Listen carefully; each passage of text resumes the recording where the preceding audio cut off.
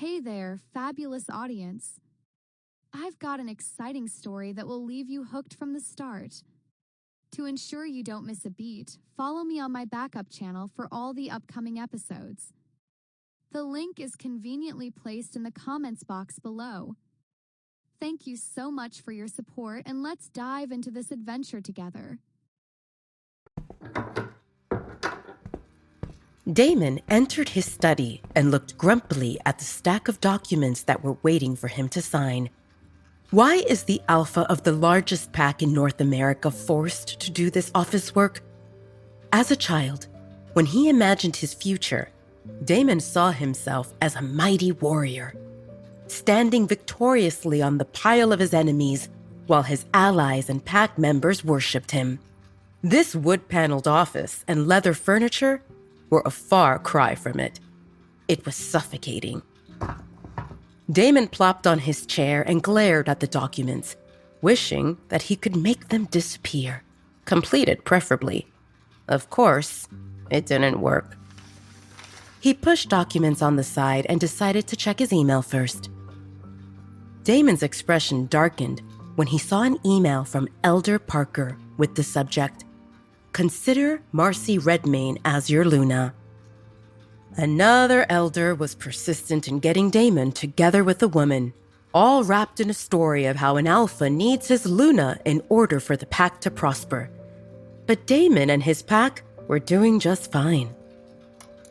Damon deleted the email without reading it, just like he did with the previous 20 that had the same subject line.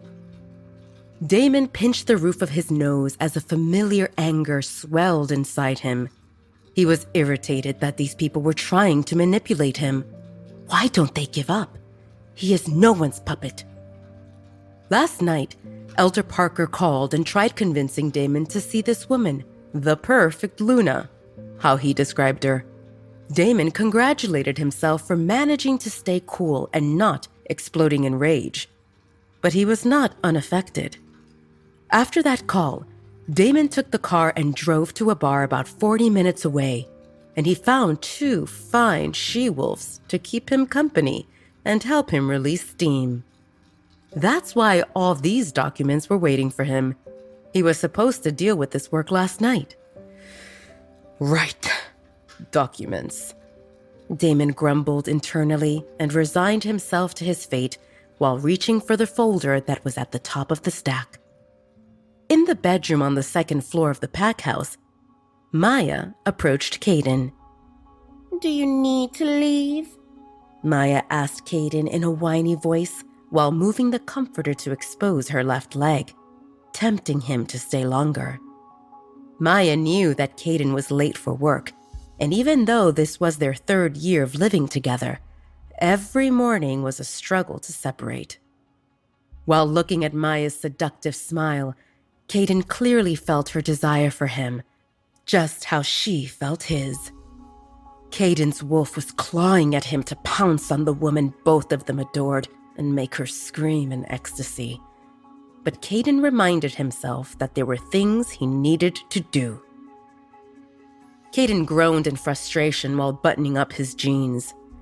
Leaving Maya was always difficult, but the sight of her delicious skin was upgrading the difficulty level to Mission Impossible. "I must go, baby. Your man is a beta. Duty calls," Caden said in a husky voice that made her smile foolishly. Caden leaned over Maya and gave her a long, lingering kiss. He breathed heavily while inching away, and Maya bit her lower lip temptingly in her last-ditch effort to keep him for another round of carnal pleasures. But Caden grabbed his t-shirt and pulled it over his head. He winked playfully before leaving the room with, "Keep those thoughts for tonight, Sugar Plum. I promise to make it up to you." "I'm counting on it," Maya shouted after him. Caden didn't tell Maya that the duty, which called him, was another marriage request for the alpha of their pack. This time, the prospective bride was Marcy Redmayne, the daughter of the alpha of the Red Moon Pack. Telling a man that a woman was interested in marriage might seem like a small thing, but to Caden, this was more stressful than facing an attack from rogues where they are heavily outnumbered. First, a little background. Werewolves are able to sense their mate after their 18th birthday, and within the next few years, most of them were mated.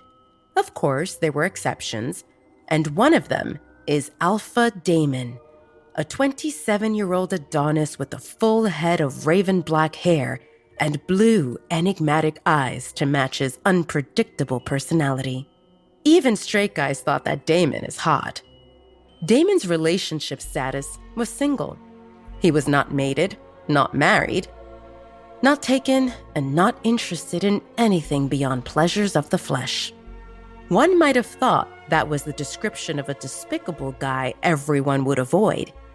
Yet the she-wolves were crazy about him, each thinking that she would be the one to thaw his icy heart and claim the position of the Luna in the Dark Howlers pack, the largest pack in North America. Caden knew that Damon is not an asshole. After all, they grew up together. They trained together, studied, and competed in everything. When Damon became an alpha, Caden supported him unconditionally, and they became the youngest alpha-beta pair among all the packs in the history of werewolves. Badasses. Damon took over the Dark Howlers pack at the age of 17, after his parents died in an ambush set up by rogues. At that time, the Dark Howlers pack was not the largest pack in North America, but its influence was not to be underestimated. Then 17 years old, Damon was the best warrior in their generation and great in academics. But he found himself unprepared for the role of a leader that a big pack needed. On top of it all, a number of alphas and elders started pressuring Damon into handling over his power and territory. Caden stood by Damon's side and helped him to the best of his abilities, and to everyone's surprise. Instead of succumbing under pressure and allowing the pack to crumble, Damon showed skill, determination, and strategy that didn't just maintain the Dark Howlers pack power, but strengthened and expanded it. In the last 10 years, Damon experienced numerous schemes designed by others with the goal of using him. People approached him as friends, enemies, allies, and anything in between, with an agenda to swindle him. Some were more successful than others. Those bitter experiences formed the man he is today. Righteous, strong-willed, unyielding, controlling, unforgiving, and completely focused on the prosperity of the Dark Howlers pack. Saying that Damon was the most eligible bachelor was an understatement. Women were throwing themselves at him and would scream at him that they wanted to have his babies. Damon never allowed any she-wolf to label herself as his girlfriend, and wife, aka Luna, was out of the question. But that didn't discourage ambitious wolves with some standing from trying to matchmake Damon with their daughters, sisters, aunts, cousins, or any other she-wolf that was of marriageable age. One alpha from the pack in the south of Canada even snuck his wife into Damon's bed. Unfortunately for them, Damon was not moved by an endless stream of potential brides coming his way. Actually, with every next woman who was throwing herself at him, Damon kept directing more walls that made him emotionally unavailable. Damon had nothing against betting a woman, but giving her a title because of their relationship is a different thing. Damon was also disgusted by people who latched onto him for power, and that was exactly how these would-be brides could be classified. Alas, Caden was about to pressure Damon to meet another of these leeches. Caden hated it, but as a beta, it was part of his work because Damon was avoiding or refusing Elder Parker, and things were getting heated.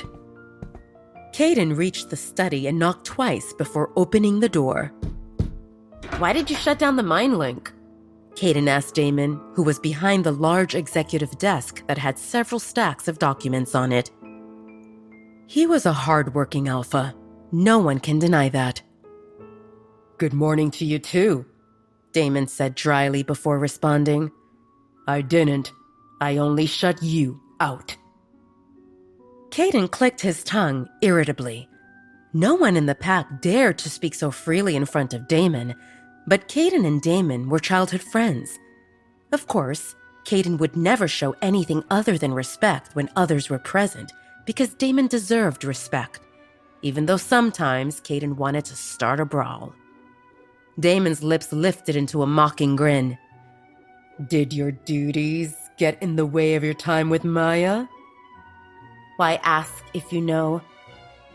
Caden was irritated that Damon was not looking at him. "I take my role as beta seriously and I don't skimp on work. But there are things that could be avoided if you stop pushing unnecessary burdens my way.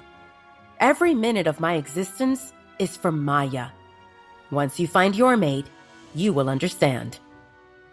Damon raised his gaze from the document he was holding and he frowned at Caden. "I don't need a woman in my life to obstruct me. A girlfriend is a nuisance, a wife would be a problem, and a mate would be a disaster." Caden rolled his eyes. Damon is such a drama queen, he thought. There are many she-wolves vying to be Luna of the Dark Howlers pack, and despite Damon's killer looks, those women don't care who the alpha is, as long as they can climb that coveted position. Because of this, Caden understands Damon's aversion toward officially accepting a woman as his partner. However, a werewolf couldn't pick his own mate.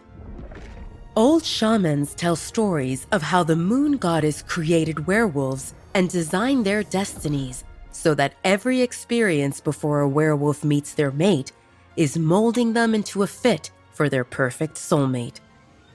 When mates meet, they recognize each other, and the bond is formed immediately as they are two halves of a wonderful whole. But for a stubborn, unmated male like Damon, talking about that divine bond was like throwing pearls in front of a swine. Caden waved at Damon, indicating he needed to drop the topic. "Enough with the useless talk. I'm here for important business." "If the important business is to discuss the repeated emails that Elder Parker sent, that's the reason why I shut you down," Damon said casually, like he was discussing the weather. Caden felt rage and dejection swelling inside him. Damon did it on purpose. Somehow, Caden was not surprised by it. "We are the biggest pack, and you could win against anyone in a one-on-one fight, but their influence is undeniable. If they unite to pressure us, we won't be able to resist. You can't avoid elders, Damon." "Watch me," Damon spat.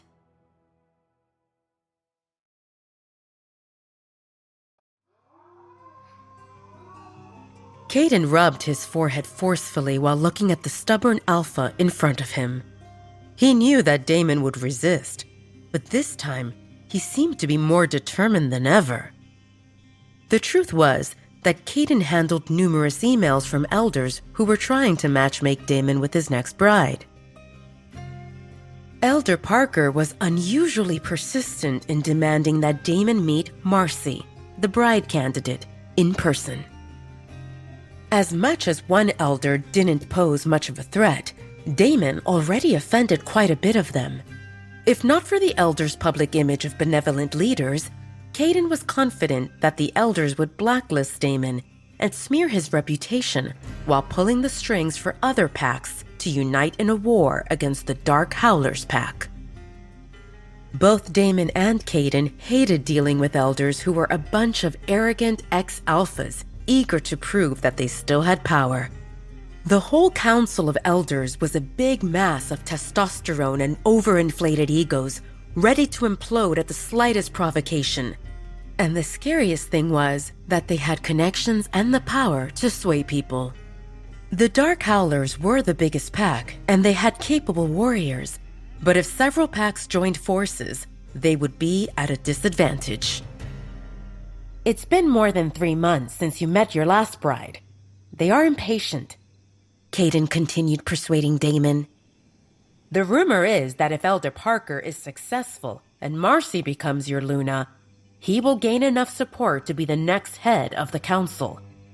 Will you allow him to climb over your back? Why don't you show that you are no one's pawn? That's what I'm doing by ignoring him, Damon responded. They are taking your silence as a sign of fear. You need to step into the light and take charge. Are you trying to manipulate me? Damon asked in a dangerously low voice. No. Caden lied with a straight face. As your beta, I'm reminding you of the facts. Why don't you handle this girl and shut them up? Or would you rather avoid that slight inconvenience of bedding a woman and risk causing trouble for the pack? Damon cocked his eyebrow and pursed his lips. You are saying that I put that snobby woman in her place? Snobby? Caden was not sure about Marcy's character, but if she was willing to accept an arranged marriage to a man she never met, she was probably not the best example of a she-wolf who was fit to be Luna. Luna needed to fight for what she believed was right and not allow others to use her. How could Marcy be a good Luna and take care of the pack if she couldn't take care of herself? No matter what her background was, a real Luna would approach Damon personally and not use connections to win him over. In this case, it was obvious that Marcy's father and Elder Parker were pulling the strings. If the marriage with Marcy went through, Marcy's father, Alpha Edward, would also gain benefits even if Damon ignored him, because it would be undeniable that they were connected via marriage, and that would improve Alpha Edward's standing. In addition to that, Alpha Edward probably made a deal with Elder Parker, who recommended Marcy as the perfect Luna for the Dark Howlers pack. There was a whole web of leeches waiting for Damon to take the bait, and Damon was perfectly aware of that. Damon did this many times before. He would visit the prospective bride, let her think she was seducing him, explore her thoroughly, and then announce that such a fast woman could never be his Luna.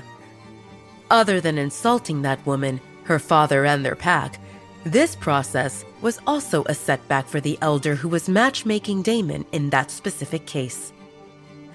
No matter how much Damon offended any of them, they couldn't publicly admonish Damon because he went through the process earnestly.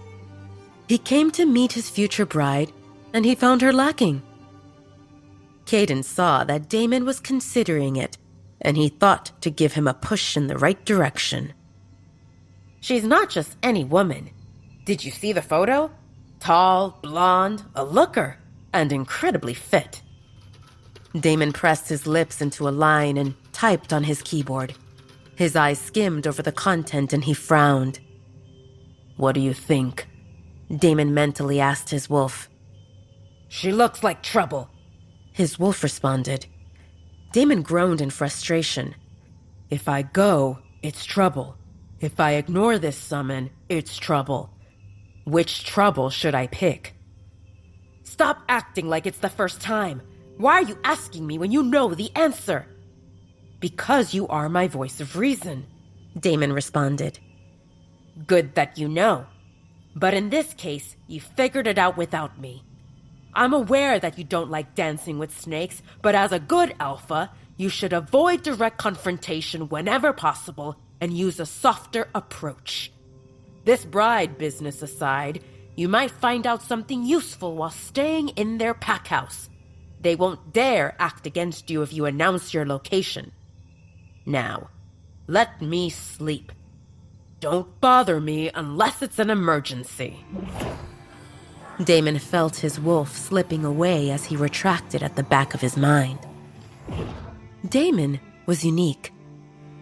Other werewolves can sense their wolf and exchange emotions. They could feel when their wolf was restless, angry, or happy, while Damon could actually carry on a conversation. No one knew about this, other than Damon and his wolf. Damon's wolf was one of the key contributors to Damon becoming and staying the alpha of the Dark Howlers pack when he was only 17 years old. His wolf was not very chatty, but he gave the right advice whenever Damon needed it, and Damon was aware that his wolf held the wisdom of many lifetimes. Damon sensed his wolf just like any other werewolf when he was in his early teens, and on the night when his parents perished, his wolf spoke to him for the first time. "Sorry, kid," his wolf said, and Damon jolted out of his bed in the middle of the night. "What the?"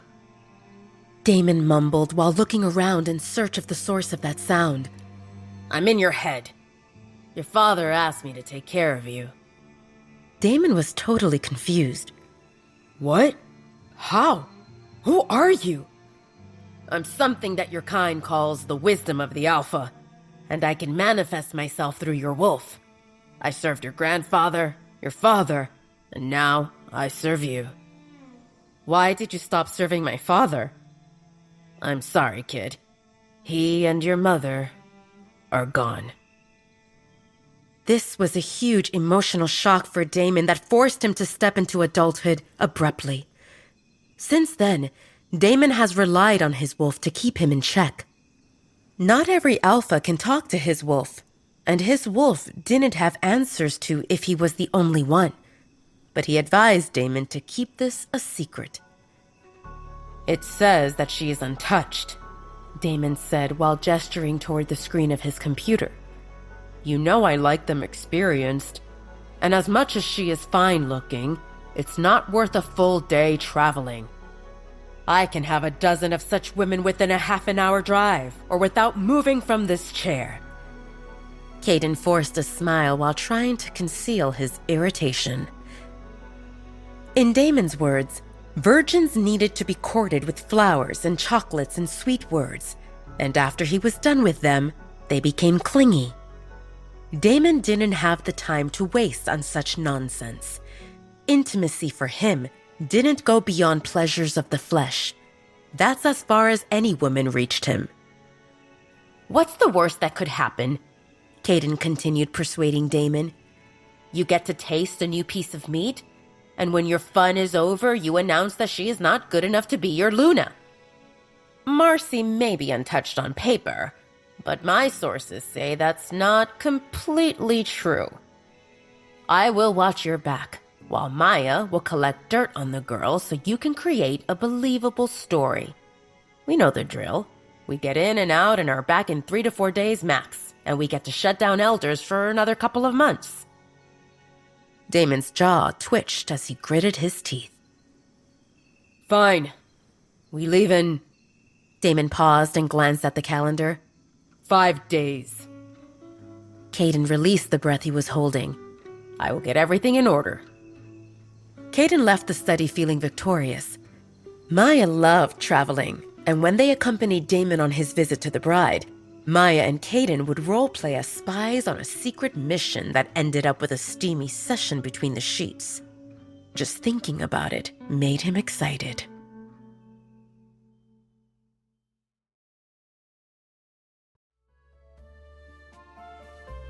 Marcy Redmayne was the princess of the Red Moon Pack, the second largest pack in North America. Her father was Alpha Edward, and her mother was Luna Layla. Since her younger brother was set to become the next Alpha of the Red Moon Pack, Marcy got an opportunity to explore the world. She spent the last 10 years in Europe, starting with the United Kingdom, and after 2 years in Poland. This was Marcy's 3rd year in France. Other than immersing herself in different cultures, Marcy was learning languages and attending schools.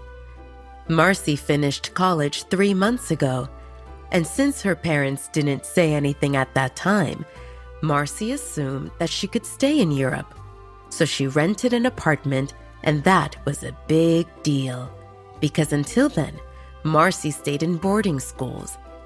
This small 1-bedroom apartment gave her a sense of independence, and she even started working part-time. In the last 10 years, Marcy hadn't visited home. She would video chat with her mother once per week, and they would exchange emails. Marcy was about halfway through her course on making macaroons when she was also planning to go to Spain in a few months on her next adventure. This would have been relevant if her parents didn't call her unexpectedly to return home. It was around midnight when Marcy drowsily picked up the call.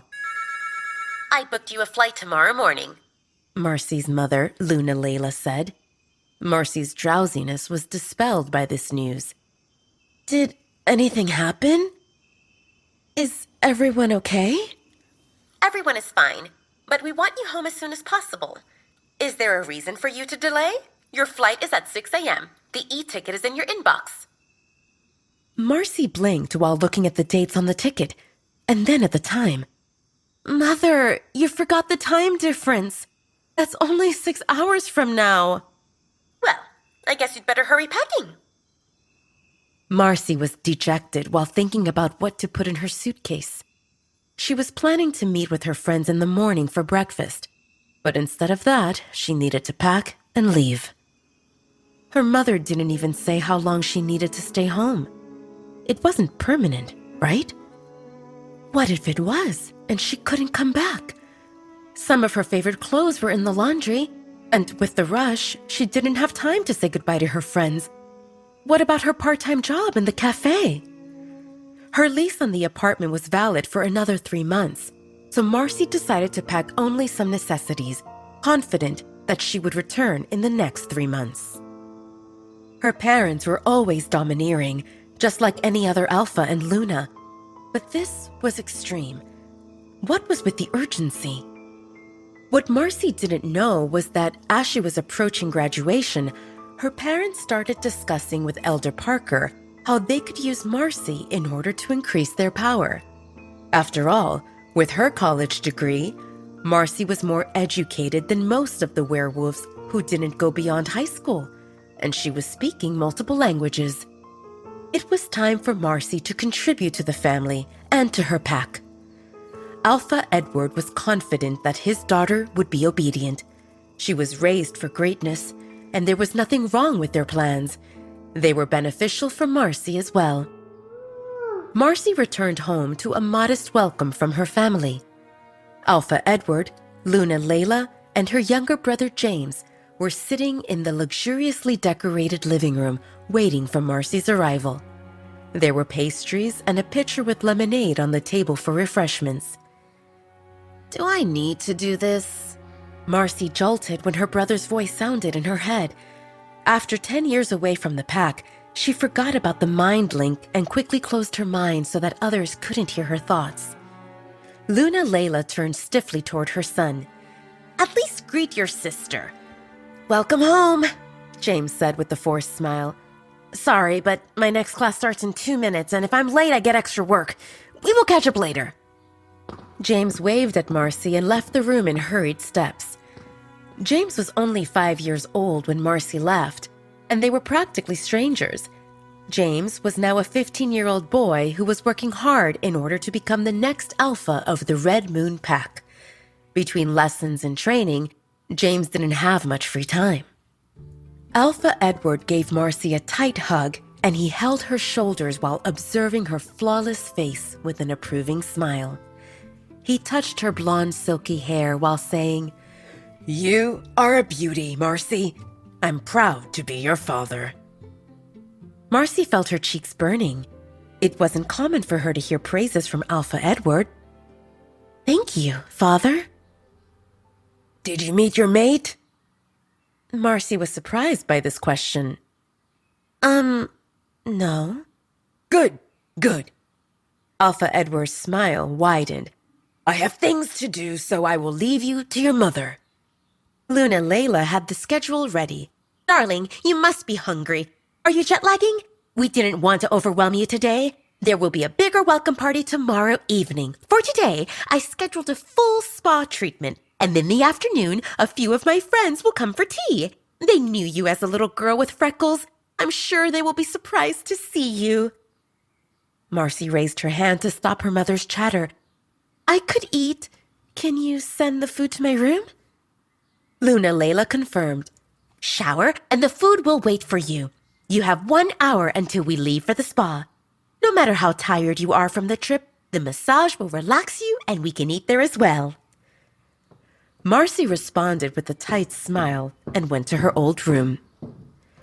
Everything was how she left it in the room that was dominated by pastel pink and purple colors. A queen-size poster bed with a side cabinet. To the right of it was a desk with a chair and 2 doors that led to the bathroom and walk-in closet respectively. A wall shelf next to her bed still had plushies that she collected as a child, teddy bears mostly. It all brought back memories, but Marcy didn't have many warm and fuzzy feelings about them. She was confused by the abrupt summons which came with urgency, especially now that her family welcomed her like this had been planned for some time. Marcy felt uneasy. Just as Luna Lena said, by the time Marcy got out of the bathroom, food was waiting for her on the bedside table, a sandwich, an apple, and a cup of tea. Marcy plopped on the bed and chewed a sandwich absent-mindedly while thinking about her current situation. She left behind friends, an apartment with her private belongings, and a part-time job in a small cafe. She had a life there, and she didn't plan on returning to the Red Moon Pack for more than a visit. There was nothing wrong with the Red Moon Pack. It was the second largest pack in North America, and as the oldest child, and the only daughter, of Alpha and Luna, Marcy was the princess with access to all the luxuries she could imagine. The pack house was massive, and Marcy had her own suite on the 3rd floor, where everyone sucked up to her. But this didn't compare to the vibrance of Europe. What Marcy had in Europe and not here was freedom. In Europe, she could go when and where she wanted, with whom she wanted, and here she needed to follow a protocol as the princess of the Red Moon Pack. For Marcy, this opulent pack house was no more than a golden cage. Marcy took a deep breath and told herself not to freak out. It's a culture shock, and she would get used to it. After all, considering all the money she had, Marcy could travel to Europe anytime, right? Marcy consoled herself with one big positive. While on the territory of the Red Moon Pack, she could shift into her wolf form any time without worrying that someone would see her and call hunters or the zoo. Marcy was spacing out with a half-eaten sandwich in her hand when someone knocked on the door. "Come in," Marcy called while wondering if her 1 hour passed already. "Hello," a polished brunette said when her head peeked into Marcy's room. Marcy thought that she looked familiar, but she couldn't put a name and a face together. The brunette smiled helplessly. "It seems you forgot about me. I'm Nora. My father is Beta Raymond. Luna Layla told me to see if you need anything. I will join you for the spa outing." When Marcy heard that Nora was Beta's daughter, she remembered a small girl with pigtails and freckles on her nose. Nora had grown into a tall brunette with a slender figure and curves in all the right places. Marcy understood that she was looking at her new best friend. This was another thing Marcy left behind in Europe, the freedom to pick her friends. Marcy decided to focus on the positives. At least Nora was her age and not her mother's tea companion.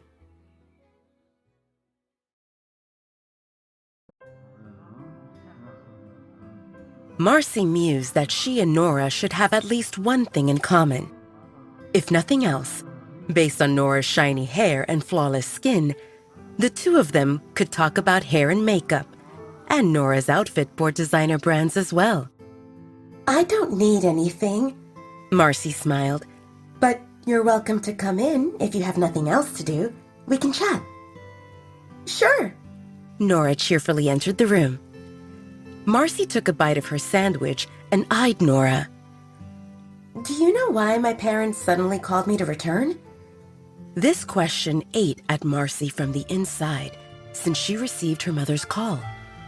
Marcy didn't ask her parents for an explanation because she knew that if they wanted her to know, They would tell her. It always happened like that. Nora stared at Marcy with her mouth half open, obviously caught off guard by this question. You should ask Alpha Edward and Luna Layla. Before Marcy could ask anything else, Nora switched the topic. Tomorrow is your welcome party. The invitation went to almost all PAC members from 18 to 30 years old. Your parents think highly of you to have such a big crowd. It's to announce to everyone that you're back and for you to make friends. We all know you because you're the Alpha's daughter, and you probably forgot about us. More than 200 people will attend. Marcy felt grateful for her parents, but everything seemed forced, and it reminded her of how things used to be before she left for Europe. Marcy's childhood was filled with a strict schedule of lessons, training, and planned outings with a selected group of people. After 10 years away from home, Marcy forgot about the environment she endured as a child. At that time, she thought it was normal and accepted it. But after experiencing freedom, now it all came back in painful fragments which suffocated her. The next day, Marcy's welcome party was set to start at 6 in the evening. Nora and Marcy got dressed and helped each other with hair and makeup. The two of them arrived fashionably late at 6:20, and they exchanged approving smiles when they saw that their impeccable styles put them above the others, just how Alpha's and Beta's daughters should be. Marcy observed the massive room on the first floor that opened up to the garden via 2 glass French doors. She remembered that this room hosted guests for birthdays when she grew up as a child. Nora stuck close to Marcy and made sure to introduce everyone who came close to them. Marcy felt like royalty, but not in a good way. She stood and shook hands with a fake smile on her face. After the 20th person or so, Marcy stopped trying to remember their names. Objectively, the party seemed well organized. Upbeat music filled the room, and the dance area was packed with people. Tasty and plentiful food covered the tables, and a wide selection of beverages flowed freely. The mood felt good. People acted friendly, and they all tried to leave a good impression on Marcy. Marcy thought how after initial formalities ended, she might relax and enjoy herself. Shortly after 8 o'clock, her wolf stirred as the most seductive scent of sweet clover invaded her senses. Mate. Her wolf spoke inside Marcy's mind, and her insides trembled. The wolves didn't speak other than to notify their human half that the mate drew near. She dreamed about this moment for a long time, and now it had arrived. Marcy turned 21 4 months ago, and she lost hope that she would meet her mate. This came as a total surprise. Marcy felt overwhelmed by the need to follow her senses and give in to the invisible pull to find him. Nora's eyebrows raised in suspicion when she saw Marcy walking away. Where are you going? To the restroom. Marcy lied. I'm coming with you. No need. I'll be back in a minute. Marcy quickly disappeared into the crowd before Nora could respond. As soon as Marcy stepped on the terrace that led toward the garden, Marcy's blue eyes locked with mesmerizing chocolate ones, and she felt in heaven. Coming home didn't turn out so bad after all, Marcy thought. If she knew that her mate lived here, she would have come 3 years ago. They walked toward each other as if possessed, and he took her hand in his without a word spoken. They both jolted as delightful sparks prickled their skin upon contact, and their wolves stirred in joy. The brown-haired Greek god took the lead, and Marcy followed obediently, deeper into the garden, seeking privacy. Marcy smiled foolishly while observing his broad back. He stood tall and muscular, and embodied everything she ever imagined her partner would be. When they reached the edge of the garden, hidden from the crowd by the large hydrangea bushes, he stopped and turned to face Marcy. She took a moment to admire his features and take note of some details in silence, and he did the same. there existed no need to speak.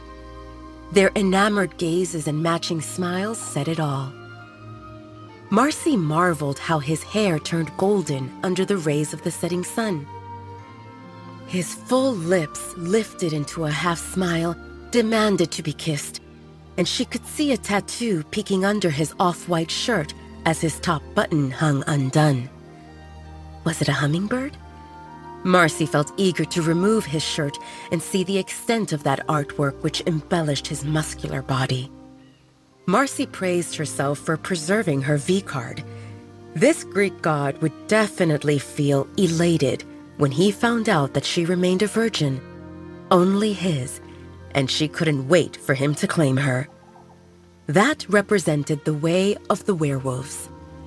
It's not that she saved herself from marriage, but Marcy knew that if her parents found out that someone defiled her, she would face big trouble.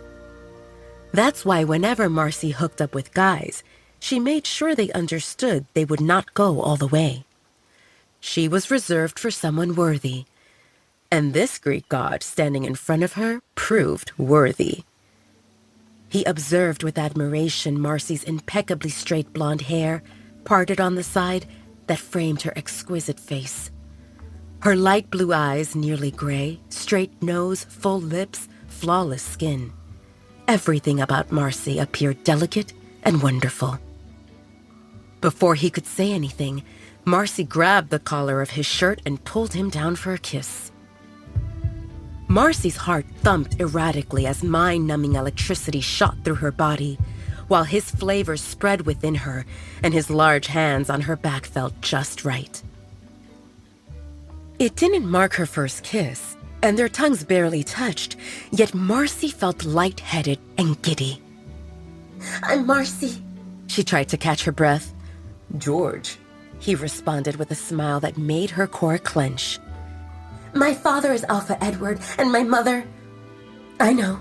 He cut her off with a smoky voice that made her wish to rip his clothes off and throw herself at him right there, among the hydrangea bushes. She smiled like an idiot while running her hands over his firm chest. The pesky off-white shirt got in the way, but she suppressed her urges to undress him because she could hear the music and people chattering. Someone might come and see them. George pushed a lock of Marcy's hair behind her ear, and she felt sure that she never experienced anything more seductive in her life. Yet. Tell me something about you, Marcy demanded dreamily. He shrugged. I'm a nobody. She didn't understand. You're from the Red Moon Pack, right?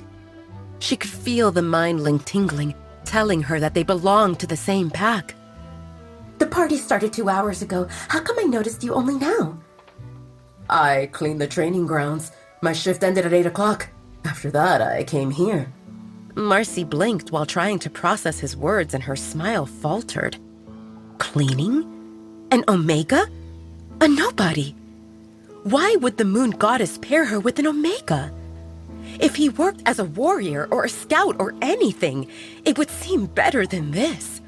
Omegas represented the lowest unskilled pack members.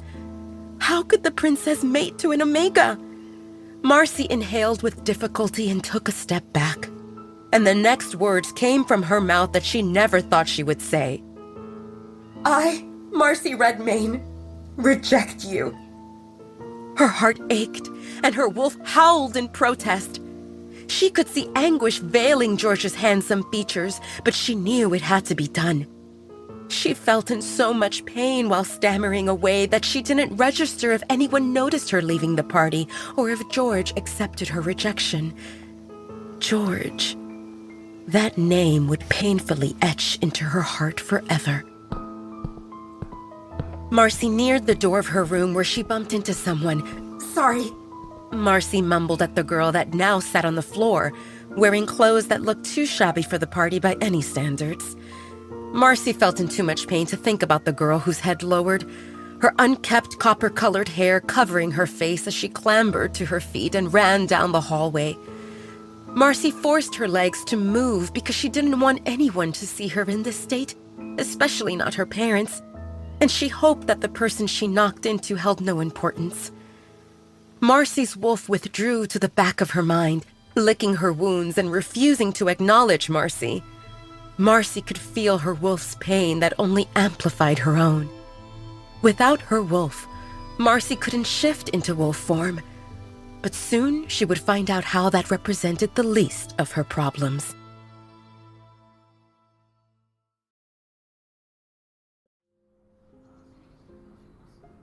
The next day was a blur for Marcy as she struggled to accept her reality while cursing the day of her return home. Nora took Marcy from place to place, such as Luna Layla's tea party, and tried to cheer her up, thinking Marcy had difficulty adjusting to life in the pack. Marcy came up with excuses as to why she didn't shift into her wolf form. She fake smiled and it all blended into fuzzy nothingness. But the truth was the knowledge that she had a mate and lost him. It felt like tasting the best delicacy and knowing it would forever be out of reach. But what other options did she have? Marcy didn't reject George on a whim. As the princess of the Red Moon Pack, she experienced independence in the last 10 years, met various people, and learned about life. She understood her parents saw her as a token they could exchange for climbing up the power ladder. They sent her to Europe to increase the mystery around her identity and give her the label of a she-wolf who knew the ways of the world. Like any she-wolf, Marcy dreamed about meeting her other half and losing herself in his embrace.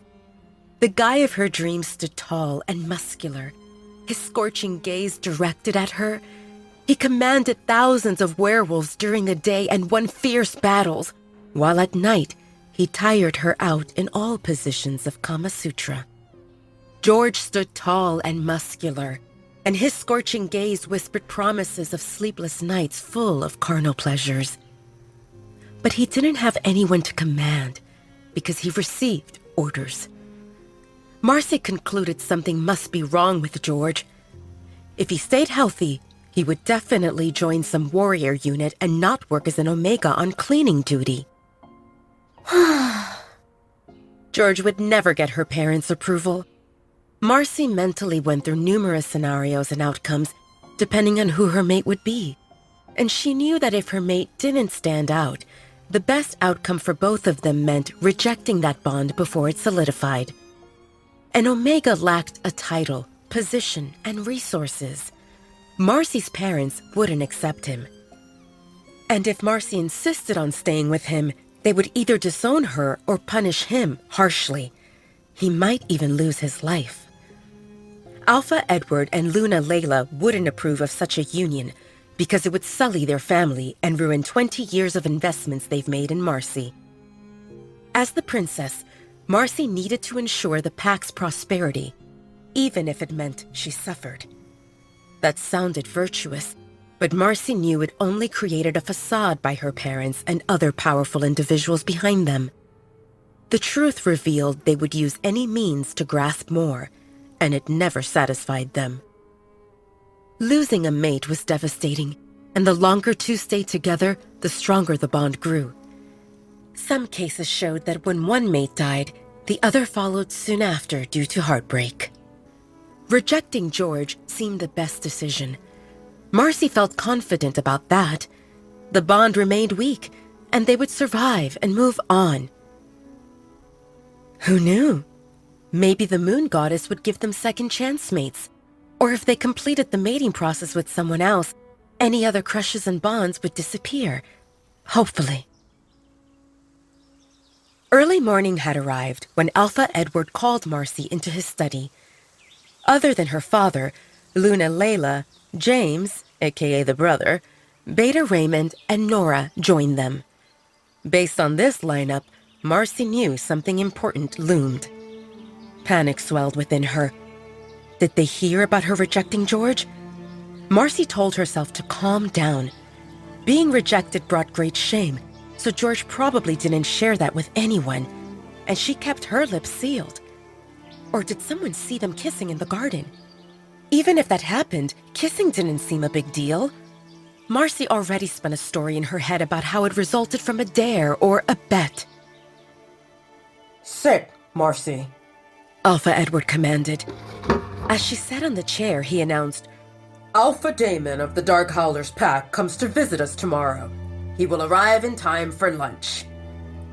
Marcy didn't understand why that required her presence, or why it sounded so official. It seemed just a guest, an alpha. He would join them for lunch and maybe dinner and spend the day with her father. The Dark Howlers Pack stands as the largest pack in North America. Luna Layla chimed in while looking at Marcy meaningfully. Marcy nodded in acknowledgement. She knew this. Marcy spent the last 10 years in Europe, but she remained aware of the major events among packs. Alpha Damon made quite a reputation for himself as a fierce warrior, undefeated among alphas. Other alphas admired him, feared him, and despised him at the same time, because Alpha Damon got his position very young, and he didn't take anyone's nonsense. The word spread that Alpha Damon had a nasty temper.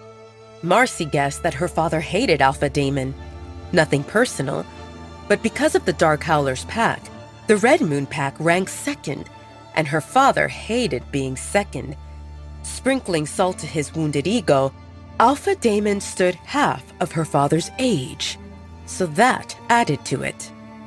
Marcy wondered why her father smiled, and his next few words answered Marcy's silent question. He comes to meet you and discuss with me the deal for you to become his Luna. Marcy's world stopped. Deal to become his Luna? Luna? Like marriage Luna? And then everything fell into place. All the classes and training she took. Her parents let her pick whatever she wanted as long as she took etiquette lessons, as well as various classes related to house and budget management. It all pointed to the possibility of her parents grooming Marcy to be the lady of the house. A big house. Probably a Luna. Marcy understood that her parents worked on this for some time, maybe from the day she was born. When Marcy returned, the first thing her father asked was if she was mated, probably to eliminate any potential problems. Marcy shook her head inwardly while thinking how good it seemed she didn't tell anyone about George, and she hoped that he kept his mouth shut about them being mates, because if that had reached her parents' ears, George would face trouble. Marcy looked at her parents. From the beginning, they prepared her for this, and she knew that the probability of an arranged marriage loomed high. However, Marcy hoped that it would involve more of them meeting and getting to know each other before they discussed marriage, and not this business transaction. Marcy glanced at Nora and wondered if Nora knew about this in advance. Did it matter? It wouldn't change anything. Luna Layla smiled excitedly. What do you say, Marcy? Marcy grit her teeth. What kind of a stupid question was that? Did she have a choice to oppose? I am still taking in this information, Marcy responded ambiguously. Alpha Edward spoke up. You have until tomorrow afternoon to take it in and adjust your attitude. Marcy noticed his expression darken. A lot of things depend on this marriage, so you better leave a good impression. Marcy responded with a tight smile. How could she forget that her father did everything for his own gain? He probably saw Alpha Damon as a youngster that he could easily manipulate. It would be stupid to think that this was ever about Marcy. Yes, Father, was the only thing Marcy could say. If you excuse me. Luna Layla gave eye signals to Nora to follow after Marcy. From the day Marcy returned, Nora's job was to ensure Marcy didn't do anything stupid. This crucial time for Marcy required her to accept her reality and stay composed. That's what they raised her for.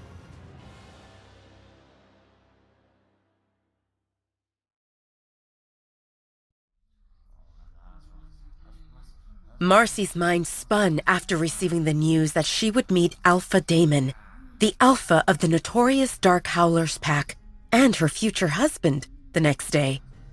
She hadn't yet recovered from finding and rejecting her mate, and now she needed to think about another man. This wasn't just any man. Alpha Damon carried a grim reputation on the battlefield and an even worse reputation with women. Seeking solitude to think, Marcy went to her room.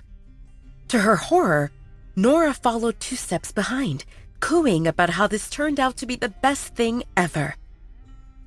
Marcy felt exasperated when Nora entered her room. "What do you know about Alpha Damon?" Marcy asked irritably. Nora whipped out her phone. "Very handsome. Someone took this photo 2 months ago when he visited the Silverburn Pack. I have a friend there, so we exchanged hottie-related information, and Damon qualifies as a hottie. I can't believe he's coming here." Marcy looked at the photo Nora showed her. She had to admit, he looked handsome. "I guess with you marrying him, I'll have the hottest info on him." Nora grinned at Marcy. "You'll be okay with me reporting things to my friends about your hot husband, right? Damon being married won't make him any less handsome, and we're only talking and looking, not touching." Marcy let out an exasperated sigh. "Take as many photos as you want. It's not like I own the guy. This all came from my father for the benefit of the pack. No one asked how I feel about this." Nora cocked an eyebrow at Marcy. "How do your feelings change the fact that you're set to marry the hottest werewolf in North America? He has looks, money, and thousands of warriors at his disposal. I can only imagine how lavish his mansion must be. His territory stretches larger than ours and has forests, lakes, and mountains as far as your eyes can reach. It will all be yours." "What about his womanizing?" Marcy raised an eyebrow. Nora rolled her eyes as if Marcy asked something silly. "Hello? Damon leads as the alpha of the largest pack in North America. He never lost a challenge, and he's young, handsome, and single. Do you expect him to be a monk? Women throw themselves at him. If he says a word, an endless line of beauties will form and wait for him to claim them." Marcy groaned. "I don't mean hookups. Didn't you hear about numerous women offering themselves as brides and Alpha Damon rejecting them?" Nora shrugged. 1 or 100. Why does that matter? Do you put yourself on the same level as them? You're beautiful, well-educated, and your father leads as the alpha of the Red Moon Pack. Even if Alpha Damon doesn't fall for you right away, as long as he doesn't reject you, you'll get your chance to seduce him." Marcy agreed with this assessment. She possessed all the qualities Nora mentioned and more. She hadn't met a guy who refused her. No matter how many layers Alpha Damon had around him, Marcy felt confident that she could win him over. At the mention of rejection, Marcy remembered George, the Greek god who gave her a few minutes of bliss before the harsh truth plunged her into agony. Did Damon have a mate or someone he preferred? Marcy felt confident that a guy like Damon probably had several women at home willing to please him. What if he had a harem? Do you know if Alpha Damon found his mate? Maybe he did, and things didn't work out, Nora mused. But you should focus on the fact that he's available. After you complete the mating ceremony, it won't matter if his mate exists out there, because the bond between the two of you will form and overshadow any others. You'll become the Luna of the most powerful pack, and he'll adore you. Marcy pursed her lips while thinking about Nora's words. Luna, Marcy. Luna of the most powerful pack in North America. It didn't sound bad. The fact that Alpha Damon looked young and good-looking added a bonus. Only a fool would pass such an opportunity. Marcy told herself that no matter what mate the moon goddess set for her, she could choose her mate. If they completed the mating process, any other bond would disappear, including this longing Marcy felt for George. Marcy put her hand over her chest. She rejected him. Why did she still feel restless whenever she thought of him? Are you okay? Nora looked at Marcy with concern in her eyes. Yes. Marcy quickly plastered a smile on her face. Tomorrow's a big day. Help me pick what to wear. Unfortunately, I didn't pack some of my favorite dresses, and we might need to go shopping. Nora squealed at the possibility of shopping, her favorite pastime. While Marcy and Nora went through Marcy's closet, at the Dark Howler's pack, Damon was exiting the pack house. Just like every time he left for longer than one day, he stopped and observed the 3-story-high majestic building. The first floor contained common rooms, where pack members gathered and entertained guests. The second floor housed offices, guest bedrooms, and Beta's quarters. The third floor remained reserved for Alpha and his family. Damon remembered the time when the pack house buzzed with life. When he lived as a child, it always buzzed with activity. His mother, Luna Violet, knew how to attract people. She exuded kindness, with the warmest smile under the moon, and everyone loved her. Now, just a handful of them stayed in this huge mansion. Regular pack members had their own dwellings in the area, and they came to the pack house only when they had business or when Alpha hosted an event, which didn't happen very often. It felt quiet. Damon turned to the car where Caden and Maya waited for him. The time came to head to the Red Moon Pack and meet Marcy, the next candidate for his Luna. Cheer up, Caden shouted from the car at Damon. You look like you're going to a funeral, and not to get laid. The mental image of a fine woman like Marcy spreading her legs for you should make you happy. Maya slapped Caden over her shoulder. What? Caden tried to sound innocent. Maya rolled her eyes at him. Why can't you pick your words a bit better? Maya scolded him. Caden smirked. Since when do you mind when I talk dirty? It's fine when it's only the two of us, Maya whispered. Caden chuckled before pulling her closer to give her a smacking kiss on the lips.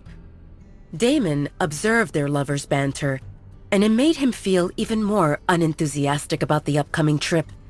It would be a long drive, and he would be forced to watch the PDA between those two lovebirds. Wait! A breathy female voice called from the hallway, and a second later, a middle-aged red-headed woman appeared at the main door with food containers in her hands. This is food for the road. I don't want you kids to go hungry. Damon stifled a laugh and shook his head. For her, they would always be kids. Damon accepted food containers without complaining. Thank you, Steph. Stephanie took care of the pack house, handling tasks that usually fell to Luna, and Damon often joked that he would marry her.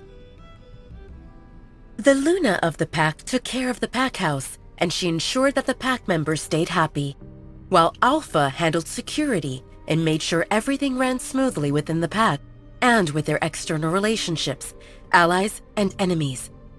To explain Alpha and Luna roles in simple language, Alpha took care of the needs, while Luna took care of the wants. And only when Alpha and Luna worked in harmony could the pack grow and prosper. Damon didn't have a Luna, so those duties split between Stephanie and Maya, with Stephanie focusing on the pack house while Maya kept an eye on the pack members. Stephanie had been Damon's mother's best friend, and her mate served as the beta of the Dark Howler's pack when Damon's father, Alpha Jacob, led as the Alpha. Stephanie's mate died with Damon's parents. Stephanie had a daughter, Lisa, who turned 8 years old at that time, and Damon treated Lisa like his baby sister. With the demise of Alpha and Luna of the Black Howler's pack, the situation became unstable, and Stephanie couldn't leave Damon on his own. So she decided to send her daughter to her sister for safety reasons. It took about 2 years for Peace to return to the Black Howler's pack, and by then Lisa adapted to life with her aunt and uncle, and they decided that she would stay there. Lisa still visited occasionally, mostly during summer break and on holidays. For the last decade, Stephanie treated Damon as her child, and everyone in the pack loved and respected her.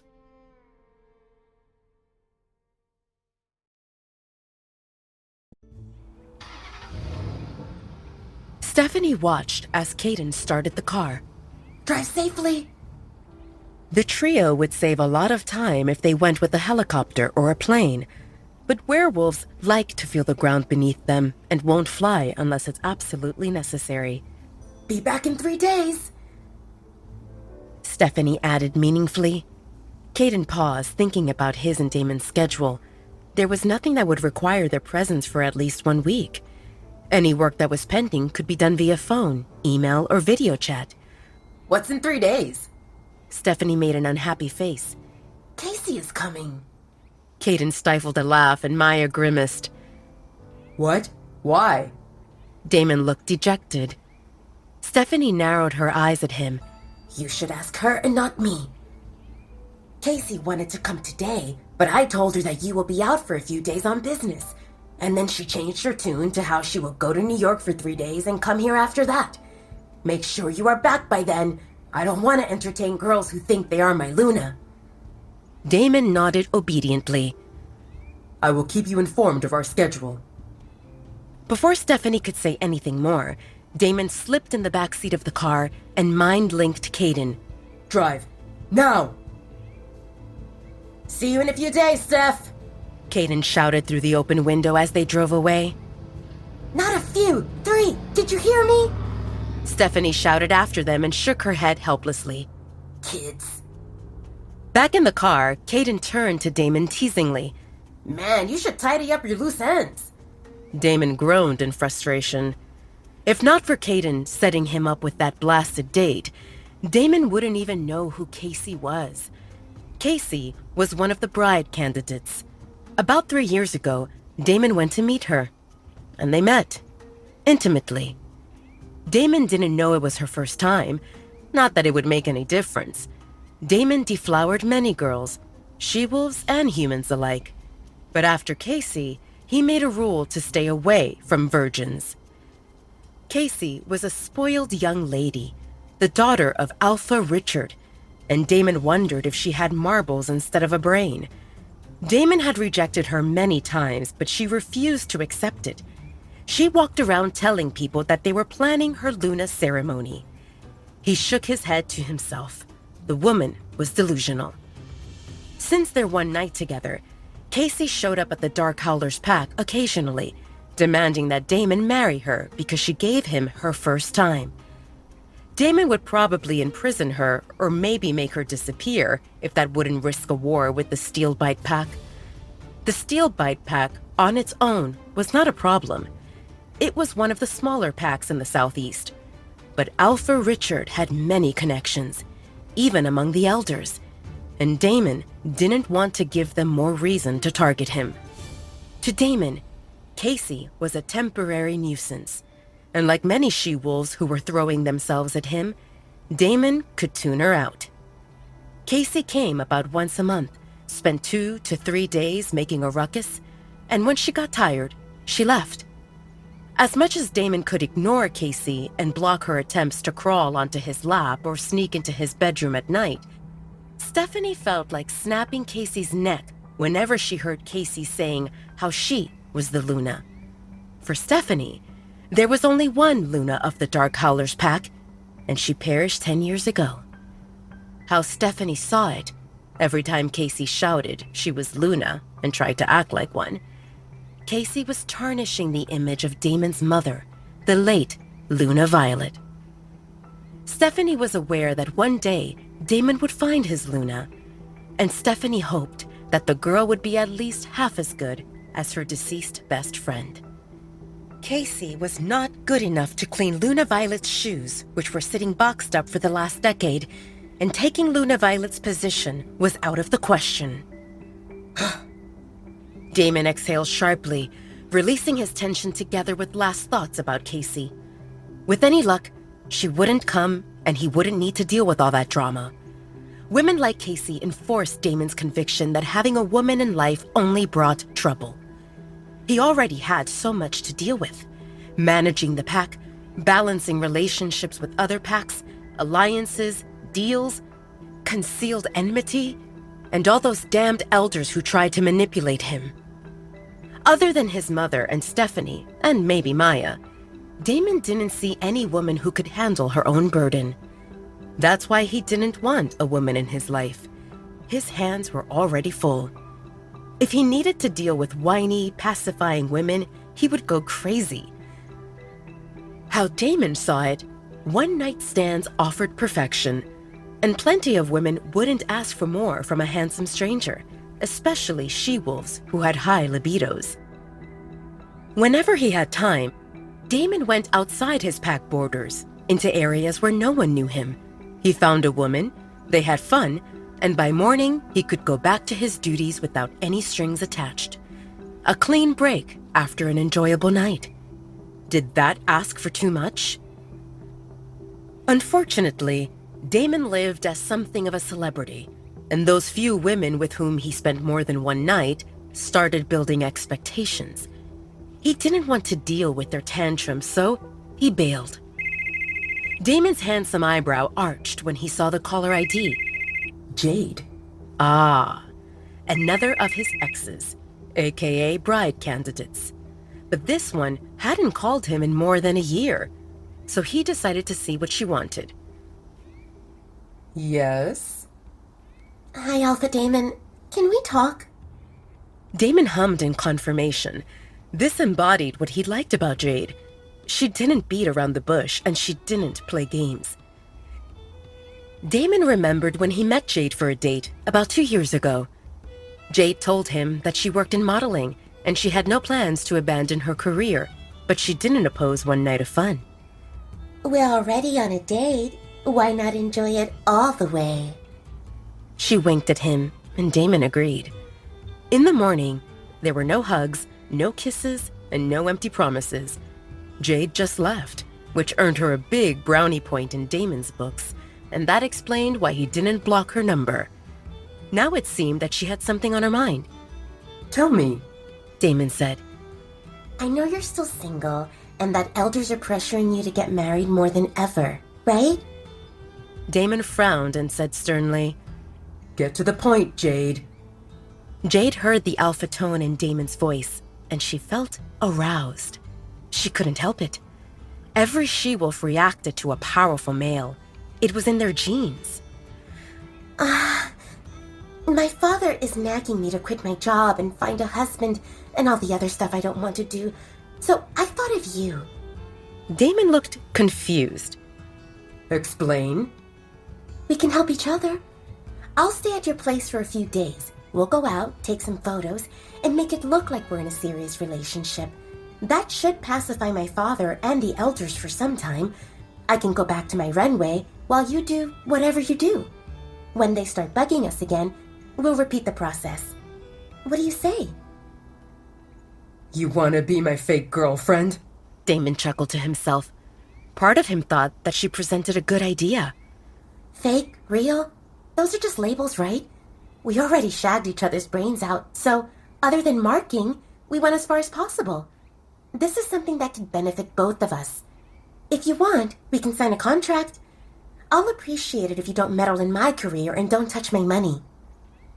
After a brief pause, Jade continued with urgency. I need to go.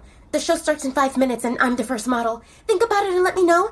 If you have any conditions, I'm open for negotiations. The call ended abruptly. Damon stared at his phone in surprise. Maya spoke with amusement in her voice. So, will Jade be your pretend girlfriend? I hope not. Caden sounded serious. Damon, remember once they get in, it's a headache to kick them out. What if she wants more than pretending? And before you say how Jade is cool, let me remind you that she's crafty and ambitious. If she weren't, she wouldn't be such a successful model despite her father's objections. Damon exhaled sharply as he agreed with Caden. All the irritation he left behind returned again. Women only brought trouble. Why couldn't they leave him alone?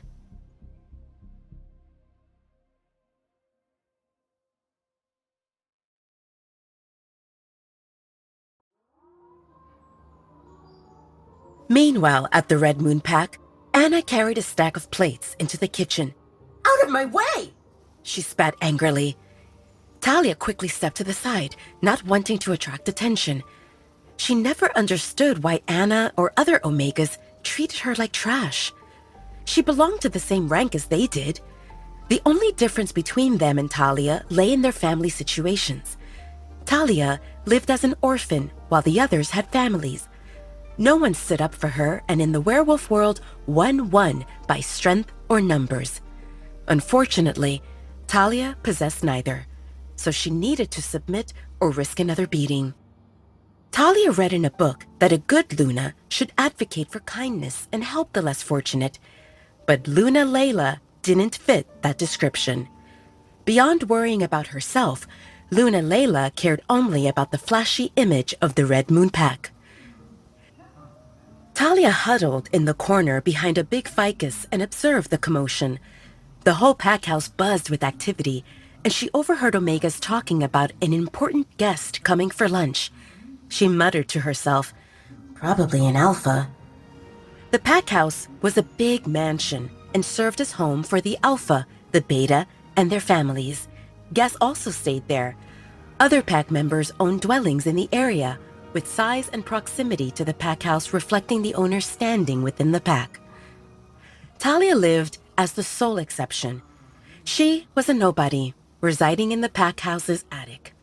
No one knew Talia existed as long as she completed her chores and stayed out of everyone's way. On a normal day, Talia thought of herself as a house mouse living within the walls without anyone noticing. Talia enjoyed when they hosted important guests because it meant plenty of food to go around, like during their party 2 days ago. That party amazed her.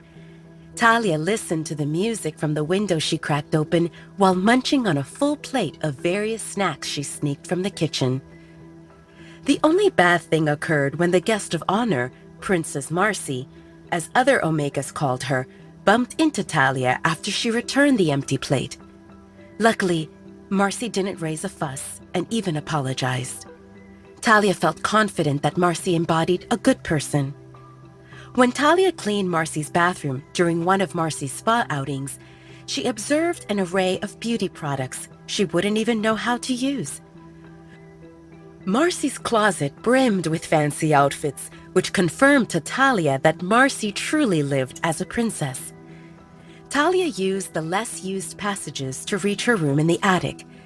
The things inside looked old and dingy, but she kept it clean, and most of the time, no one bothered her. She smiled at the sight of 2 apples and a dinner roll on the napkin next to the futon where she slept. Normally, Talia stayed in her room during the day. At night, she completed her chores and used that opportunity to shower in a bathroom attached to one of the unused guest bedrooms. When everyone slept, Talia snuck into the kitchen to find food. Talia saw today as a good day. With an important alpha coming, a feast would definitely occur, which meant more leftovers. She lay on the futon riddled with holes and stared at the ceiling while munching on an apple.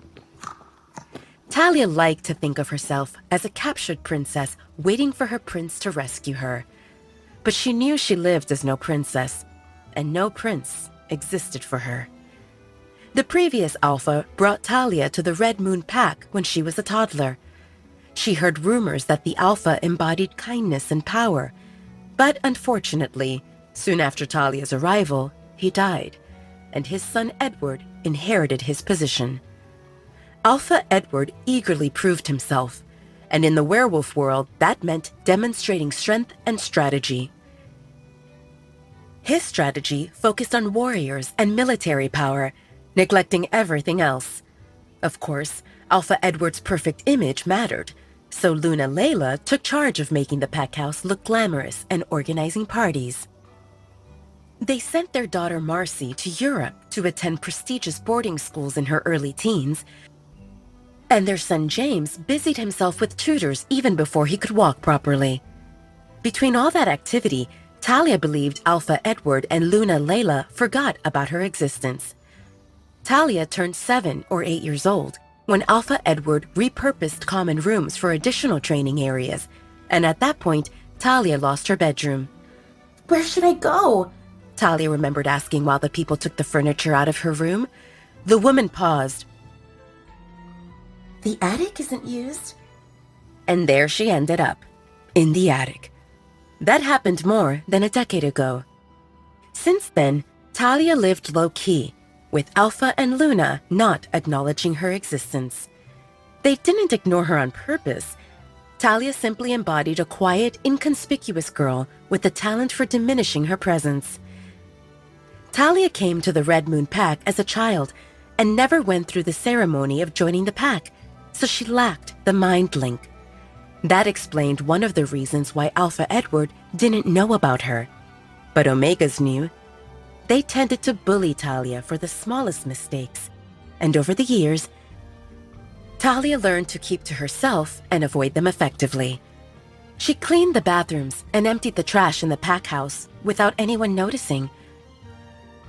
Talia shifted and groaned when a hard corner hit her lower back. She reached for the book that caused her pain. That would leave a bruise. Talia lived with the werewolves, but amounted to no more than a human. If not for her wolf speaking to her, Talia would have believed she truly lived as a human. Unfortunately, Talia heard her wolf for the last time about 4 years ago. You're too weak to shift. Talia's wolf spoke into her head. If you force it, it might kill you. Talia didn't feel her wolf since then, and remained unsure if her wolf slept or if she vanished forever. Without her wolf, Talia lacked speed, strength, or enhanced senses, and her healing ability worked super slowly. On top of that, Talia suffered from malnourishment and stood much smaller than an average werewolf, making her look like a 15 or 16-year-old skinny girl instead of 19. Talia looked at the book in her hand and observed the illustration of a princess smiling and running with her prince. A castle stood in the background as they held hands and looked happy. Talia's eyes always wandered to the princess's shiny shoes. The book told the story of Cinderella, a poor girl abused by her stepmother and stepsisters. She then met a fairy godmother who magicked a fancy dress and shiny shoes so Cinderella could go to the ball, meet her prince, and live happily ever after. What nonsense, Talia thought. The story contains rubbish. One's fortune can't depend on a pair of shoes. Talia still cracked a smile. This book reminded Talia of Olivia, the only member of the Red Moon Pack who treated her as a person. Olivia left the pack about 1 year ago, and Talia missed her dearly. Every night, Talia hugged that book to sleep, remembering Olivia. Olivia lived 2 years older than Talia, and her father, Dr. Scott, worked as the pack doctor. Olivia would sneakily come to the attic and help Talia tend to her cuts and bruises. Olivia didn't dare to help Talia openly when others bullied her, but Talia never blamed her for it. Olivia taught Talia a lot about plants, which ones helped with swelling, which reduced pain, and so on. When Olivia noticed that Talia read slowly, she gave Talia the book about Cinderella. Practice reading daily. This book will remind you that magic exists and dreams can come true.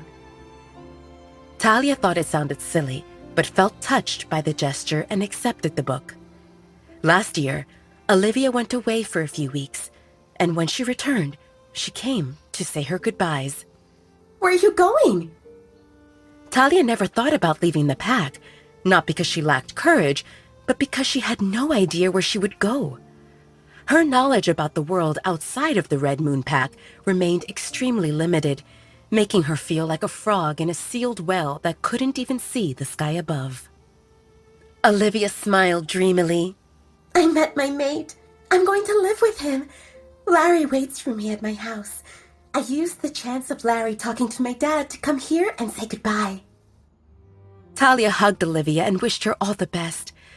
Talia felt happy for her friend, even though she knew she would feel lonely.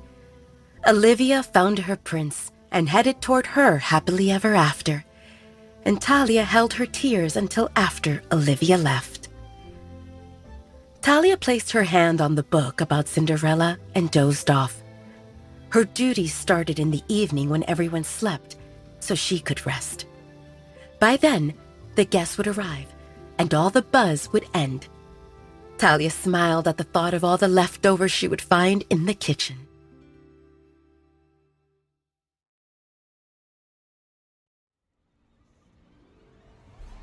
Damon, Caden, and Maya arrived at the Red Moon Pack late in the morning. Luna Layla apologized for her husband's absence. He joined the scouts who picked up suspicious movements on the eastern border of our territory before dawn. Alpha Edward, being a hands-on leader, wanted to personally ensure our safety. Luna Layla welcomed them warmly, personally showing them to their second-floor rooms. Wow, this place looks glitzy. Maya shared her thoughts with Damon and Caden through their mind link. Caden nodded in agreement. You can say that again. None of the three commented on the 2 lines of Omegas who bowed to greet them in front of the pack house. White marble covered the entry hallway floor, with matching tall columns reaching the 3-story high ceiling. The marble staircase curved elegantly upward, looking pure and flawless, perfectly complemented by golden rails and opulent crystal chandeliers that appeared to come from a fancy castle. How many homes could one build with all this money if they toned down the luxury? Damon grumbled through the mind link. In the Red Moon Pack, only mated couples get a dwelling. Highly ranked warriors get a single home, while others get apartments. Caden reminded Damon, who usually didn't care about the internal workings of other packs. Everyone else above 12 years old lives in common buildings where 6 to 8 people share a room. Maya frowned at this thought. In the Dark Howlers Pack, they had common buildings, but most pack members lived in single homes. Community buildings served teens who wanted to experience life away from parents, the elderly who desired their space while staying close to people their age, and for emergency situations, such as when someone's home caught fire, or for refugees until they found permanent housing. Damon continued his father's practice of treating everyone with equal importance, regardless of their occupation or gender.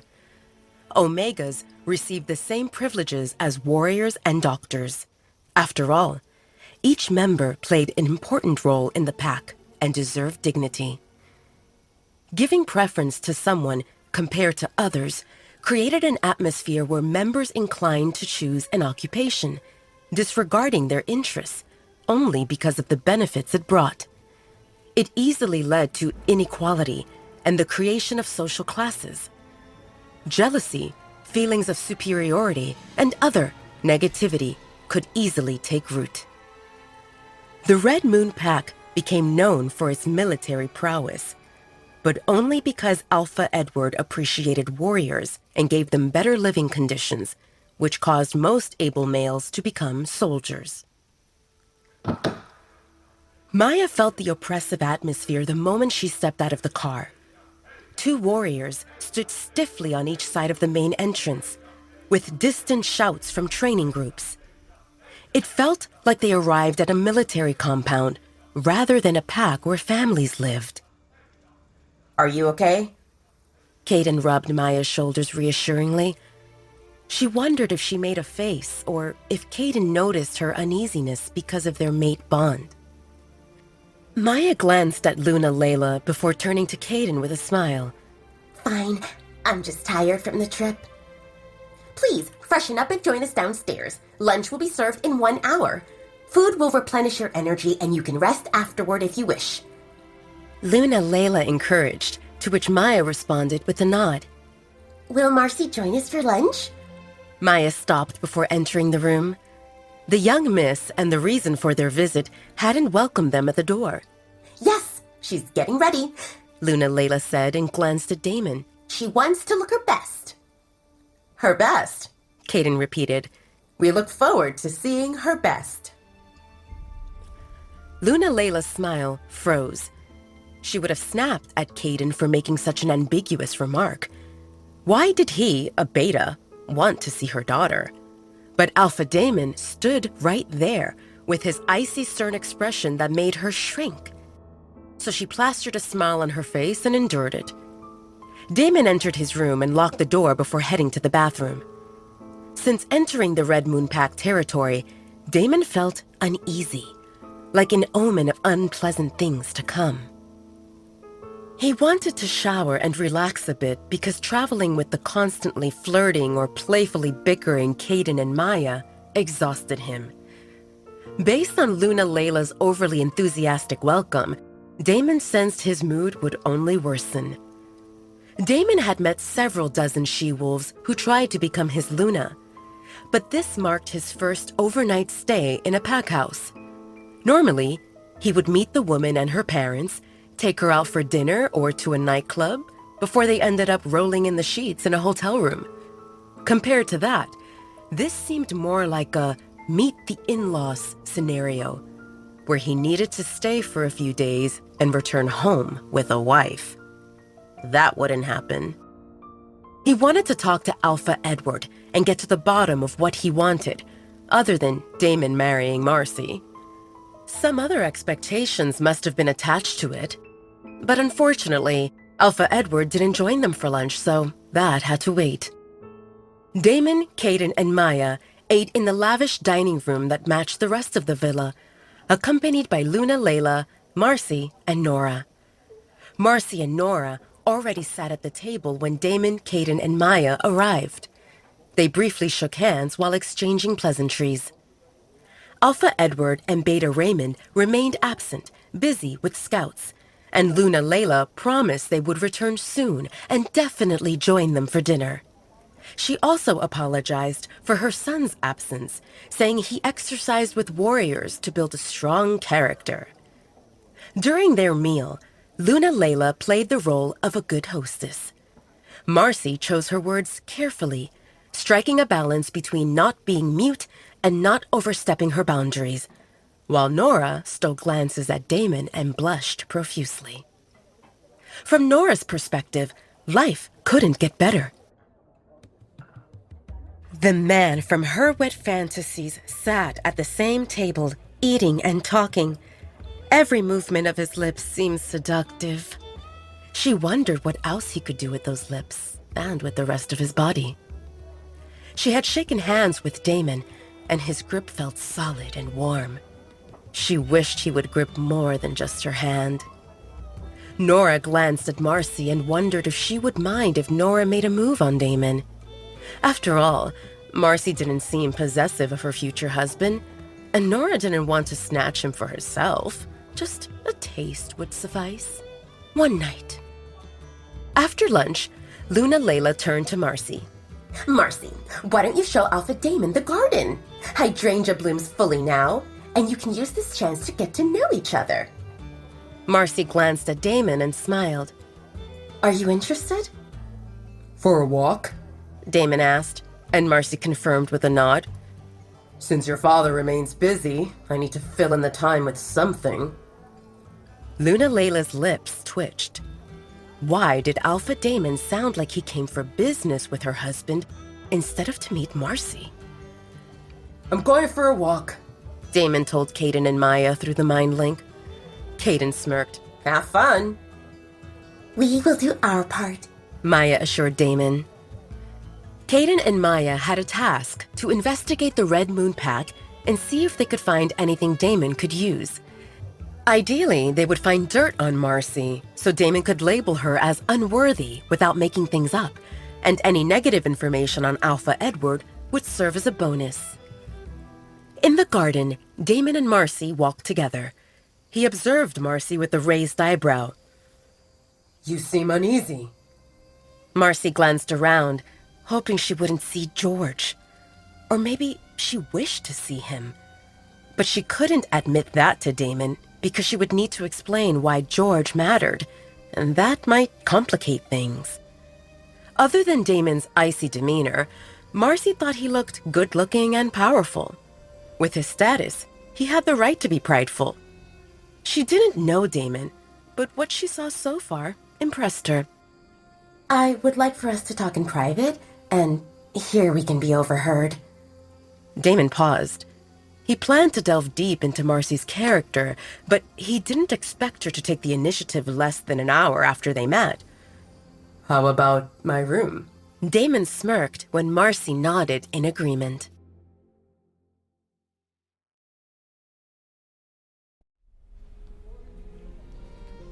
In the guest room, Damon sat in the comfy sofa chair and observed Marcy smugly.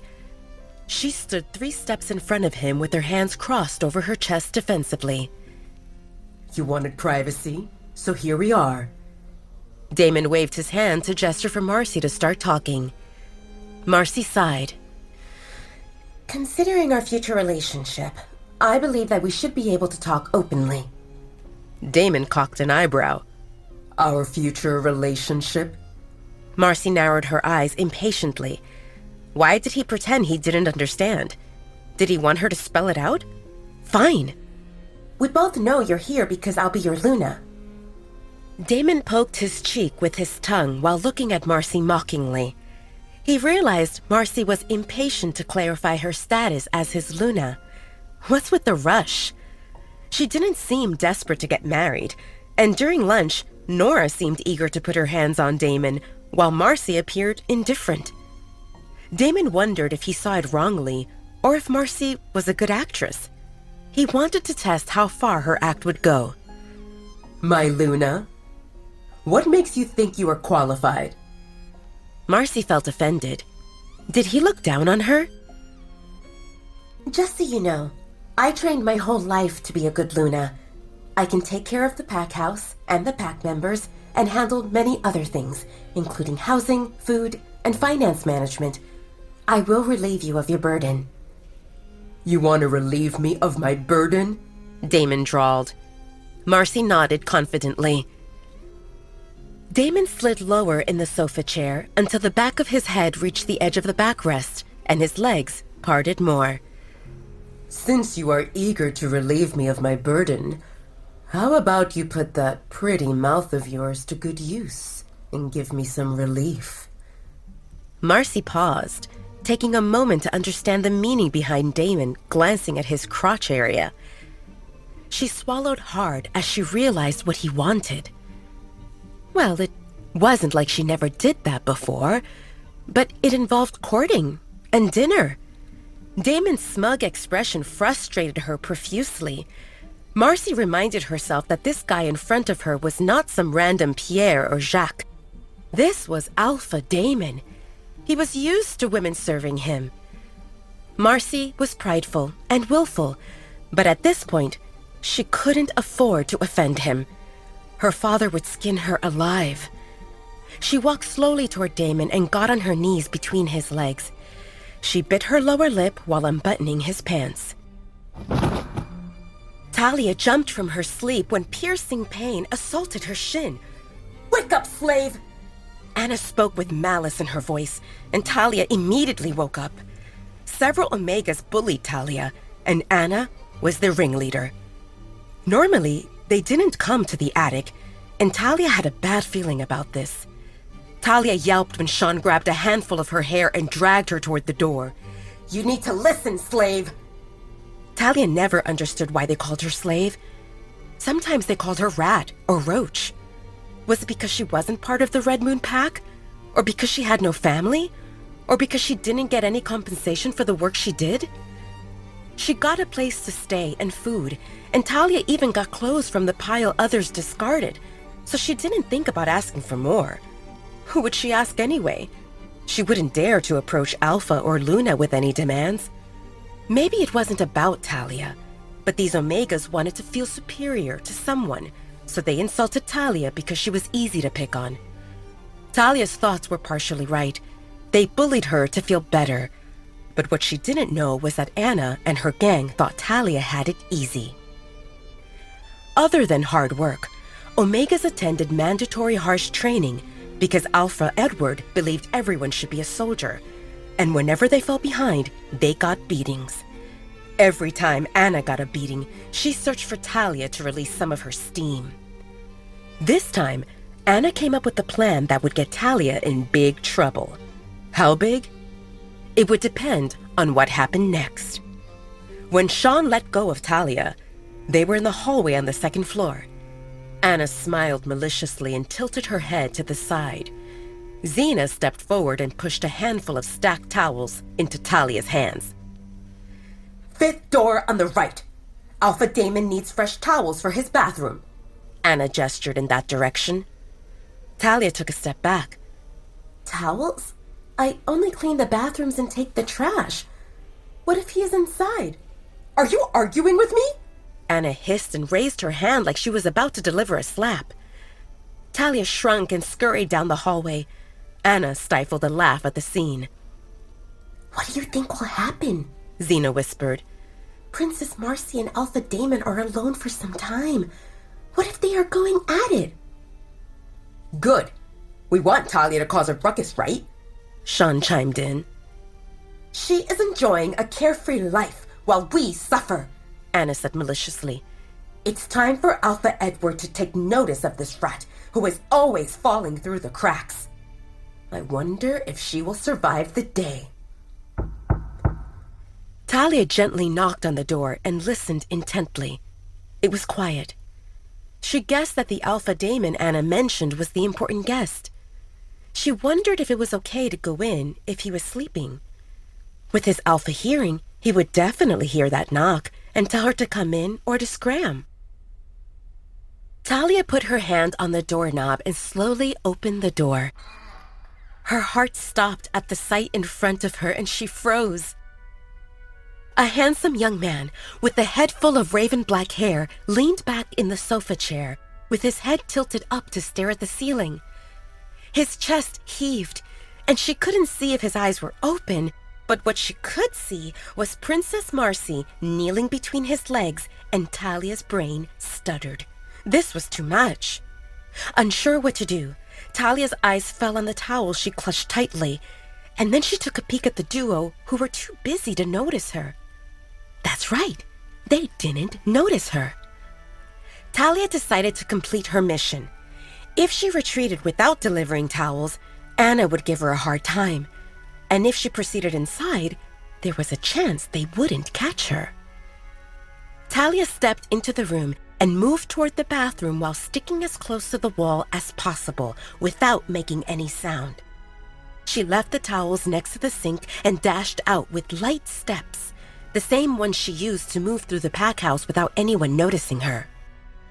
Talia stopped at the door and pulled it close slowly. For some inexplicable reason, Talia took another peek at the duo, and her stomach dropped when she met two piercing blue eyes directed at her. She was caught, and Alpha Damon looked angry. Stop! Damon shouted, but there was no way that Talia would stop.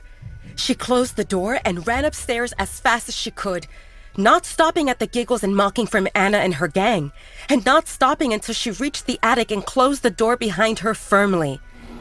Talia pushed the cabinet to block the door and then huddled in the corner, slowing down her breathing and wishing that her wild heartbeat wouldn't betray her location. Is this it? Is this the day I die? Talia wondered. She only did what she was told to do, but that didn't change the fact that she saw something that shouldn't be seen.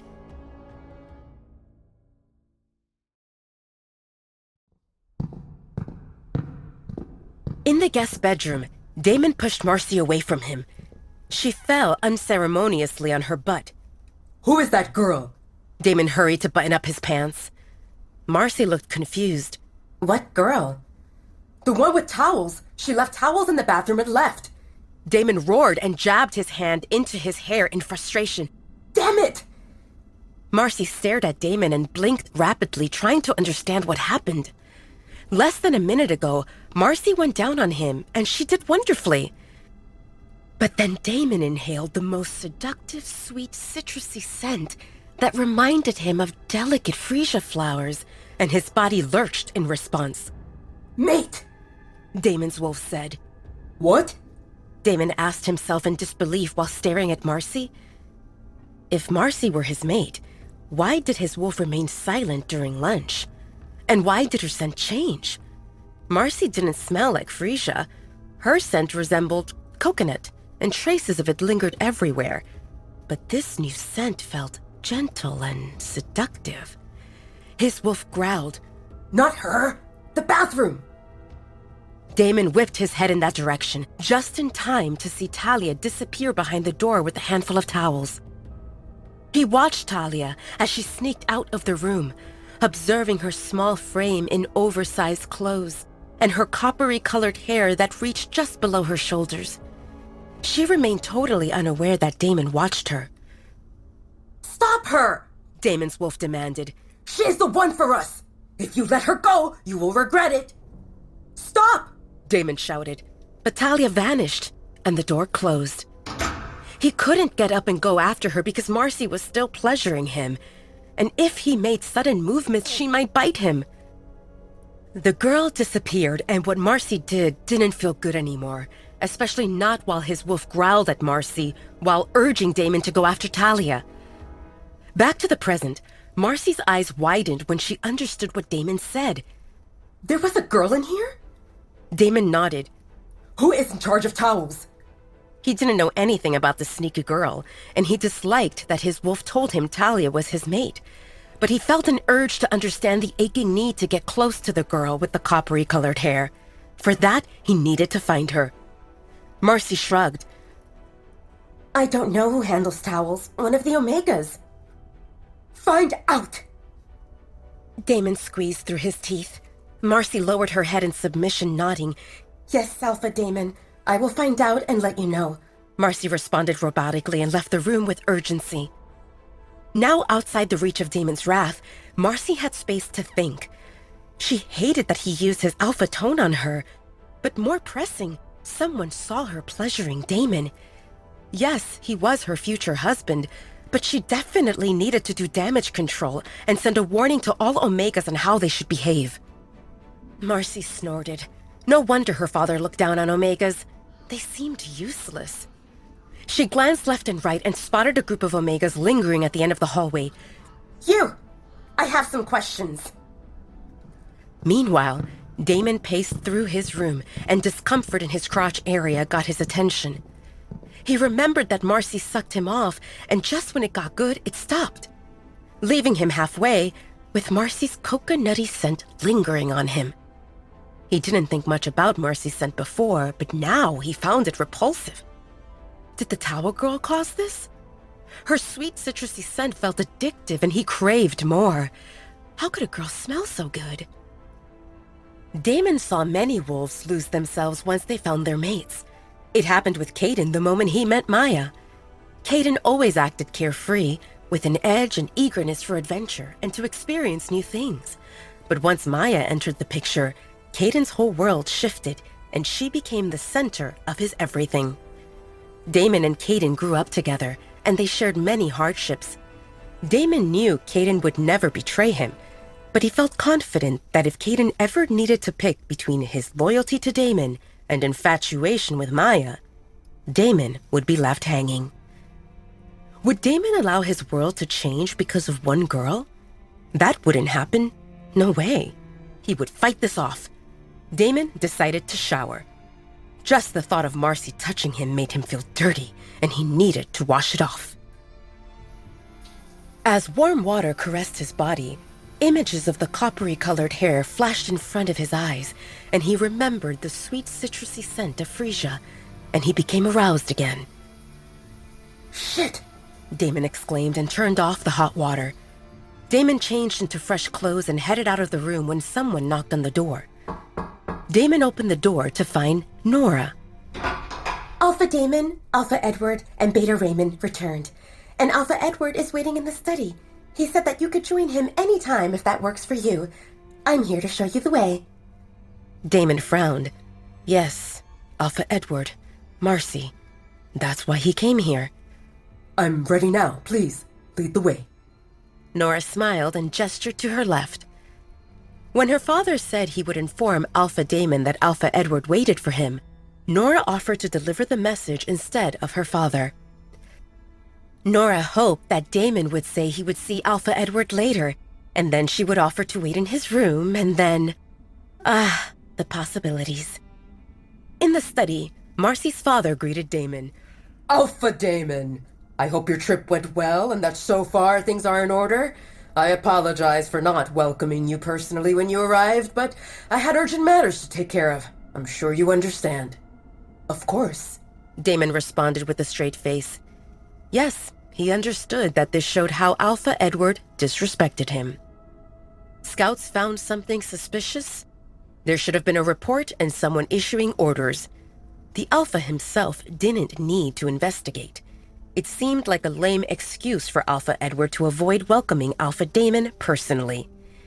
Damon knew very well what Alpha Edward thought of him. How was your trip? Damon felt no mood for exchanging meaningless pleasantries. Trip went fine. Your wife showed us to our rooms and lunch satisfied us. Your daughter expressed interest in us getting to know each other better, but I wanted to talk to you first. Talk to me? About what? About what you want. Damon went right to the point. Alpha Edward chuckled awkwardly. I want my daughter to have a good husband and to receive proper care. You are available and fulfill all the criteria. At the same time, Marcy is a beautiful young lady who has all the skills to be a remarkable Luna. Did you expect something else? Damon narrowed his eyes. When you put it that way, it sounds like you are not getting anything out of it. What would I be getting? Once you and Marcy marry, she will live with you. I only hope that you will let her visit us occasionally. Of course, I would love to visit as well, but I stay busy with managing my pack and training James, and I don't have much free time, so maybe I will visit you when James takes over. I can spend some time with my grandkids. Damon clenched his teeth in irritation. How could this old fart say he felt too busy to visit, yet he requested that Damon stay with him for a few days? Shameless. Damon stood up from the chair and stuffed his hands in his jeans pockets. Alpha Edward, we will leave tomorrow this time. Until then, think about all the conditions you want to attach with me being close to Marcy. I want to know all parts of the deal before I agree to anything, and I am not a man who changes the conditions on the fly. If you try to reach for anything that's mine, there will be consequences. Alpha Edward's lips twitched. Are you threatening me? No. I am giving you a heads up.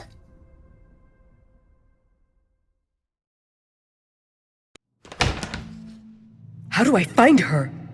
Damon asked his wolf as soon as he stepped out of Alpha Edward's study. Follow your nose. Damon tried sniffing around.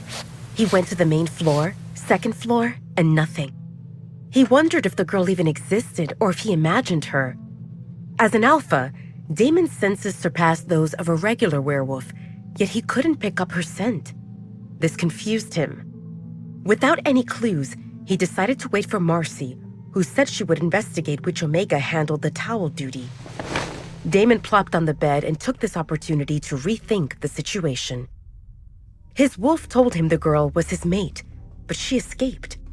Shouldn't mates feel attracted to each other? Stupid, Damon's wolf growled. what did you think she should do when you had Miss Barbie between your legs? Did you expect her to jump into your arms happily? Damn it, I forgot about it. He really did. The moment his eyes landed on Talia, Marcy became unimportant. What if she hates me? Do I want her to like me? Damon mused. What do you mean? His wolf responded with obvious disapproval. I know you don't like women latching onto you, but this one differs. How different? For starters, she's not latching onto you. The moon goddess paired you up with her for a reason. Don't do anything stupid until you find out what that reason is. You can't deny yourself this. Damon was quiet. So far, he saw every woman as a nuisance.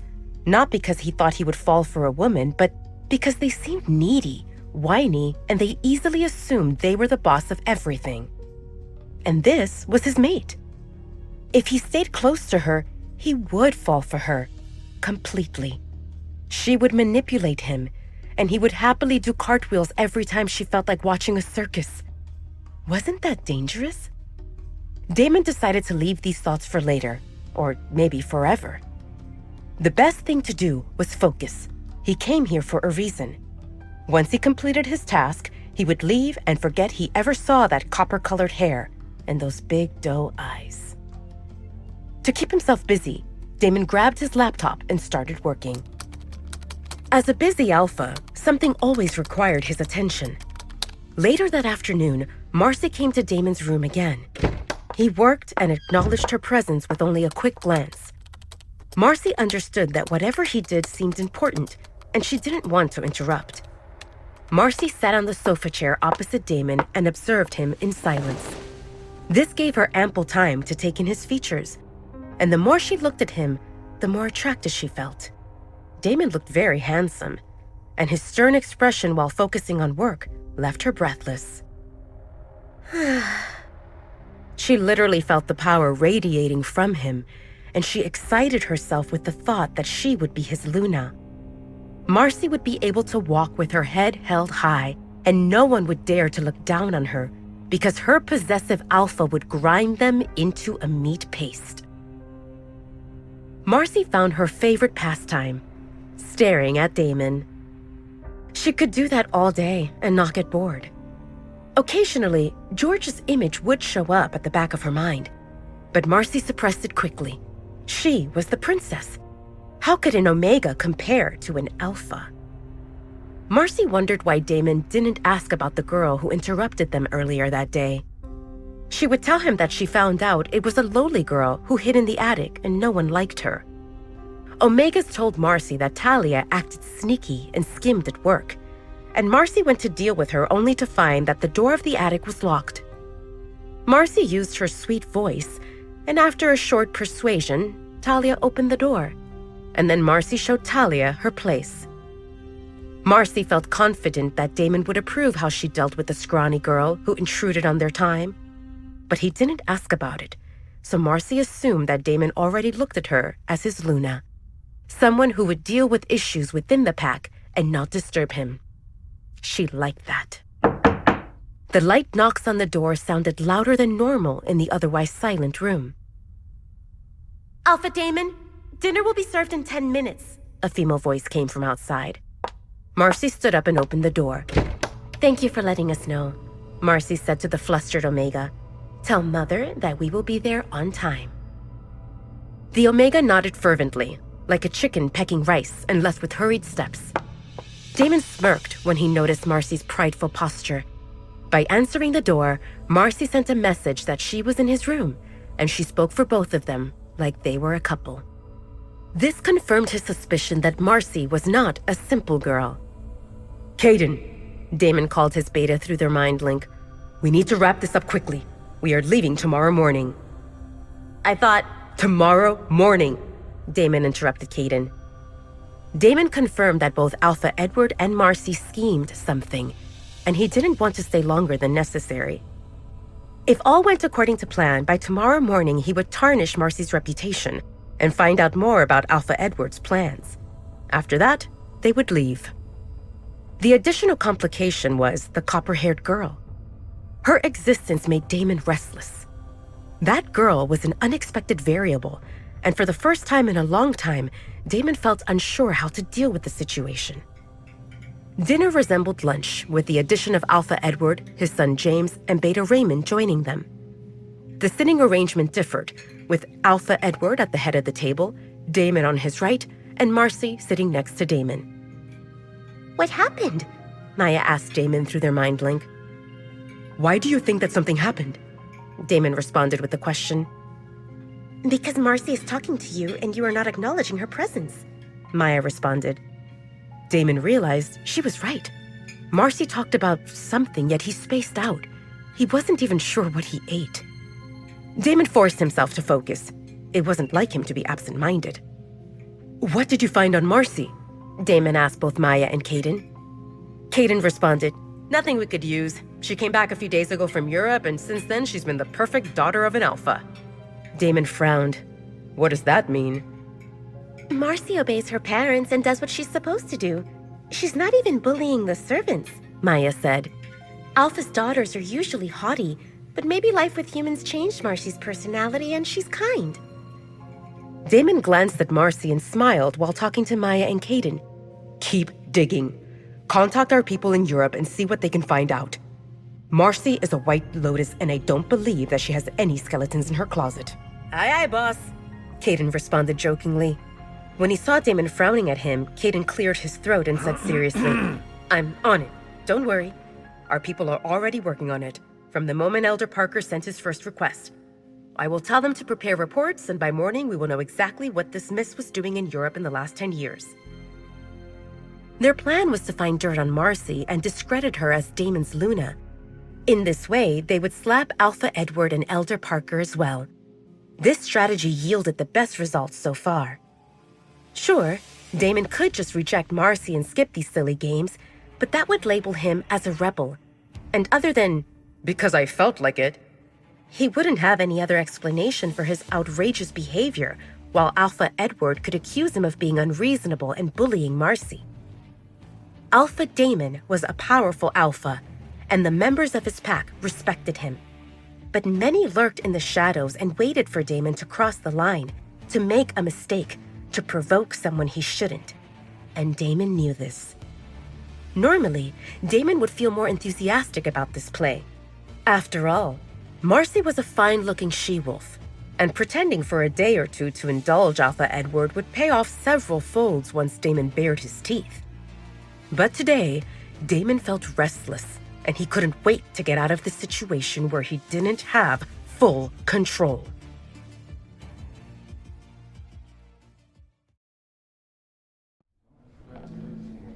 After dinner, they all moved to the living room where servants served desserts and drinks. Caden and Maya had a mission, and after one drink, they went to take a stroll in the garden before heading to bed. Before calling it a night, Caden and Maya planned to roam through the pack house of the Red Moon Pack, looking for an opportunity to eavesdrop on some conversations from the Omegas, or maybe even join in and ask questions. Damon's wolf fidgeted, craving to inhale the sweet, citrusy scent of freesia and locate its source, despite Damon telling him it wouldn't happen. After an unknown measure of time, Damon stood up abruptly. "I will retire for the night." Everyone looked at Damon with obvious confusion on their faces, but Damon pretended not to notice. He turned to Alpha Edward. "I hope that after breakfast we can continue our discussion from this afternoon." Without waiting for Alpha Edward to respond, Damon went to his room. He opened the window of his room and took a deep breath. "Damn it! What's wrong with me?" You know what's wrong, and you know how to fix it," his wolf responded. "Why are you resisting? This is a fight you can't win." Damon rubbed his face forcibly. He knew that his wolf told him to find Talia, aka the girl with the coppery-colored hair. But Damon had no intention of succumbing to this temptation. Damon was a stubborn guy who needed to be in control. He always hated when someone tried to manipulate him. And this time, his own nature made him feel and do strange things. He would not give in. "May I come in?" Damon swiftly turned toward the door to see Marcy peeking in. He wondered if she even knocked, but even if she did, he probably wouldn't have noticed. He never felt this distracted. What if that was an enemy? Damon would be a sitting duck. That copper-haired girl already caused him to be weak, and he didn't even acknowledge their mate bond. For Damon, this only proved that the girl was dangerous, and he should stay away from her. No matter how tedious it felt to fight against his urges, it seemed better than being dead. "Why are you here?" Damon's sour mood showed. Marcy took his question as an okay to enter. She closed the door behind her and walked toward Damon, stopping when she was one step away from him. "You look tense," Marcy said while reluctantly putting her palms on Damon's firm chest. "I can help you relax." Damon's lips lifted into a half smirk. "And how would you do that?" Marcy licked her lips while remembering the velvety texture of him in her mouth. She wanted to caress him with her tongue. "I know that nothing is confirmed, but technically we are engaged." Damon observed her fingers as they moved slightly. She felt him out over the thin fabric of his shirt. He noticed the big ring on her right middle finger, an oval-shaped ruby with small diamonds surrounding it. One more luxurious accessory that matched the style of the Redmayne family. Damon looked at her almond-shaped blue eyes, straight nose, and full lips, and he confirmed that she objectively appeared attractive. "Don't do anything you will regret later," his wolf growled. "Stay out of this," Damon spat back. His wolf snorted. "You will regret this!" And then he retracted to the back of Damon's mind. Damon felt his wolf's anger and dejection, but he decided to ignore it. Unaware of the conversation Damon had with his wolf, Marcy inched closer to Damon, and she smiled seductively. "I can..." Before Marcy could finish her sentence, Damon's hand landed on the back of her head, and he pulled her closer for a kiss. His tongue plundered her mouth mercilessly. No one ever kissed her like that. Even with a kiss, Damon exerted his dominance, letting her know what it meant to face an alpha and making her heady in the process. She had no idea at what point they reached the bed. They sank in the mattress with Damon on top, and Marcy gasped for air for a brief moment before Damon sealed her lips again with his. His touch lacked gentleness or care. Damon vented his frustration as he searched for a way to release the tension that suffocated him, and the scent of Marcy's arousal hit him hard. Marcy's mind spun in a tizzy. She felt his hand work up her thigh with urgency, all the way to her hip, where he found the edge of her panties, and she jolted when he ripped them in one swift move. Damon's hand moved toward the cradle of her thighs, and she moaned into his mouth. Marcy snapped from her stupor and grabbed his hand. She found nothing wrong with touching and petting, but she felt that Damon would not stop at that. "Not before..." Damon growled in frustration when he realized that Marcy changed her mind. "What happened with, 'We are technically engaged'? Are you saving yourself for marriage?" Marcy felt flustered, and it took her a few long seconds to collect herself and respond. "Not necessarily marriage, but I at least need to know that we are going in that direction. We can do other stuff." Damon shook his head in disapproval. He pushed himself off the bed and ran his hand through his hair. Marcy pissed him off. She came onto him and then she stopped him, and now she listed conditions? Who did she think she was? What kind of game did she play? "Get out." Marcy didn't get it. She clarified things she willingly would do, and he told her to get out? What? "I said, get out!" Marcy looked at Damon's eyes, which stirred with violence, and she swallowed hard. Other than feeling scared shitless by Damon's overwhelming alpha's command, she felt convinced that Damon would kill her if she didn't obey right that instant. Marcy scrambled off the bed and dashed out. Damon returned to the window and leaned over the windowsill.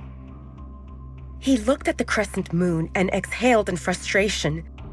"Is this what you planned for me?"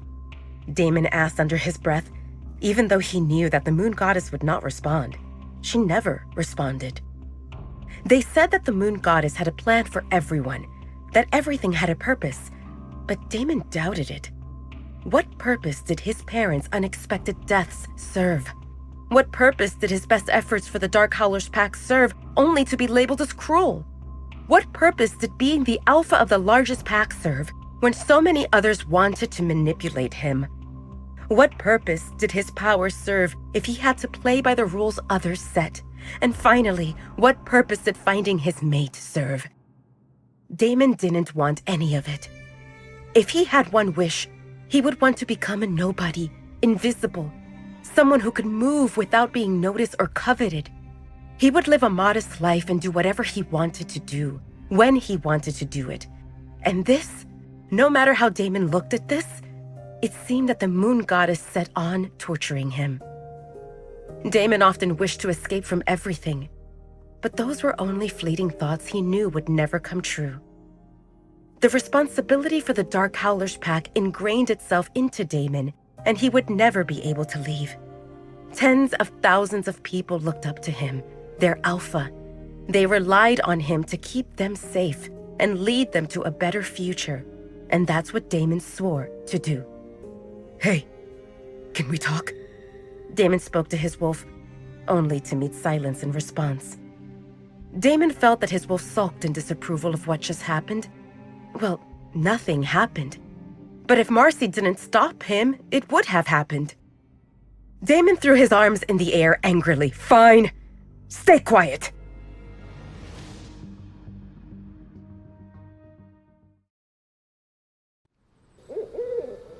Damon stared at the moon in silence for an unknown measure of time when a knock on the door got his attention. Did Marcy come to pick up what's left of her panties? Or did she change her mind? No one else would come at this hour. Kaden and Maya used their mind link to communicate, like always, so others wouldn't overhear them. Damon went to open the door, and to his surprise, Nora's smiling face greeted him. She took a deep breath of masculine scent, and her arousal swelled.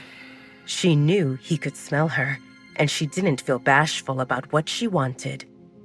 "Good evening, Alpha Damon. I noticed the light in your room, and since you left early wishing to rest, I wondered if you had trouble sleeping and if I could help you somehow." Even without the scent of her arousal, Nora's sultry look told Damon what was on her mind. But he still asked, "How can you help me, Miss Nora?" Nora smiled when Damon stepped into the room, silently giving her permission to enter. She closed the door behind her before answering. "I can make you calming tea, sing you a song, give you a massage, or offer myself. Not necessarily in that order." Damon nodded in approval. He liked when women were direct. No games. "What makes you think that your friend Marcy didn't help me relax already?" Damon asked with a smirk, his eyes darting to the side. Nora followed his gaze, and her eyes widened. She saw torn panties on the floor. After a moment of surprise, Nora returned to her smiling demeanor. "It doesn't matter what Marcy did. You are still awake, and I am willing. The only question is, are you going to accept my offer?" "Won't your friend Marcy be upset to know what you are offering?" Nora cocked an eyebrow. "I won't tell if you don't." Damon's eyes flashed in agreement. "Undress." With haste, Nora removed her skirt and blazer. She fumbled with the buckles of her bra because her fingers shook with excitement. Internally, Nora screamed with excitement. She couldn't believe this was happening. Just yesterday, she still thought about how Alpha Damon would come, and how it would be good if she could take a photo or two. But it seemed she would get much more than just a photo. Nora wondered if she should undress him as well. Domineering guys like Damon usually loved when a woman served them. She planned to remove his pants and pleasure him. Then they would take it from there. Instead, Damon took charge. By the end of it, Nora was satisfied and started to make her exit while Damon left to take a shower. Nora sat on the bed, satisfied. She knew this was just a hookup, and that was all Damon could offer. But this was what she wanted too. Nora would love to brag about this to everyone. She knew Alpha Damon would never make her his Luna, but having him inside her was still a big feat. However, if Alpha Edward or Luna Layla found out about this, she would be in big trouble, so she needed to keep it to herself. Nora didn't care much about Marcy. How Nora saw it, Marcy was playing hard to get in the stupid role of an ice queen. And even if Alpha Damon shagged Marcy earlier that morning, it was obvious he wasn't satisfied, which is why he gave Nora this wild ride. Nora wondered if Damon enjoyed it as well. Well, he came, so it was good. A brilliant idea popped into Nora's mind. Maybe when Marcy married Damon, Nora could move to the Dark Howlers pack as well, using the excuse of giving Marcy company as her best friend. Nora smiled at the possibilities. If Marcy didn't satisfy him tonight, there would be more chances for Nora to serve Alpha Damon. Guys like him always had women on the side. Marcy wasn't Damon's mate, so their bond wouldn't be foolproof, even after they marked each other. If Alpha Damon wanted Nora's company, Marcy would need to accept it. Nora giggled while making her way out of Damon's room. Damon got out of the shower, pleased to confirm that Nora had left. He liked when they didn't linger. He sat on the edge of the bed and rubbed his forehead forcibly. I told you, but you don't listen, his wolf said. Why do you always need to learn the hard way? Shut up, Damon spat back. Banging a woman should help him relax, but now he felt tenser. He felt pissed and aroused after fondling with Marcy, and there was nothing wrong with Nora. But only after he imagined that the hair he held was copper-colored did he find his release. After it was done, he saw that the hair in his hand was brown, and he felt dirty. No amount of scrubbing under the shower helped him feel better. You can't wash a guilty conscience, his wolf said. Guilty conscience? It's not like I cheated, Damon shouted mentally. I don't even know her name or if she is real. I'm a free man.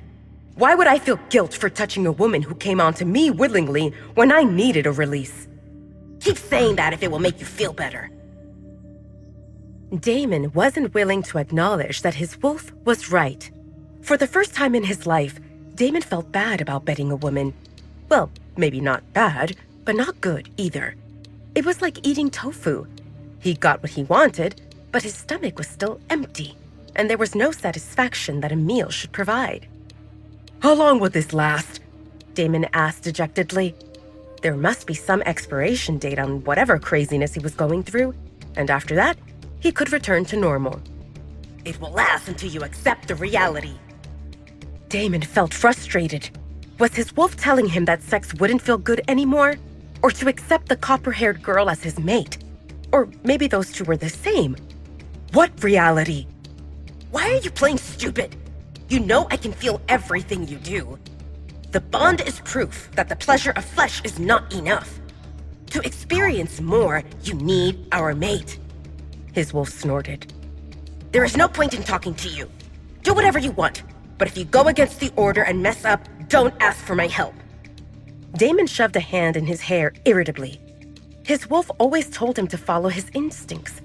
That's what werewolves do, and it helped him in many tricky situations. But this wasn't facing rogues or dealing with scheming enemies. This was an unknown, scrawny girl with copper-colored hair that made him feel all kinds of uncertainties he didn't want to acknowledge.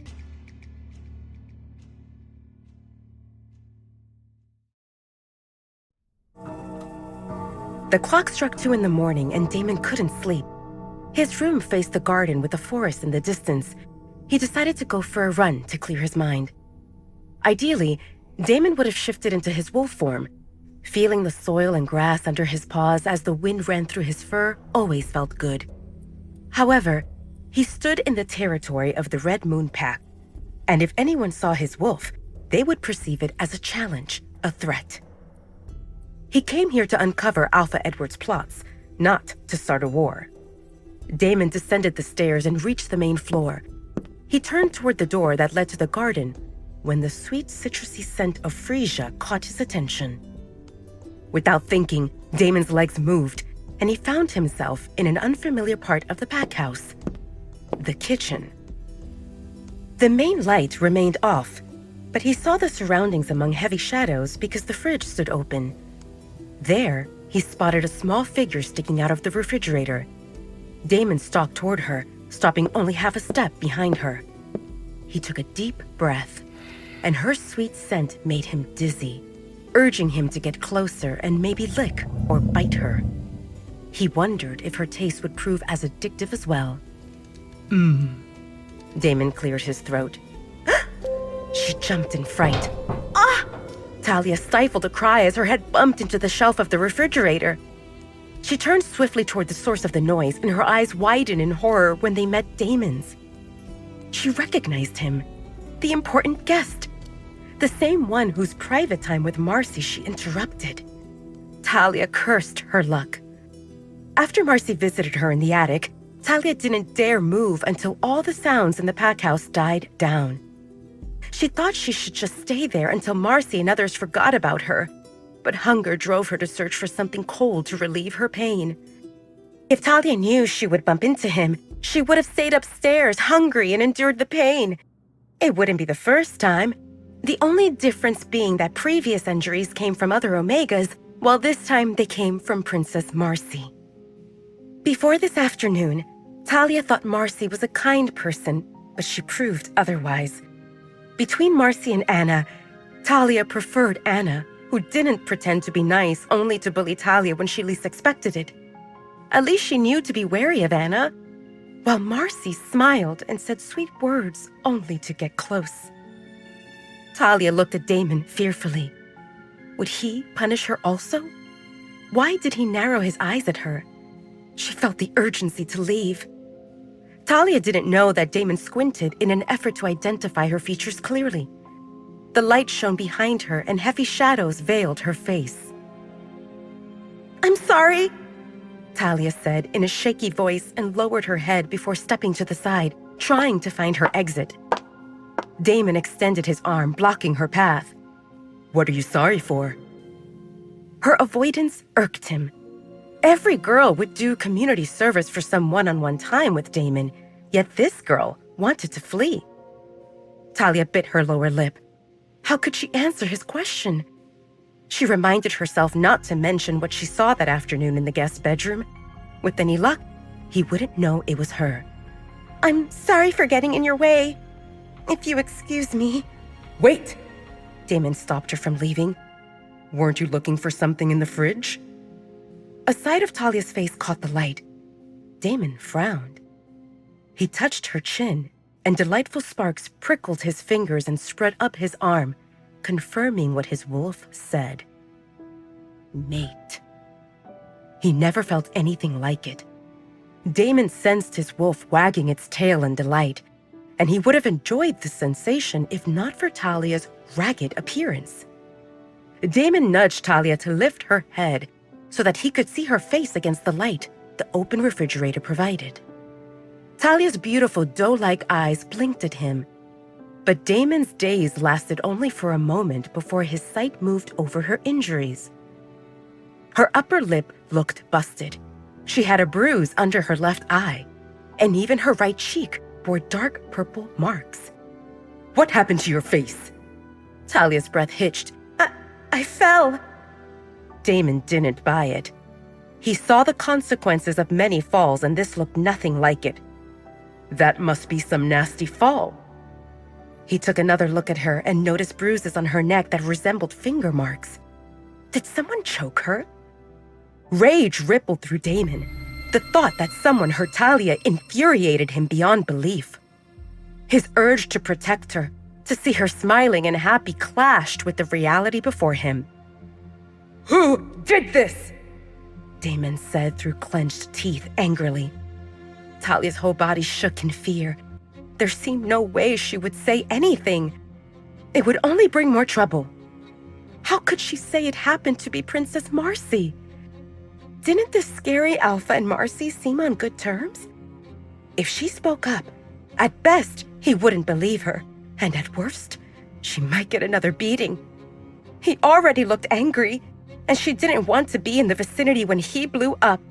"No one, please, can I leave?" Damon released Talia's chin and held her shoulder.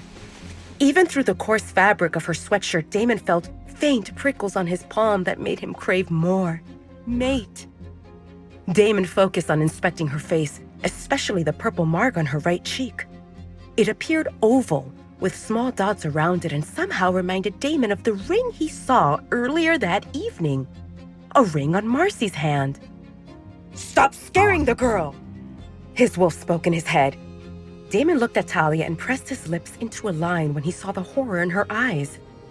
Damon's attention moved to her shoulder under his palm, and he realized how small and fragile she seemed. He guessed that if he exerted a bit of pressure, he could probably crush her. Reluctantly, Damon released her shoulder, trying not to make any sudden movements to avoid scaring her more. "I will not hurt you." He spoke as calmly as he could, but her unchanged expression told him she didn't believe him. Why would she believe him? So far, people either ignored her or bullied her, and those people lived in this pack. Why would a stranger treat her better? And the stranger in front of her looked intimidating. She probably suffered abuse, his wolf told him. Damon closed his eyes in an attempt to contain another rush of rage that swelled inside of him. Abuse. Someone abused his mate. Damon took a deep breath. The sweet, citrusy scent of freesia made him lightheaded, like a drug that helped him relax. It felt addictive. He greedily inhaled again and again. It took him a few breaths to detect that the scent grew fainter. Damon opened his eyes and realized he stood alone in the kitchen. She left, and he didn't notice. Did she even exist, or did he imagine her?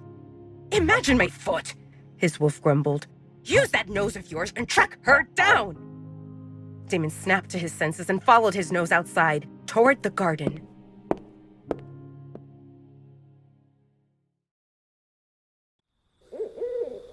Damon stopped in the middle of the garden and took a deep breath in search of Talia. The wind mixed the scent of freesia with hydrangea and roses, scattering them in random directions. Shit! Damon cursed under his breath. I lost her. Why did she leave? Maybe because you scared the soul out of her. Damon felt confused. I scared her? The girl suffered abuse and seemed jumpy, yet you sneaked behind her. You prevented her from leaving, held her while demanding answers to your questions, so yes, you scared her. And that covered only the last 5 minutes. The first time you met, another she-wolf sucked you off and you shouted at this precious one to stop. It's not the best first impression, if I may say. Damon cussed internally. He didn't want to think about the unpleasant things. He couldn't get Talia's image out of his mind. Damned mate bond. An idea hit him. Isn't she my mate? Why did she run away from me? If we were mates, she would have felt a need to get close to me, to touch me, yet I saw her desire to escape. I don't think she knows we are her mate. Is it because she is young? That's not the problem. She's small and skinny, but she's over 18 years old. His wolf paused, unsure how Damon would take this information.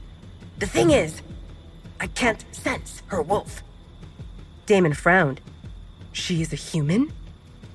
He never thought of having a mate, and he definitely didn't think the moon goddess would arrange a human for him. They were weak and fragile, just like Talia. How could a powerful alpha have a human for a mate? She would be like a crystal figurine in the middle of a room full of angry elephants. Damon's wolf felt pleased to confirm that among all the emotions, Damon wished to keep Talia safe. It seemed a step in the right direction. No, the girl is definitely a she-wolf. There are cases when someone suffers harm or neglect. The wolf sacrifices itself to protect the human part. Considering the injuries on her body, I could see that happening. And she looks skinny and hungry. Damon shoved his hand in his hair. I scared her away and she didn't get food. He felt awful. How do I fix this? What do you want to fix, Your Majesty? Your plan is to shag Marcy and leave. Did that change? Do you want to find the girl, say sorry for being a jackass, and take her out for dinner? Damon groaned in frustration and stared at the dark forest in the distance. He had no intention of dining and entertaining Talia or any other woman. He didn't want to get involved further. His mind told him to stay away from the girl with the copper-colored hair, because with every passing second she changed him in ways he didn't like. Damon craved control. He needed to be in charge, and Talia's existence did the opposite. He told himself to stop thinking about her and to move on. Could he stay away after getting a taste of her addictive scent? And the sparks upon touching her felt phenomenal. Damon came out for a run, and now he didn't feel like running. He wanted to find Talia, but he had no idea where she disappeared. And even if he found her, Damon wouldn't know what to say. All this confused him greatly.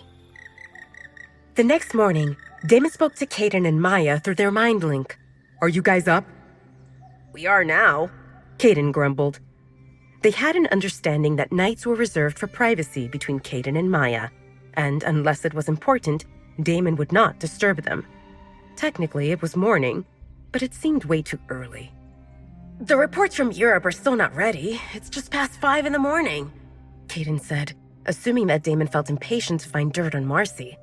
"We should receive them soon. I will call our men to confirm the status." "That's not it." Maya sounded concerned. Did something happen? "Caden, can you come to my room?" Coming. When Caden arrived, he closed the door behind him before facing Damon. It took him a moment to realize that Damon didn't look good. What's going on? Are you okay? Were you attacked? Caden's eyes darted through the room, and it took him a second to spot 2 pieces of torn fabric on the floor. Panties. Caden shook his head in disapproval. I know you have good stamina. Don't get drained this much. You look like dog vomit. Damon felt not in the mood to explain. He had other things on his mind, things that kept him up the whole night.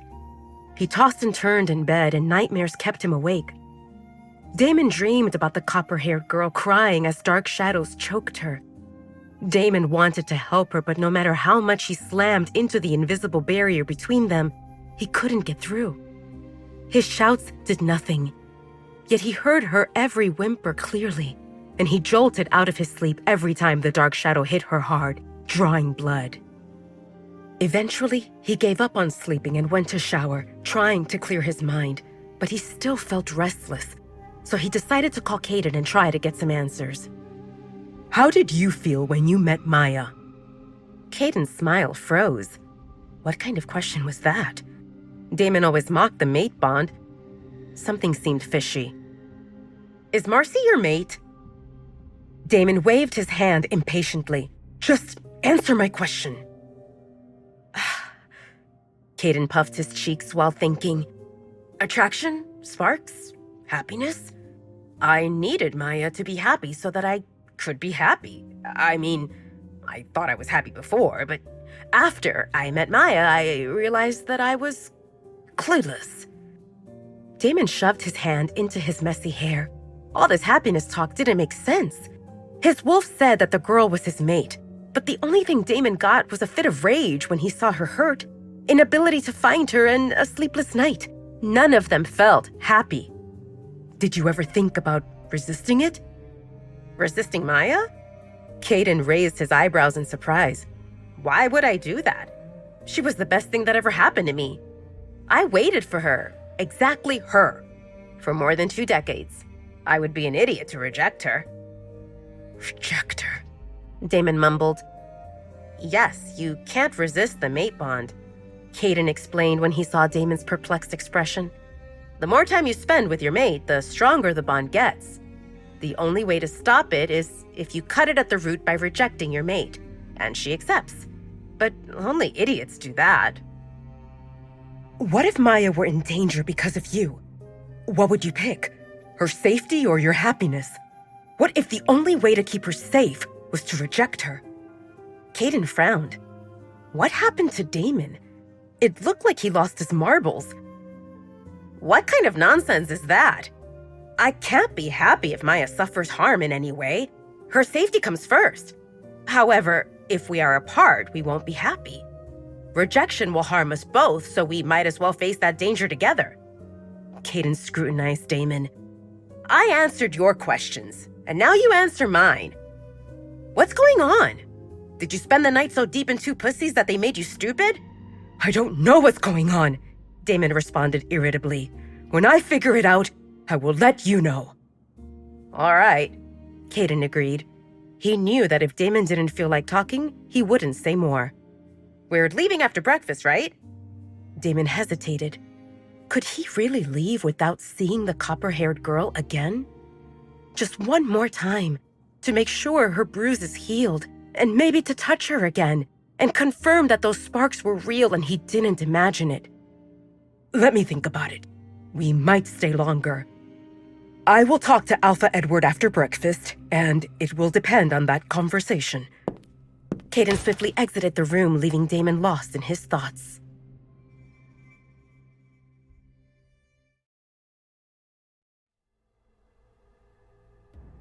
Are you thinking about rejecting the girl? Damon's wolf asked. I need to protect her. If you want to protect her, you need to keep her close, not reject her. His wolf said sternly. They had already talked about keeping Talia safe, but he remained far from finding a solution that would work. His wolf explained that without her wolf, Talia didn't feel the bond, so Damon's presence, or absence, didn't impact her. At most, Talia would feel attracted to him, and if Damon wanted to win her over, he would need to do it the human way, romance her until she fell in love with him. Assuming he succeeded, and she accepted him, it would not guarantee a lasting relationship. Without the mate bond, she could fall out of love at any time. Of course, if they went through the mating ceremony and he left his mark on her, the bond would form, but he would need to reach the point of the girl accepting him. What a mess. Damon had no idea how to court a girl, but he felt confident that no one should know that Talia was his mate. Damon knew that Alpha Edward intended to use Marcy to manipulate him, and Alpha Edward would have no qualms about using a lowly Omega against Damon. He imagined that they would imprison Talia and blackmail Damon, and probably harm her as well. He wouldn't allow it. It all went in circles, with every next scenario growing grimmer, and Damon felt sick of it. Rejecting her or not, he had to ensure that Talia received better treatment. Was she the only Omega to get a beating in the Red Moon Pack? Probably not. After breakfast, Damon met with Alpha Edward in his office. Damon thought that his provocations from yesterday would suffice for Alpha Edward to lose his temper and reveal some information. But Damon realized that he had underestimated Alpha Edward's patience. All Alpha Edward said was, I hope that if you need assistance of any kind, you will turn to me, and you won't mind if I do the same. Alpha Edward didn't mention reaching out to Damon or to the Dark Howler's pack, which left Damon wondering about Alpha Edward's plan. Damon gave up on getting something directly from Alpha Edward. The old guy proved too crafty. And Damon hoped that Maya and Caden had found something useful because he never excelled at this scheming business. Scheming aside, Damon had a serious topic to discuss. Damon cleared his throat seriously. Alpha Edward, I wonder if you are aware of the treatment your Omegas receive. Alpha Edward looked visibly confused. Can you elaborate on that? Do they get paid, fed, treated well? The old man frowned while turning defensive. He didn't like that Damon asked about the internal workings in his pack. It seemed no one's business, but he still responded. I prefer strong warriors, but that doesn't mean I'm mistreating others. All Omegas have accommodation, 3 meals a day. Actually, they have access to the kitchen and storage in common buildings, and they can make their own food whenever they feel hungry.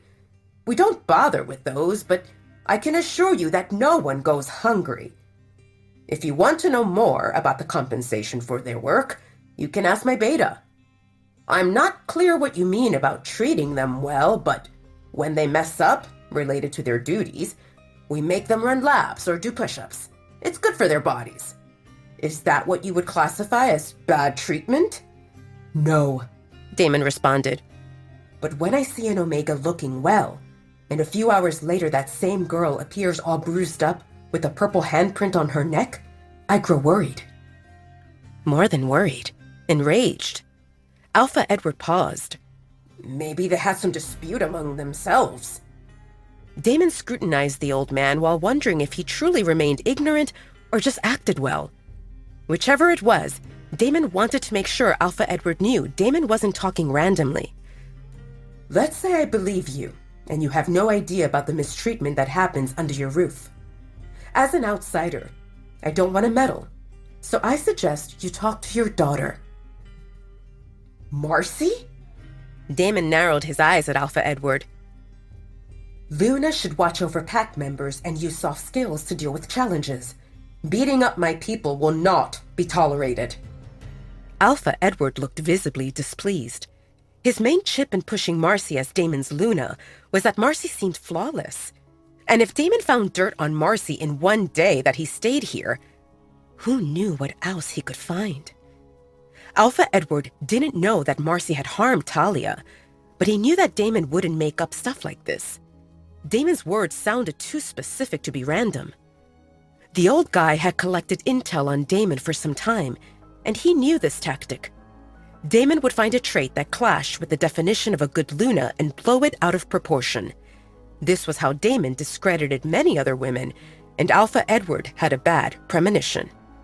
Alpha Edward nodded solemnly. I will talk to Marcy about this. Damon smirked. I'm counting on it. Alpha Edward summoned Marcy to his study after Damon left. How is your relationship with Damon? Marcy had an idea that her father would ask about Damon, and she felt ready for this. We are getting along well. She had no intention to say that Damon had chased her out of his room last night. Do you think he has a good opinion of you? Did he invite you on a date? When will you move to the Dark Howlers pack? Did you discuss anything about your relationship and how things will work out once he leaves from here? Or will you go with him? Alpha Edward rained questions on her without giving Marcy a chance to respond. Alpha Damon had doubts if I could be his Luna, and I assured him how I'm perfect for the task. He seemed happy to hear that I'm proficient in handling the household, pack members, and finances. Alpha Edward didn't feel happy with this response, and he could see that Marcy either avoided something or she and Damon hadn't reached far. He decided to probe into the matter that bothered him. And how do you handle pack members?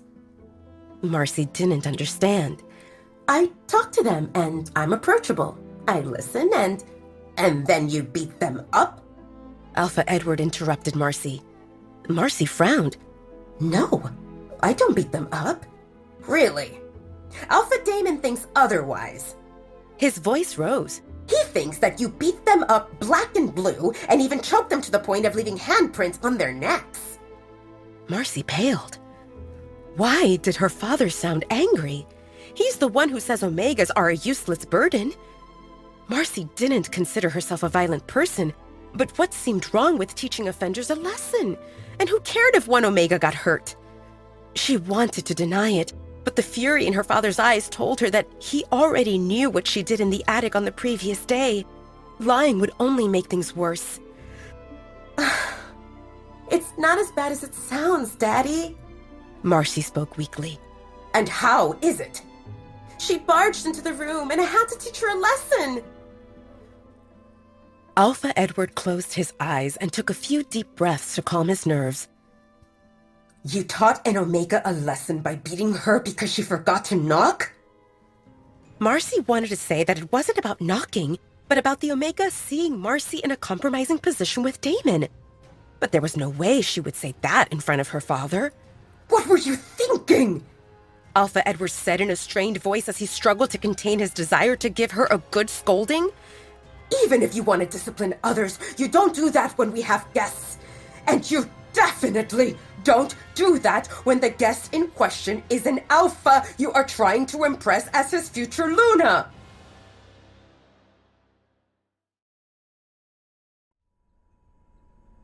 Alpha Edward rubbed his temples and scolded Marcy. Didn't you read the information on the Dark Howlers pack I gave you? Unless it's a serious crime, they don't resort to physical punishments. As a Luna, you need to be caring and gentle, not only toward your alpha, but toward every pack member. How will he take you in as his Luna if you are beating people for small mishaps? Only after you establish yourself can you do what you want, and until then, you need to follow his rules. He looked at her grimly. I hope, for your good, that you can fix this. If your stupid stunt ruins all plans I made, you will pay for it, Marcy. Marcy nodded obediently. Yes, Father. Marcy jolted when her father smacked the desk. Don't you yes, Father, me! I want you to find Damon and make sure he accepts you as his Luna. Do whatever it takes. Do you understand? Marcy nodded fervently and felt relieved when her father waved at her to leave. Marcy rushed into her room, closed the door behind her, and released the breath she was holding. That was scary. Marcy washed her face, reapplied her makeup, and picked a fine dress that had just the right amount of cleavage before finding Damon. Marcy spotted Damon standing in front of his room with Caden and Maya. "Are you guys going out?" Caden nodded. "Your brother offered us a tour that includes observing warriors training." Marcy pursed her lips. She wanted to be with Damon and talk, but she didn't want to get close to smelly soldiers. She hated all that dirt and sweat, and she stayed away from the training grounds. "Can I help you, Marcy?" Damon asked dryly, and Marcy noticed that he was much colder to her than yesterday. Damon didn't pay attention to her during breakfast, and she assumed he sulked because she told him to stop the previous night. But now she knew that it was also about the wretched girl who hid in the attic, a.k.a. Talia. Marcy grew anxious. Did Damon think she was violent in nature while wearing a smiling mask in public? Did he see her as a two-faced woman? That was a possibility. No wonder her father was angry. Who would marry a woman like that? She cursed internally. Instead of showing him her best and dazzling self, she ended up rejecting him last night, and he found out her little mishap. Marcy smiled sweetly at Damon. "I was hoping that we can have a word and clarify a few things." Damon glanced at Caden, who nodded in understanding. Maya and Caden left, and Damon and Marcy entered Damon's room. Marcy threw herself at Damon and hugged him tightly. After an awkward second, Damon pried her arms open and held her by the elbows 1 step away from him. "Ahem. What are you doing?" "I'm sorry." "What are you sorry for?" "My behavior yesterday was not acceptable." Damon had a good guess that Marcy had been scolded by her father, but he didn't know if she referred to beating up Talia or about leaving his room. And there was also a possibility that Marcy did something else and he didn't know about it. "You came here to apologize," Damon summarized and released her arms. "Do it without physical contact." Marcy nodded. "I also want to fix it." Damon grew confused. What was she talking about? How could she fix anything that already happened? The best thing was to ask questions and not jump to conclusions. Damon leisurely walked to the sofa chair and sat down, eyeing Marcy. "How will you fix it?" Marcy took in a shaky breath. His domineering posture turned her on a little. "Last night, I was not thinking straight. I said some things and I didn't mean it." Damon smirked as he guessed which way this was going. "You didn't mean what you said? About what you would and would not do?" Marcy swallowed down her embarrassment.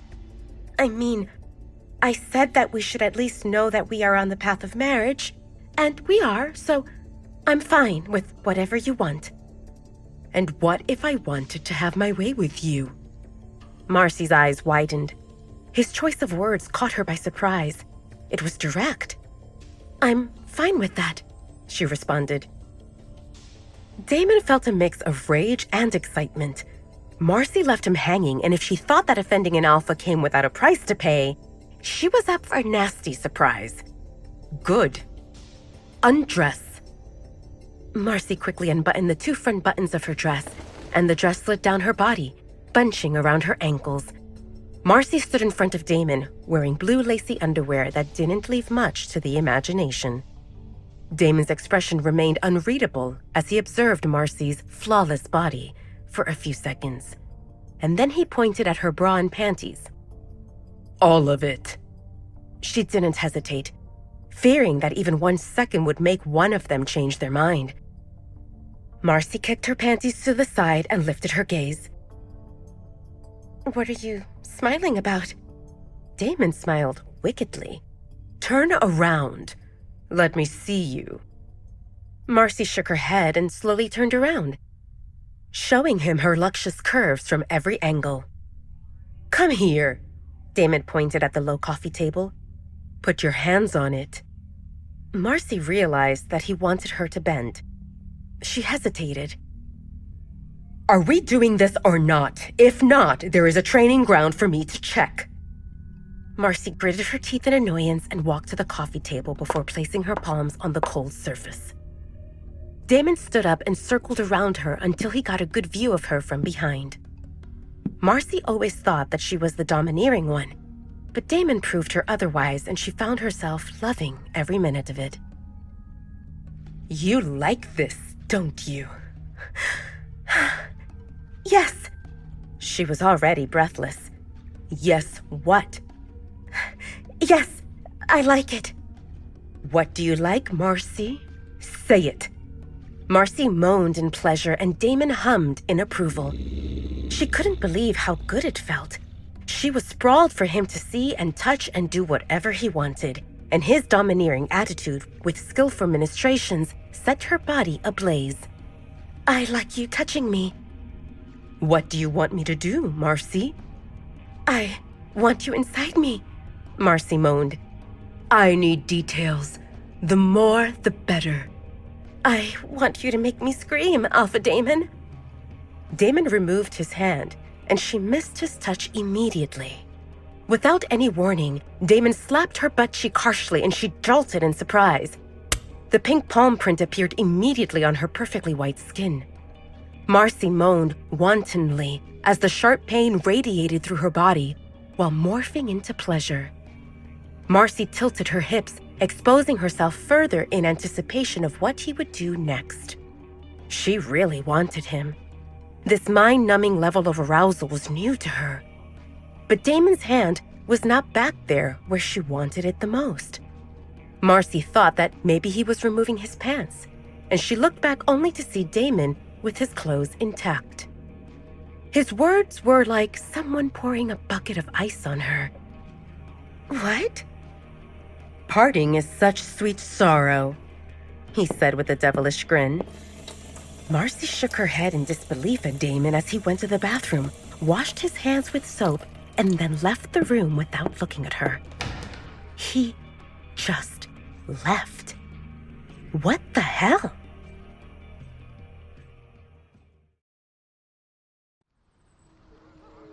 Damon used his mind link to confirm Kaden and Maya's location. The two stood on the side watching warriors train in a vigorous exercise. The warriors held big logs above their heads while running an obstacle course. Those who tripped or dropped the log received punishment of push-ups before continuing. Damon wondered about their guide, James's whereabouts, then spotted him among the warriors. That went fast. Kaden teased as Damon joined them. Shut up, Damon growled. What's the status here? Kaden gestured toward a few warriors monitoring others. Those generals will finish this session in about 10 minutes. Then we can meet with them before the next session starts. Did you get anything we can use against Marcy? Maya asked. Damon shook his head. Ever since he inhaled that sweet scent of freesia, Damon felt restless in the Red Moon Pack and wanted to end this farce quickly. We just need to keep trying. Finally, Kaden responded. Marcy acted carefully. As much as word spread that she got handsy with several guys, no photos or videos exist. Damon exhaled in frustration. Find those guys. Someone kept a souvenir. I'm on it, Kaden assured him before adding, but it will take longer. Maya took her turn. The staff talks about how their Alpha and Luna act strict, but nothing we can use to smear them publicly exists. It's all minor offenses. Damon thought this seemed odd. What about punishments? Anything on Marcy? Maya shook her head. They make them come to the training ground, and at most they end up with sore muscles. It doesn't make sense, Damon pressed. Last night, I saw a girl in the kitchen looking for food. She had bruises with a purple handprint on her neck. I feel confident that Marcy did it. We should talk to that girl, Maya suggested. Kaden shook his head. He didn't think that would work.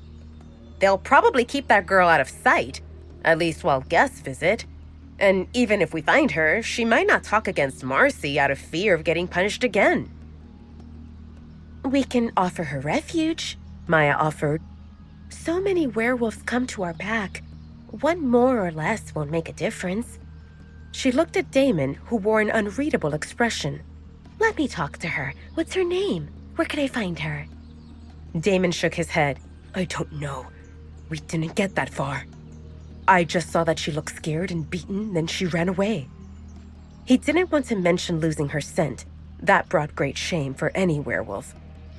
Considering your mood lately, you probably scared her away, Caden said matter-of-factly. Maya giggled. Does this version of Damon seem grumpier than normal grumpy Damon? She turned to Damon. Don't tell me that Marcy gets to you. I can name right now at least 5 women who acted more excessive in coming on to you. Damon rubbed his face forcibly. I'm sick of this shit and want to finish it. Let's wrap this up and head home. Damon stood up and Caden said, We're supposed to meet generals in 10 minutes. I'll be back then, Damon said and walked away, leaving puzzled Caden and Maya behind. What got into him? Maya asked Caden through their mind link after ensuring she blocked Damon from eavesdropping. Caden shrugged. I have no idea. Will you try to find that girl? Maya made a face. I don't have much to go on. Omegas here act extremely submissive toward Alpha Edward, and it won't be easy to make any of them talk against him. I can't go around asking if anyone saw a girl with bruises. It will only attract attention to us. Caden agreed with Maya. Asking random questions might bring trouble their way. They came here on a friendly visit that should end with 2 packs creating an alliance through marriage. And if caught snooping around, it might backfire big time. As promised, Damon returned in time to meet the generals. After that, he went to roam the place, hoping to pick up the sweet, citrusy scent of Frisia. Damon knew that as a guest, he couldn't go anywhere he wanted, so he asked Alpha Edward to assign him an escort. Can Marcy accompany you? Alpha Edward asked. He obviously wanted to increase the time that Damon and Marcy spent together. He immediately contacted Marcy through the mind link, and after a brief pause, he said, Oh, sorry, she's busy right now. Can you wait a little bit? Damon guessed that Marcy sulked after he left her hanging in his room. That made him feel good. Damon didn't care who accompanied him. He had no clear goal in mind, and as long as that person didn't get in his way, it seemed fine. I'd like to start now, if it's okay with you. You can tell Marcy to join me whenever she's ready. Alpha Edward wondered why Damon seemed in a rush, but he didn't question it. Damon wanted to walk around, and he even acted considerate enough to ask for someone to escort him. It took Alpha Edward 2 seconds to find his next candidate, a person who knew what went on and wouldn't embarrass him. Nora waited for Damon in front of the study with a big smile on her face. Alpha Edward asked me to escort you and to answer any questions you might have. Damon hummed in understanding. Take me to where Omegas stay. Sure. Damon eyed Nora. If she was surprised by this demand, she didn't show it. Damon observed the 2-story high building. The bottom floor had a kitchen, a common area that doubled as a lounge and dining room, and 4 bedrooms. The upper floor had 10 bedrooms. Based on the information they received about the Red Moon Pack, each room housed 6 to 8 people, so Damon estimated about 100 people in each building. Nora didn't understand why Damon asked to visit this place, but other than walking through the hallways, he didn't stop. Do you want to see inside rooms? Damon refused. That's not necessary. Is this the only building for Omegas? No, there are 3 more, Nora responded. I want to visit them. 3 buildings later, Damon lost hope that he would find Talia. Not a single whiff of Frisia appeared, no matter how much he searched.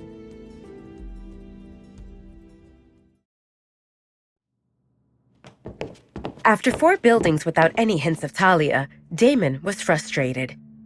Are you looking for anything in particular? Nora asked when she saw Damon spacing out in the middle of the hallway. Damon shrugged and shook his head. He was not sure himself. Nora stepped closer to him and spoke in a sultry voice. Whatever you want, I can give you. Damon frowned. Keep your distance, Miss Nora, or people might get the wrong idea. She didn't move, and his expression darkened. Do you want to start the rumors about us? I wonder, what would Alpha Edward say if he thinks there is something going on between us? I'm sure you are aware of my reputation. One more girl won't make a difference, but for you, who tried to ruin Marcy's chances of becoming the Luna of the Dark Howler's pack." Damon clicked his tongue. Nora gave him a tight smile and increased the distance between them. She got the message to stay away. For now. Damon became immersed in his thoughts, completely ignoring Nora, who fidgeted by his side. He was recollecting everything he knew about Talia and tried to come up with something that makes sense. Damon assumed that Talia was an Omega because she brought towels into his bathroom and because of the poor treatment she received. If she had any standing, Alpha Edward wouldn't be oblivious that she was mistreated. Of course, there was a possibility that Alpha Edward knew about it and he was pretending to be oblivious. However, if he was concealing the issue, he would deny it and not tell Damon that he would talk to Marcy. Damon spent the last decade among alphas, and he learned a thing or two about reading them. He was confident that Alpha Edward didn't know that Marcy, and maybe someone else, was physically punishing Omegas. Damon wanted to ask Nora if she knew something about beatings or the girl with copper-colored hair, but he quickly decided not to. He didn't want to appear to be snooping into something that was not his business, and if anyone suspected that he was specifically interested in one girl with poor standing, that could backfire big time. The last thing he wanted was to jeopardize Talia in any way. He had to connect the dots on his own. Anyone with such injuries would probably stay in bed, either in the pack hospital or in her room, and an Omega would help her out. Hell, even if she was an Omega, someone should take care of her and not let her search for food in the middle of the night. The fact that she was looking for food in the middle of the night while injured meant that she didn't have dinner, and her skinny appearance told Damon that she skipped many other meals as well. His heart ached. He thought that maybe she committed some crime and was being punished, but if she was imprisoned or tortured, she wouldn't be able to come to the kitchen, so he crossed that off as a possibility. If Talia was an Omega, she would live in one of these common buildings, and Damon could pick up her scent.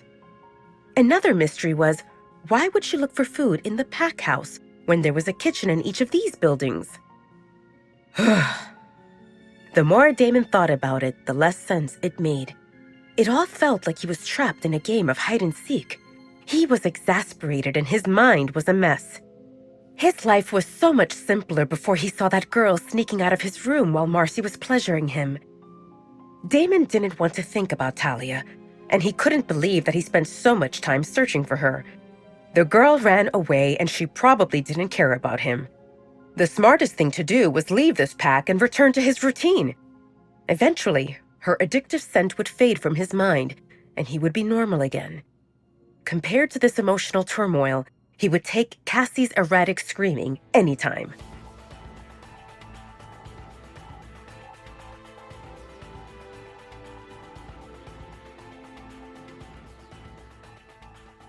Damon wanted to leave the Red Moon Pack and go home. He really did. But as time passed, Damon realized that he couldn't leave without seeing the girl with the copper-colored hair again. Just one more time. He wanted to ensure that she was fine. At least, that's what he told himself. Damon hoped that if he could inhale her sweet citrusy scent of Frisia a few more times, he might get sated. Or maybe he would find out that it didn't affect him anymore. And then there were those sparks that felt divine. Yes, he needed to feel those again also. Just once, and then he would leave. Definitely. Damon came up with a million reasons to see the girl he couldn't get out of his mind, and he roamed around the pack house and community buildings, but with no luck. It was like the girl simply disappeared. Damon was desperate. Was she a ghost who came to torture him? He was never this anxious. Caden and Maya realized that Damon was acting strangely, but he didn't explain anything, no matter how many times they asked. Damon was irritable, and he said more than once that they were leaving, only to turn around and tell them they were staying longer. To say that Maya and Caden were confused was an understatement. When Damon announced that they would stay another night, Kaden and Maya started suspecting that Marcy, or Alpha Edward, drugged Damon or cast a mind-muddling spell on him because this was not Damon they knew. Damon was never indecisive, and he never refused a naked woman, like Marcy they saw in the video. And this was enough proof for Kaden and Maya that Damon was losing it. Kaden and Maya agreed that if Damon's behavior escalated, they would take him away by force. The plan was that Maya would distract Damon and Kaden would whack Damon in the head, and then they would drag him into the car and drive away. Oblivious to Kaden's and Maya's plans, Damon thought about his situation and realized there was only one thing for him to do. He left his room around midnight and headed downstairs. Damon sat in the kitchen of the pack house with the lights off and waited. That's where he saw the copper-haired girl, so he hoped that she would show up again. Damon didn't sleep the previous night, and he was not in his best shape, but every one of his muscles was tense, and he didn't feel like sleeping. His mind was going through numerous scenarios of what he would say when the mysterious girl showed up and how she would respond. Would he play it cool and ask casually how she was doing? Or maybe he should show a stern expression and demand an explanation to why she disappeared last night without a goodbye. Or maybe he should make a pitiful expression and say how she hurt his feelings. Based on the internet, girls liked it when a man exposed his vulnerable side. Damon was still not sure if he should embrace this madness or reject Talia, but he knew that he had to see her. His wolf would growl in displeasure whenever Damon thought about rejecting Talia as his mate, and whimper sadly when Damon worried why she was not there yet. What if she is hurt? Did she leave? Was she hungry? Damon shoved his hand into his hair. Maybe the girl was fine and sleeping and he was an idiot for spending the night in the kitchen. Seconds ticked into minutes that turned to hours, painfully slow, and Damon was exasperated when he saw Dawn cracking through the window. She didn't come. Damon was about to give up and head to his room when footsteps from the hallway got his attention. He impatiently jumped to his feet in the hope that it was Talia.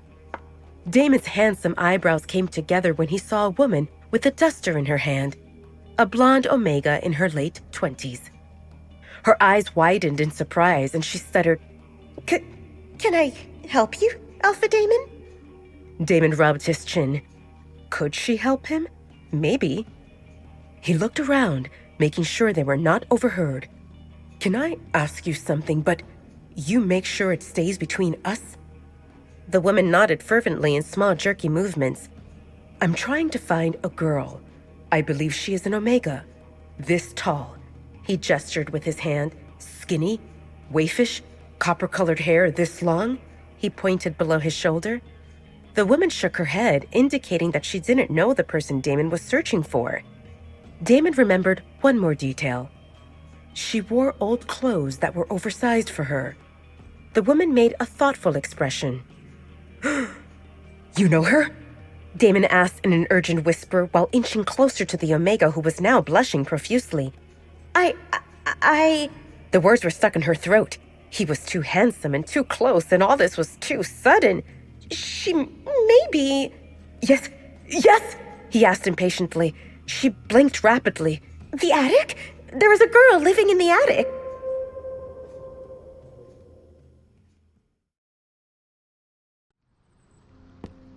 Damon climbed to the attic faster than the wind, and his lips curved into a smile when he inhaled the scent of freesia he was craving for.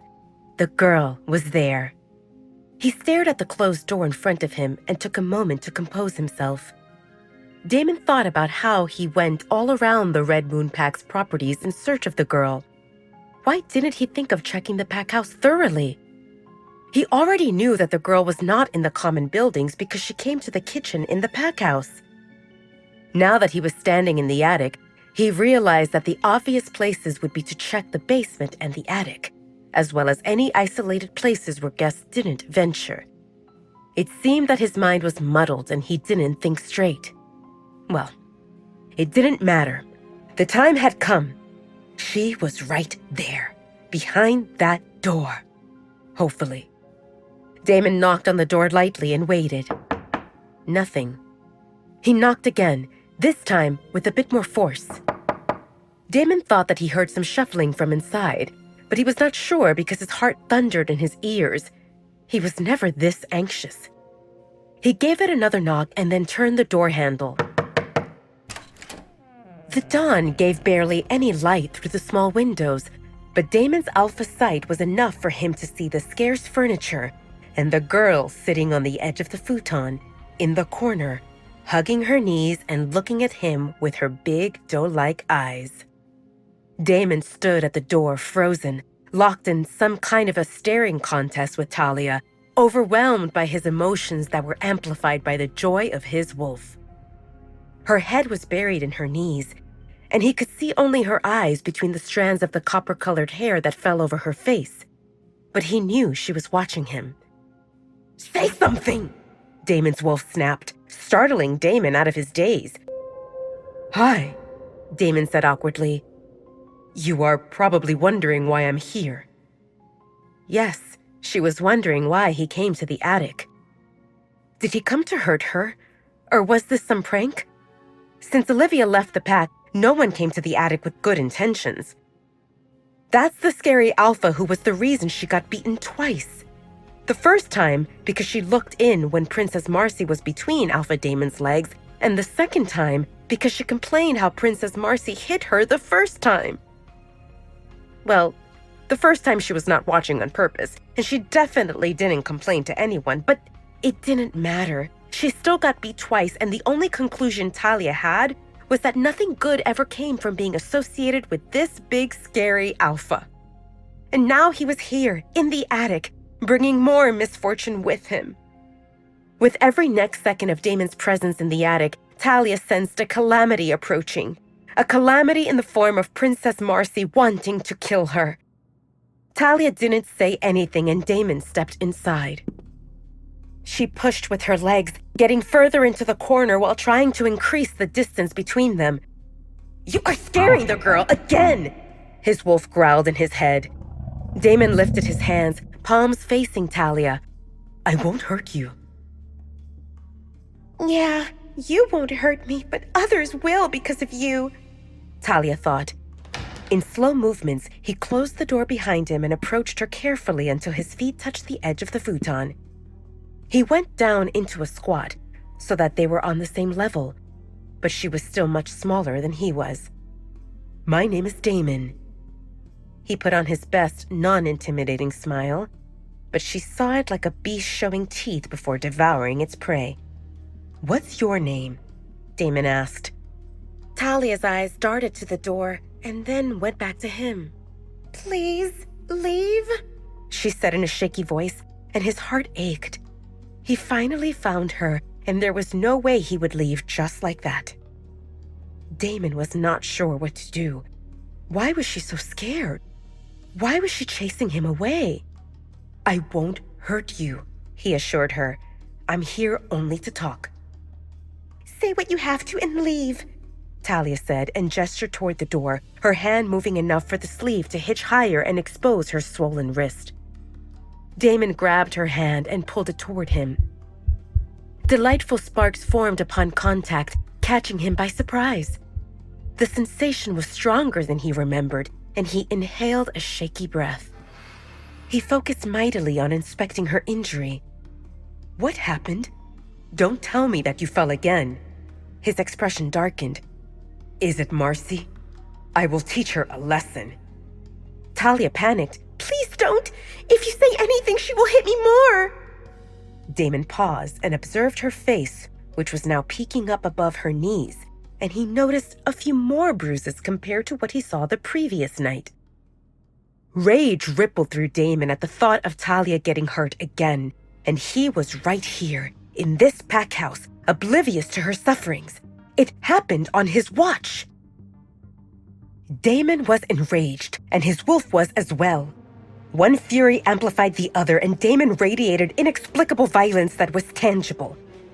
At the sight of Talia shivering in fear, Damon forced his rage down. Settling scores will need to wait. "Did Marcy hit you again?" Damon asked Talia, and the way she avoided him made him suspect another thing. Was it because of me? Talia's eyes widened, and that was enough for him to confirm how his intuition was right. He knew that Marcy was a White Lotus. There was no way Marcy would forget that Talia saw her in a compromising position, between Damon's legs. And when Damon told Alpha Edward that Marcy was hitting Omegas, Marcy probably knew that his comment was about Talia. In a way, it was his fault that Talia got hurt. Twice. He clenched his teeth as another wave of rage swelled within him. I will kill her. Don't, Talia pleaded. Can you just leave and pretend that you didn't see anything? Don't come here and everyone will leave me alone. Damon's heart cracked. Even if everyone left her alone, how the hell was he supposed to do that? Didn't she know that he nearly went mad when he didn't know where she was? Without a word, Damon sat on the futon next to Talia and wrapped her in his arms, pulling her to lean on his chest. The feeling of Talia against him made Damon's whole body hum in pleasure. Delightful sparks overtook his senses, and he was lost in a daze. Talia froze. She was not used to physical contact of any kind. It took her a moment to collect herself and start squirming to get out of his hold. Shh! Damon coaxed Talia to calm down, unwilling to let go of her. He was not a hugger, and he never cuddled with a woman, but this girl was different. He wanted to hold her, and her resistance hurt. I won't harm you. Can I hold you like this? Just for a minute? No, not a minute. He wanted an hour, or at least until he became immune to these sparks that were making him crave devouring her. But if he said that aloud, she would definitely freak out. Talia stopped struggling, not because she agreed, but because she realized that he was too strong, and her struggle made her injuries ache more. Talia resigned herself to her fate. There was nothing she could do. Even if he wanted to harm her, she could only endure it. She was too weak to fight for herself, and if she shouted for help, no one would come. Damon smirked when he felt that Talia relaxed. He wished to move her to sit on his lap, but he feared that it might be too much.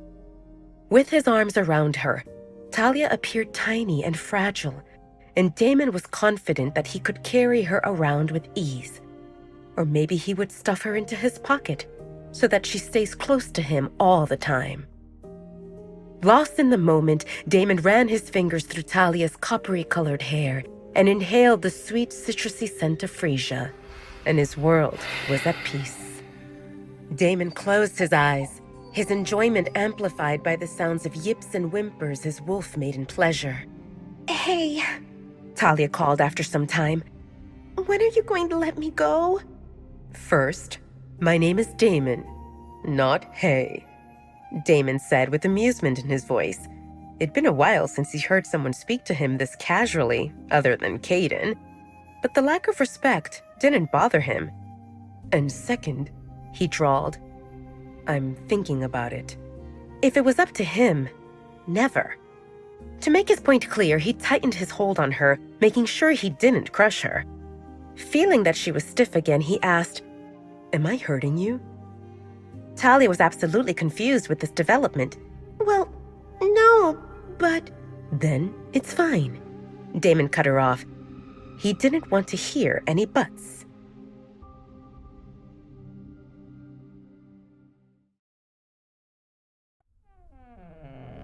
As much as Damon enjoyed this newfound feeling, he couldn't ignore Talia's injuries. The scent of dried blood disturbed the sweet, citrusy scent of freesia, telling him that she was not okay. Damon took Talia's hand in his and observed a cut that was on top of a nasty bruise. It was scabbing, but it still looked fresh.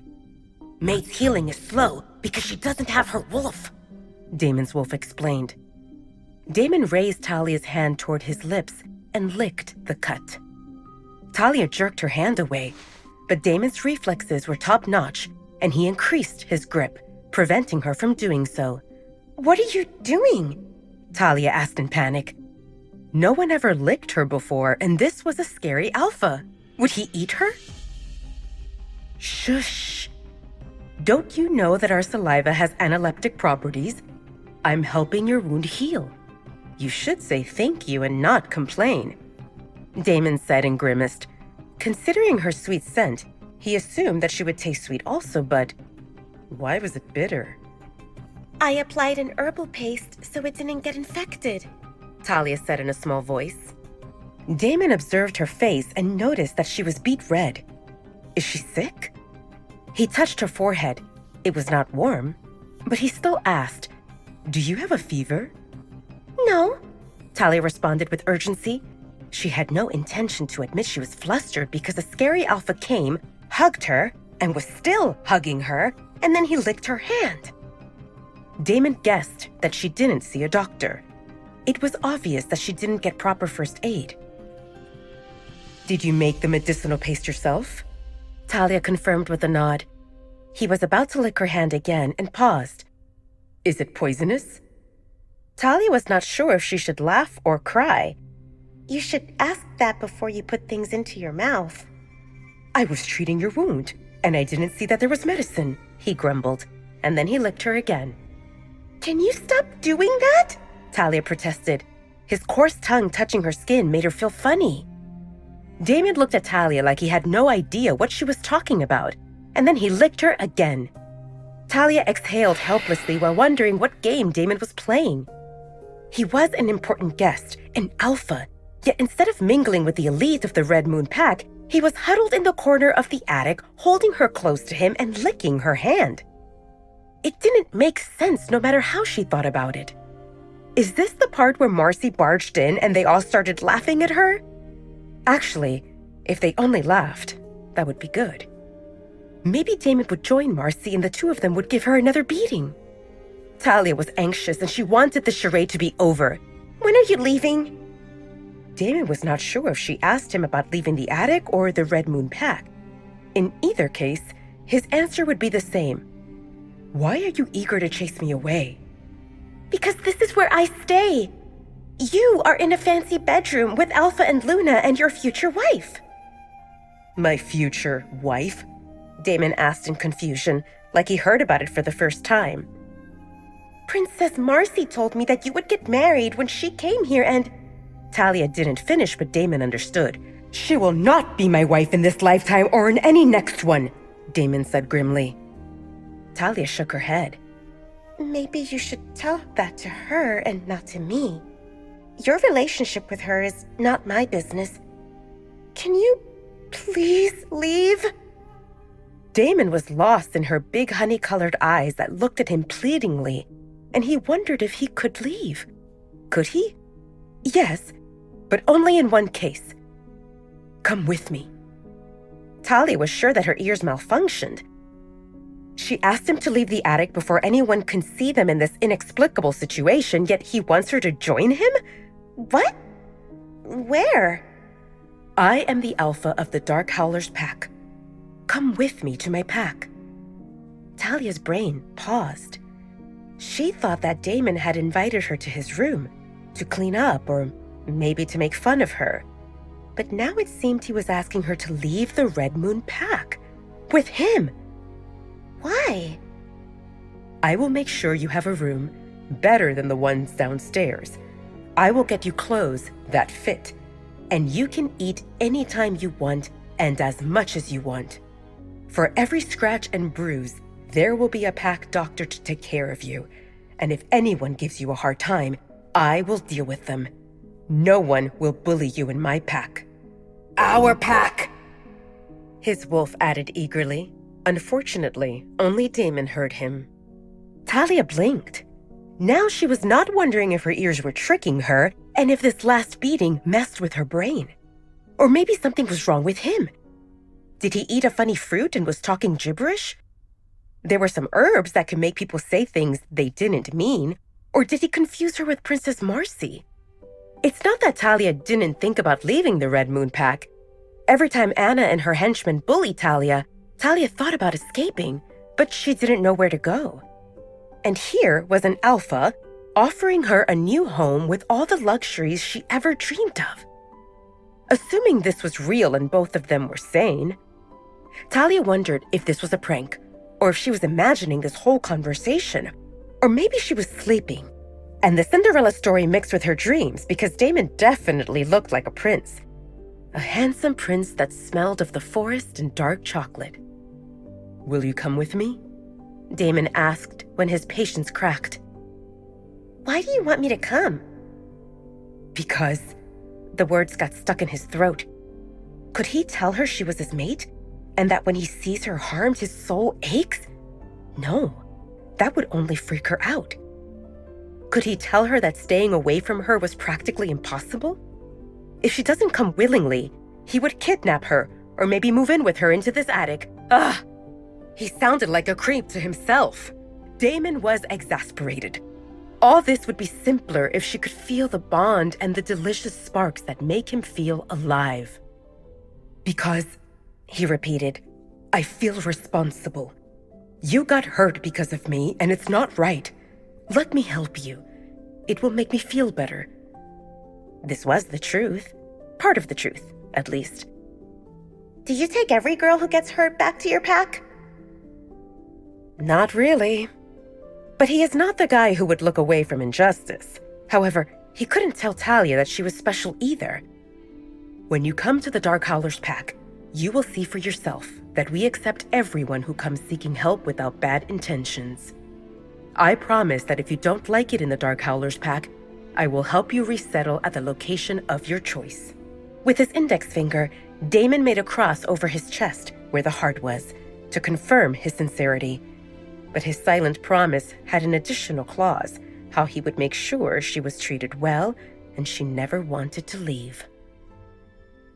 Talia bit the inside of her cheek while considering her options. One was staying at the Red Moon Pack. Anna's bullying was escalating and Marcy started picking on her also. Yesterday, Marcy came into the attic and Talia got a beating for something she didn't do. The second option was to go to the Dark Howlers pack. Alpha Damon said that in his pack people were accepted. Could it be worse than here? Probably not. Of course, there was also the third option for Talia to leave on her own somewhere, but that option was scary and uncertain, and it will exist even if she goes with Alpha Damon. Damon saw that Talia was considering it, and he spoke with urgency before she could decline his offer. "Grab your things. You only need to say that you reject the Red Moon Pack and Edward Redmayne as your alpha, and the mind link will break. With that, you are free to go, and they can't find you." Talia shook her head. I don't have the mind link. Alpha Edward's father brought me here as a child, and I never went through the ceremony. "Good!" Damon exclaimed louder than intended. She doesn't belong anywhere, and he was more than happy to give her a home. With him, get your things. Just like that? Damon nodded. Just like that. Talia paused and decided to ask the question that was bothering her from the moment he came to the attic. How do I know that you are not tricking me? Damon stood up and Talia felt chills surround her when his body separated from hers. He extended his hand toward Talia, palm up. "Let me prove it to you." She looked into his icy blue eyes that stared at her with anticipation, and she believed him.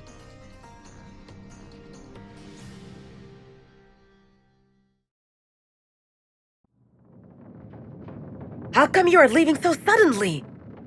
Alpha Edward asked while rushing to catch up to Caden and Maya, who were descending the stairs with a suitcase each. "How am I supposed to know?" Caden grumbled in the mind link for Maya to hear. Something unexpected happened and we need to leave. Maya lied with a straight face. Actually, it was not a lie. Neither Maya nor Caden knew what was going on, other than that Damon told them that they were leaving. Since they arrived at the Red Moon Pack, Damon's mood was all over the place. Caden and Maya lost count of how many times Damon told them that they were leaving, only to change his mind shortly after that.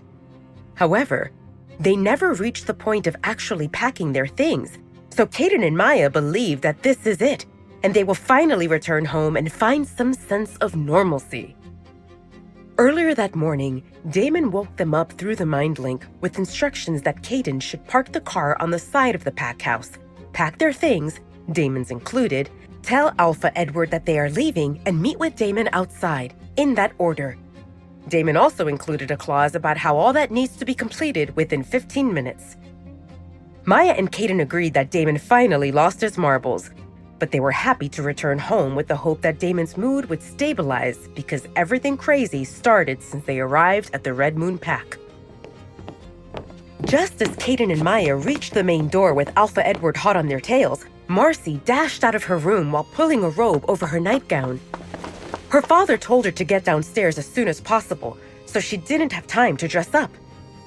Damon waited for them outside, leaning on the car that was now in front of the pack house.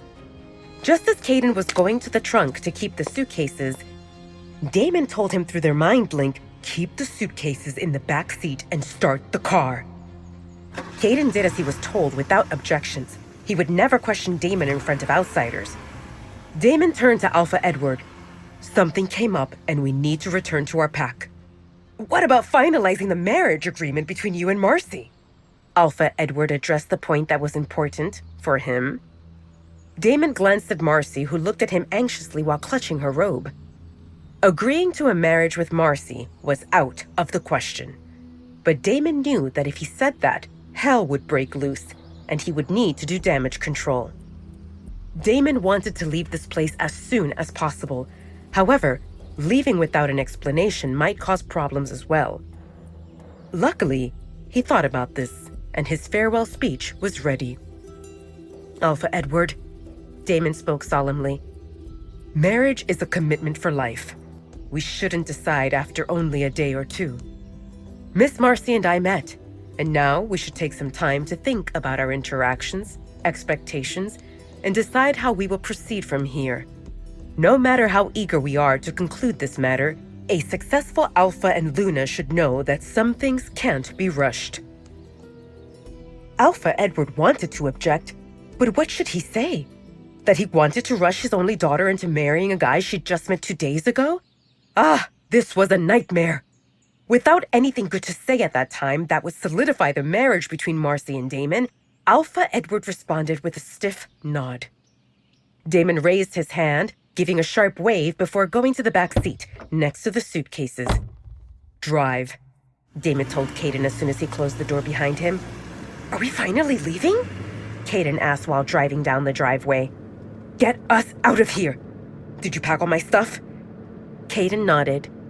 Kaden and Maya were glad to leave as well, so they didn't question Damon's abrupt decision to pack and head out. They only feared that he would change his mind again and ask them to go back. Back at the Red Moon Pack, in Alpha Edward's study. "Are you sure that nothing happened? You didn't offend him?" Alpha Edward asked Marcy, who looked at him helplessly. There was no way Marcy would admit that on the previous day, Damon told her to strip and he touched her, and she said outrageous things while he recorded it only to leave her hanging. It's not that the scene itself was an issue. After all, werewolves are promiscuous by nature, and Damon and Marcy were to be married. Kinky games among couples were common. However, Damon barely acknowledging her existence after that was a problem, a big one. And Damon said that she needed to earn any further intimacy. What the hell was that supposed to mean? "I told you, Daddy. After dinner, he said that he was tired, and he went to his room. He doesn't like to be disturbed, so I waited in the lounge on the first floor in case he came out. But he didn't, so I went to sleep. The next thing I know, you woke me up through the mind link in order to come out because he was leaving. It must be that something happened in the Dark Howlers pack during the night." Alpha Edward exhaled in frustration. No matter how he looked at it, Damon escaped. He had issues bringing him here the first time, and getting him here a second time would be even more challenging. He wanted to scold Marcy for incompetence, but it seemed that she didn't do anything to offend Alpha Damon, so he swallowed it down. "I want you to stay in touch with Alpha Damon. He left, but the two of you are officially in a relationship. Act like a girlfriend. Text him, call him, make sure he doesn't forget about you. And if he finds a way to get out of this marriage, it will be on you. Do you understand?" Marcy nodded. If marriage between her and Damon didn't happen, she would be punished. She thought that this was it, but then Alpha Edward raised his index finger. 1 week. For? Marcy asked reluctantly. If in 1 week there is no progress, you will go to the Dark Howler's pack and don't you dare return without a wedding date. If you do your moves right, you won't return at all. But we will come for the Luna ceremony. Yes, Father, Marcy responded, and she didn't hesitate when Alpha Edward waved that she could leave. Marcy faked confidence in front of her father, but now that she was on her own, Marcy was deflated. If Damon ignored her in person, how was she supposed to get his attention long distance? 1 week was too short. Did she really need to go to the Dark Howler's pack in order to seduce him? She had the home territory advantage and failed. Trying something at the Dark Howler's pack will only make it more difficult. Marcy wondered if she offended Damon somehow. He seemed interested, but then he wasn't. That evening, when she went to his room, Marcy was confident that Damon wanted them to roll in the sheets. Yet she made a mistake and hesitated. The next morning, he told her that she needed to earn it. Marcy concluded that she probably hurt his ego. No woman rejected Alpha Damon, and even though she wanted to do some things, in a way, she rejected him. Marcy remembered that steamy session. His kiss was domineering, and his hands moved skillfully. He definitely knew what he was doing, and the way he ripped her panties, it was hot. Panties! Marcy dashed into the guest bedroom that Damon used. She needed to retrieve her panties before some Omega saw them. She was already seen pleasuring him, and she didn't want those blasted servants to have more gossip material. Marcy checked the floor, and she didn't see her panties. Did Damon discard them? She checked the trash can in the bathroom. Maybe he took them with him? No, he wouldn't keep a reminder of rejection. Where were they? Marcy got on her knees and looked down, and her eyes lit up when she saw a bunched small fabric under the bed. Bingo! Wait a minute. Why were there two? Marcy recognized one as hers, but what about this other one?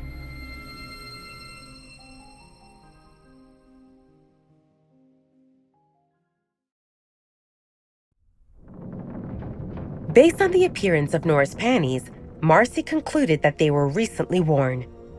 They couldn't be more than 1 or 2 days old, and that was the time when Damon was using this room. What were Nora's panties doing in Damon's room? With a single glance, Marcy spotted that both panties were ripped in a similar way. Marcy was sizzling with anger, and the reality dawned on her. That bitch! Nora was pretending to be sweet and supportive while sneaking into Damon's room when Marcy was not looking. Was Nora the reason why Damon ignored Marcy yesterday? Marcy remembered that after Damon touched her, Marcy went to steam her anger on Talia. Alpha Edward contacted her through the mind link, but she brushed him off, saying that she was busy. When Marcy finished with Talia, her father told her that Nora went to accompany Damon while touring the Red Moon Pack. At that time, Marcy didn't think much about it. But what if Nora gave Damon a very personal tour? Marcy gritted her teeth while cursing Nora. It's all her fault! Marcy stormed out of the bedroom and nearly bumped into Nora. What are you doing here? Marcy asked Nora. Is it true that Alpha Damon left? Marcy forced a tight smile on her face. Something came up and he had to leave. I just escorted him. We will resume our marriage talks later. I see. Nora couldn't hide her disappointment. She came after hearing that Damon was gone in order to retrieve her panties, but with Marcy here, she couldn't do it. Nora eyed Marcy, who was still in her robe and nightgown. I guess you will dress up for breakfast? I will see you there. Marcy looked after Nora's retreating back and fumed. You will pay for this, bitch! Marcy gritted her teeth while coming up with various scenarios to make Nora suffer. Since she came home from Paris, nothing went right. Marcy found her mate, but he ended up being an Omega. Her father scolded her more times than she wished to remember. Before she could recover from meeting and rejecting George, Damon showed up as her groom and played some game of hot and cold with Marcy while shagging Nora. Marcy didn't get anything other than insults and embarrassments, and she was confident that even Omegas were laughing at her because that filthy girl saw her with Damon. Yes, that girl in the attic. Marcy's eyes shone maliciously as she made her way upstairs. It took Caden, Maya, and Damon about half an hour to drive to get out of the Red Moon Pack territory. "Stop the car," Damon said, and Caden pulled over reluctantly while silently praying to the moon goddess that Damon didn't change his mind and wants to go back to the Red Moon Pack. Damon grabbed the suitcases that were next to him and went to the back of the car with urgency. Caden and Maya turned to see what Damon was doing, and they both gaped at the sight of a girl emerging before Damon put suitcases in the trunk. Damon held her hand and even opened the door for her. "Since when is Damon such a gentleman?" Caden asked Maya through MindLink, and the latter shrugged in response. Of course, Damon is not a gentleman. Never was, never will be. At least that's what Maya and Caden thought. Until now. Talia and Damon sat in the back seat, and Damon told Caden to resume driving. Caden didn't react. Both Maya and Caden observed Talia curiously. "Aren't you going to introduce us?" Caden asked Damon, who frowned at him. After a second of hesitation, Damon glanced at Talia and gestured toward the front of the car. "That's Caden, my beta, and Maya his mate." He turned to Caden. "There you go. I introduced you. Now, can you drive?" Caden and Maya were both visibly confused. What about the girl's name? The truth is that Damon didn't know Talia's name. However, he didn't think that was important, and he didn't want to waste time on pleasantries. The important thing was that the girl was next to him, heading to the Dark Howler's pack. There will be plenty of time for them to talk. Also, they were still close to the territory of the Red Moon Pack, and Damon felt pressure to keep moving. Caden saw that Damon's mood was not good, so he resumed driving. Now that he saw Talia, Caden understood why there was all the rush to leave. Alpha Edward, Marcy, and others were jolted awake and too confused by the sudden development to notice the scent of the girl that was in the trunk. Heck, even Caden didn't realize that there was another person in the car, and he wondered if something was off with his nose. When they were back on the road, Caden spoke to Damon and Maya through the MindLink. "Is there a reason why we kidnapped a girl from the Red Moon Pack?" "It's not kidnapping," Damon responded. "She came out of the trunk," Maya stated the fact. "We are officially kidnappers." Damon couldn't refute this. Talia came out of the trunk. But she was there only in order to avoid drama if Alpha Edward, Marcy, or someone else sees her. "Why did you beat her?" Caden asked. Damon was outraged. Since when is he a woman beater? Damon would never raise a hand on a woman unless she is coming to kill him. "I didn't," Damon responded grumpily. Before they could ask more questions, Damon quickly said, "The girl is here out of her own will. She was badly treated, I offered her a way out, and she took it. Now, can you focus on the road? She doesn't have the MindLink, but that doesn't mean someone won't come after us if they notice her missing." Damon didn't want to explain more than that, and he was not ready to say that the copper-haired girl was his mate. He was still adjusting to that fact himself. He glanced at Talia, who was looking out the window with her eyes half closed. It was obvious that she was about to fall asleep at any moment. Damon touched Talia's shoulder to get her attention, and then patted his. "Lean on me if you want to sleep." Talia shook her head while she mumbled that it wasn't necessary. She was overwhelmed with all this, and sitting so close to a scary alpha made her uneasy. She wanted to go back in the trunk. Earlier that morning, in the attic, Talia was tired and achy, and her mind was muddled, and she accepted this crazy idea of leaving the Red Moon Pack. But now that she is actually in the middle of this escape adventure, she was not sure if leaving was a good idea. Talia was mentally and physically exhausted. She was used to doing her chores at night and sleeping during the day. In the last 2 days, she had gotten beaten. which meant that she didn't sleep. "Aww," Talia cried softly when her forehead bumped into the window. It seemed that she fell asleep without realizing it. Damon put his arm around Talia's shoulders and pulled her to lean her back on him. She struggled to sit straight, but his grip increased, pressing her against him. "Don't be stubborn and sleep." Talia exhaled helplessly. Damon was more comfortable than the hard glass window, but she was not used to leaning on people no matter how warm they were or how good they smelled. And this was the second time in a day for the scary alpha to pin her to lean on him. His sturdy arm was high on her chest as he held her shoulder tightly without hurting her. Talia glanced at Damon and wondered if this was his way of being kind. Did he act like this with everyone? Probably. She didn't see a single reason why someone so powerful and handsome would single her out. Thanks, Talia said softly and relaxed against him. With slight vibrations of the car, Damon's warmth, and his scent of the forest and dark chocolate, Talia fell asleep in less than 5 seconds.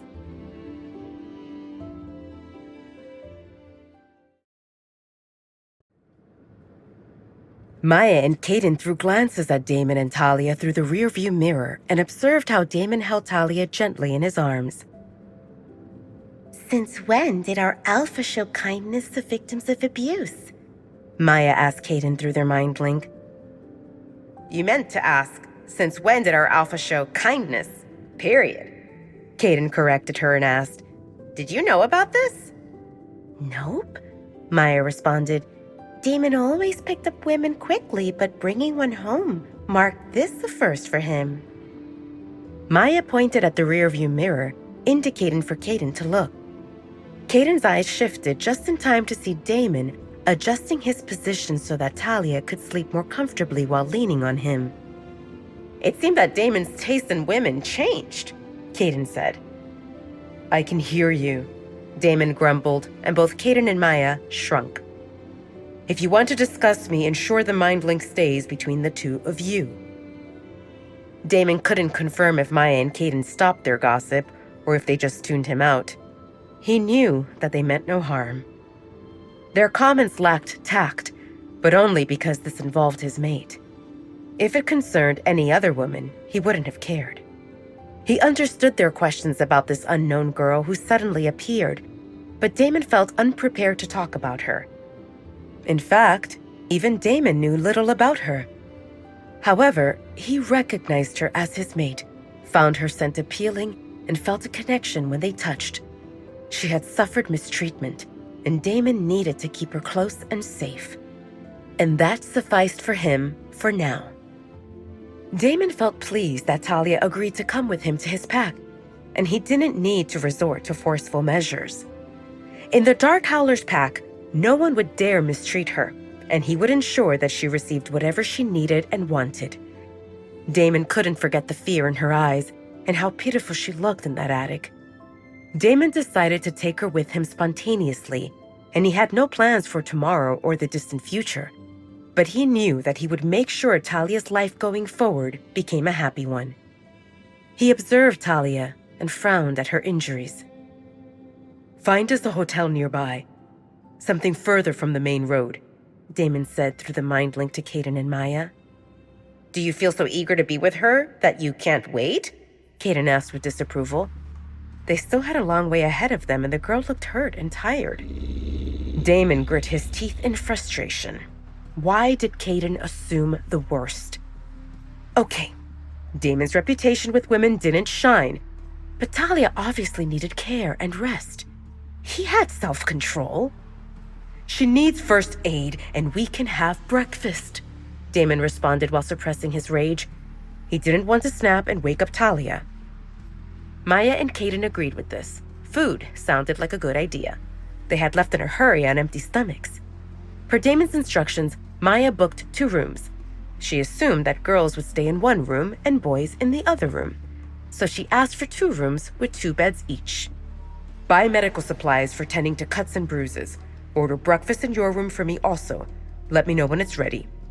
Damon sent them a message through MindLink. Maya and Caden gaped at the sight of Damon, who carried Talia carefully inside a room, and he closed the door behind him. Damon placed Talia on the bed gently, glad that she didn't wake up. She frowned a bit when her back touched the mattress, and he wondered if she had an injury there also.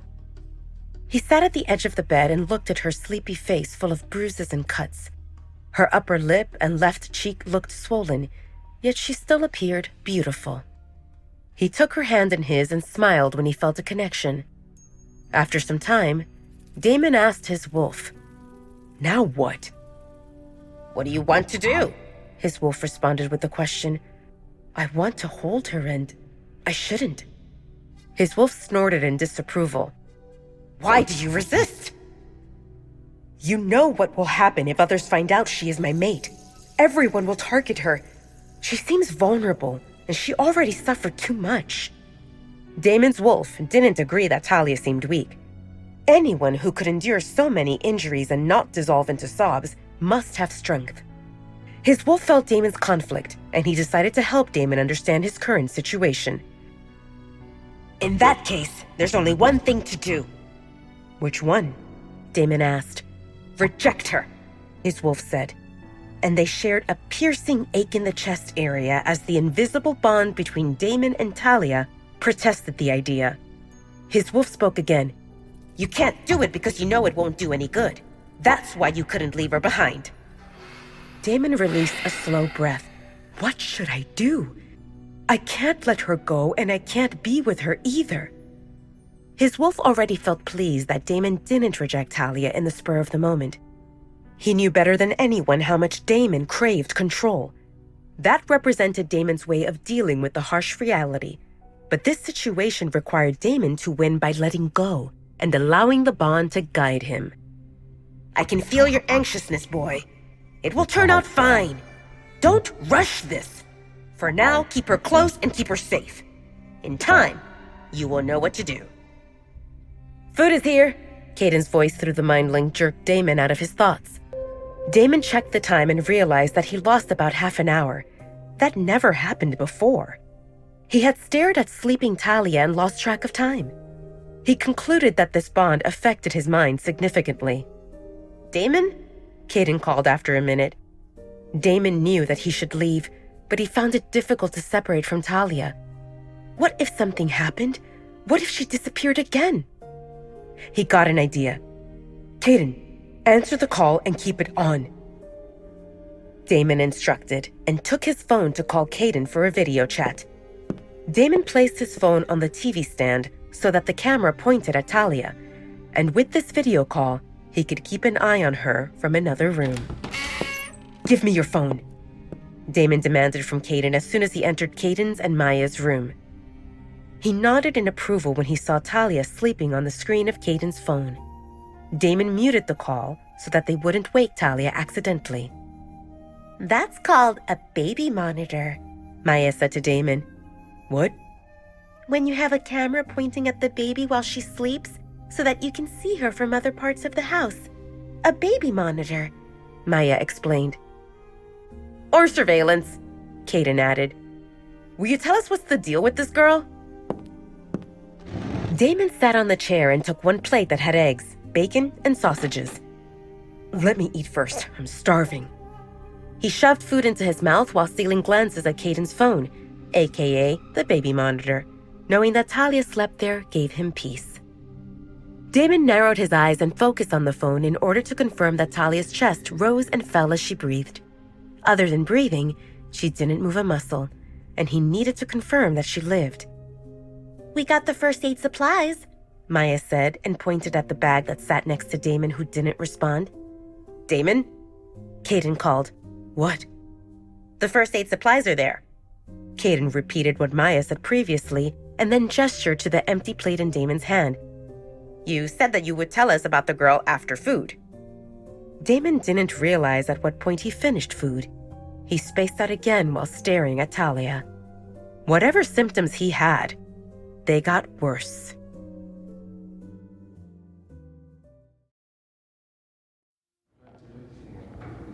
Damon thought about how to explain Talia's presence to Caden and Maya. "I'm responsible for her," Damon said, which got him raised eyebrows from Maya and Caden, who obviously wanted more information. "Marcy stayed in my room, and this girl interrupted. Because of that, she ended up in her current state." Maya connected the dots. "Is she the Omega you mentioned, who got a beating from Marcy?" Damon nodded. "Why do you make it sound like you bear responsibility?" Caden asked. "If Marcy has a temper, it seemed only a matter of time before she snapped, regardless of your involvement."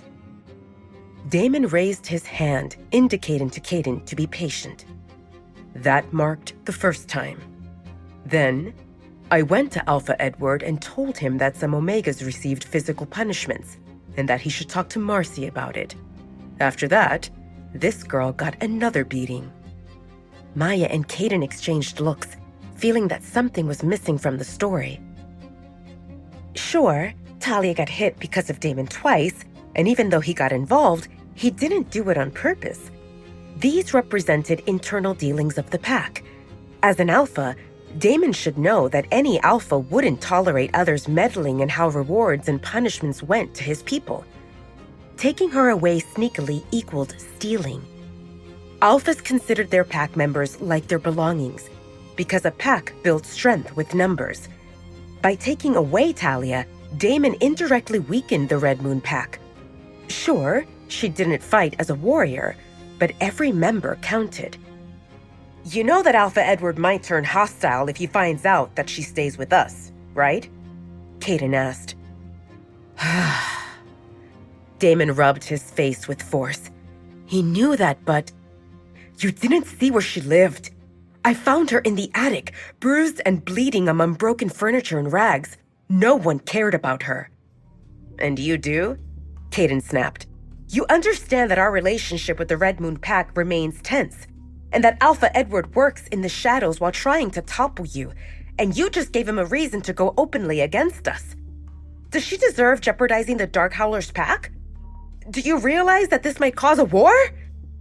Damon growled, and his face contorted in anger. "What do you expect me to do? To leave her there to rot while waiting for another beating?" "That's not what Caden said," Maya interrupted with urgency while her eyes darted from Caden to Damon. She couldn't go against her alpha, but she didn't want her mate to end up fighting with Damon either. Seeing that she got both Caden's and Damon's attention, Maya resumed talking calmly. "We need to do this right. So far, alphas who complained about us accepting their pack members got silenced by elders after we provided them with testimonies of how they came to us willingly. We can't tell them that we smuggled her in a trunk. Only the three of us know how she ended up with us, and we can't keep this under wraps because our pack members will see the newcomer. We need to come up with a cover story that will make sense, because when Alpha Edward notices her missing, we will become the first suspects, and he might send people to look for her." Damon frowned at the thought of anyone from the Red Moon Pack coming and searching for Talia. What if they took her away? He got an idea. She didn't have the mind link. The Red Moon Pack brought her as a child, and she never went through the acceptance ceremony, so technically, she lives as a rogue. We can say that she grew up with her grandparents, and when they died, she came to this area and we found her on our way home accidentally. "Who will believe that?" Caden asked. "Make it believable," Damon snapped. All right, Maya said while waving her hands for Damon to calm down. "She represents a rogue we picked up on the way. We will fill that with a few details to make it believable. How do we explain why she came to us and not some other pack?" "Something seems off with her, Wolf," Damon said. "Not many packs will accept members who don't show top form." Maya thought that this gave them something to work with, but... "Will she cooperate and confirm the story?" "If she doesn't, it will bring trouble for us, and she will go back to the Red Moon Pack," Caden said and looked at Damon with disapproval. "I wish you spoke to me before stuffing her in the trunk." Considering that she just lives as an Omega and that Alpha Edward doesn't find value in them, we could have made a deal to take her with us without risking complications. I didn't stuff her anywhere. She got in on her own, Damon said irritably. Why did they make it sound like he kidnapped her? Damon stayed with Talia in the attic, and he didn't want to stay there a minute longer than necessary. So he came up with the idea to leave right away while smuggling Talia with them. He didn't have time for strategy meetings, but it worked. They got out, and they only needed to come up with a cover story and things would turn out fine. Why did Caden raise a fuss?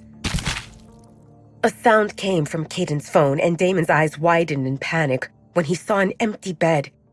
Talia disappeared. Damon dashed out and ran frantically to his room. He let out the breath he held when he saw Talia sprawled on the floor, sleeping. She fell off the bed. Damon shook his head helplessly because she looked adorable while hugging a pillow, and he panicked like an idiot for no reason. Why did he think that she disappeared? He walked to Talia slowly and carefully pried the pillow from her hold before lifting her up. Talia stirred a bit while adjusting in Damon's arms to a more comfortable position, and he stood still like a statue as pleasant sensations shot through his body. Damon laid with Talia on the bed with the plan to leave Talia sleeping so that he could return to Caden's and Maya's room. After all, with Talia's arrival at the Dark Howler's pack, they needed to make necessary preparations so that she had a place to stay. However, Talia's head rested on Damon's shoulder, and her warm breath fanned his neck as wonderful sensations overtook his senses, making him tense and relaxed at the same time, and he couldn't let go. Talia felt exhausted, and Damon didn't sleep for 2 nights in a row either. Damon stared at Talia, engraving every curve of her face into his memory, and he didn't realize that his eyes closed gradually. In Caden's and Maya's room, the couple stared at Caden's phone. Did Damon develop a split personality, or did we bring an imposter from the Red Moon pack? Maya asked. Caden chuckled. Maybe they really drugged him with something that makes a man lovey-dovey, and Marcy now pulls her hair out because he left before drugs took full effect. You don't worry about this? Caden shrugged. It seems that he cares about the girl. Why should I worry? That should represent a good thing. Yeah, it should, Maya said thoughtfully. But this is Damon. Remember our Alpha Damon? The one who uses the word girlfriend as a cuss word? The one who doesn't get close to a woman if she has clothes on? Are you telling me that suddenly his tender side shows? I'm not buying it. This seems too sudden, and that girl is not his type. Something doesn't seem right. Caden had a thoughtful expression. It's not sudden. This change happened shortly after we arrived at the Red Moon pack. I realized Damon's behavior seemed strange when he asked me how I felt when we met. Maya blinked rapidly. Damon showed interest in knowing more about mates? She looked at the phone where Damon slept while cradling Talia in his arms, and Maya's eyebrows went up in slow motion. Call me crazy, but I think that girl might be his mate. You're crazy, Caden said right away. Damon hates everything about mates. If she represented his mate, he would reject her and run for the hills and not cuddle. Maya smirked knowingly and pointed at the phone. And how would you explain that?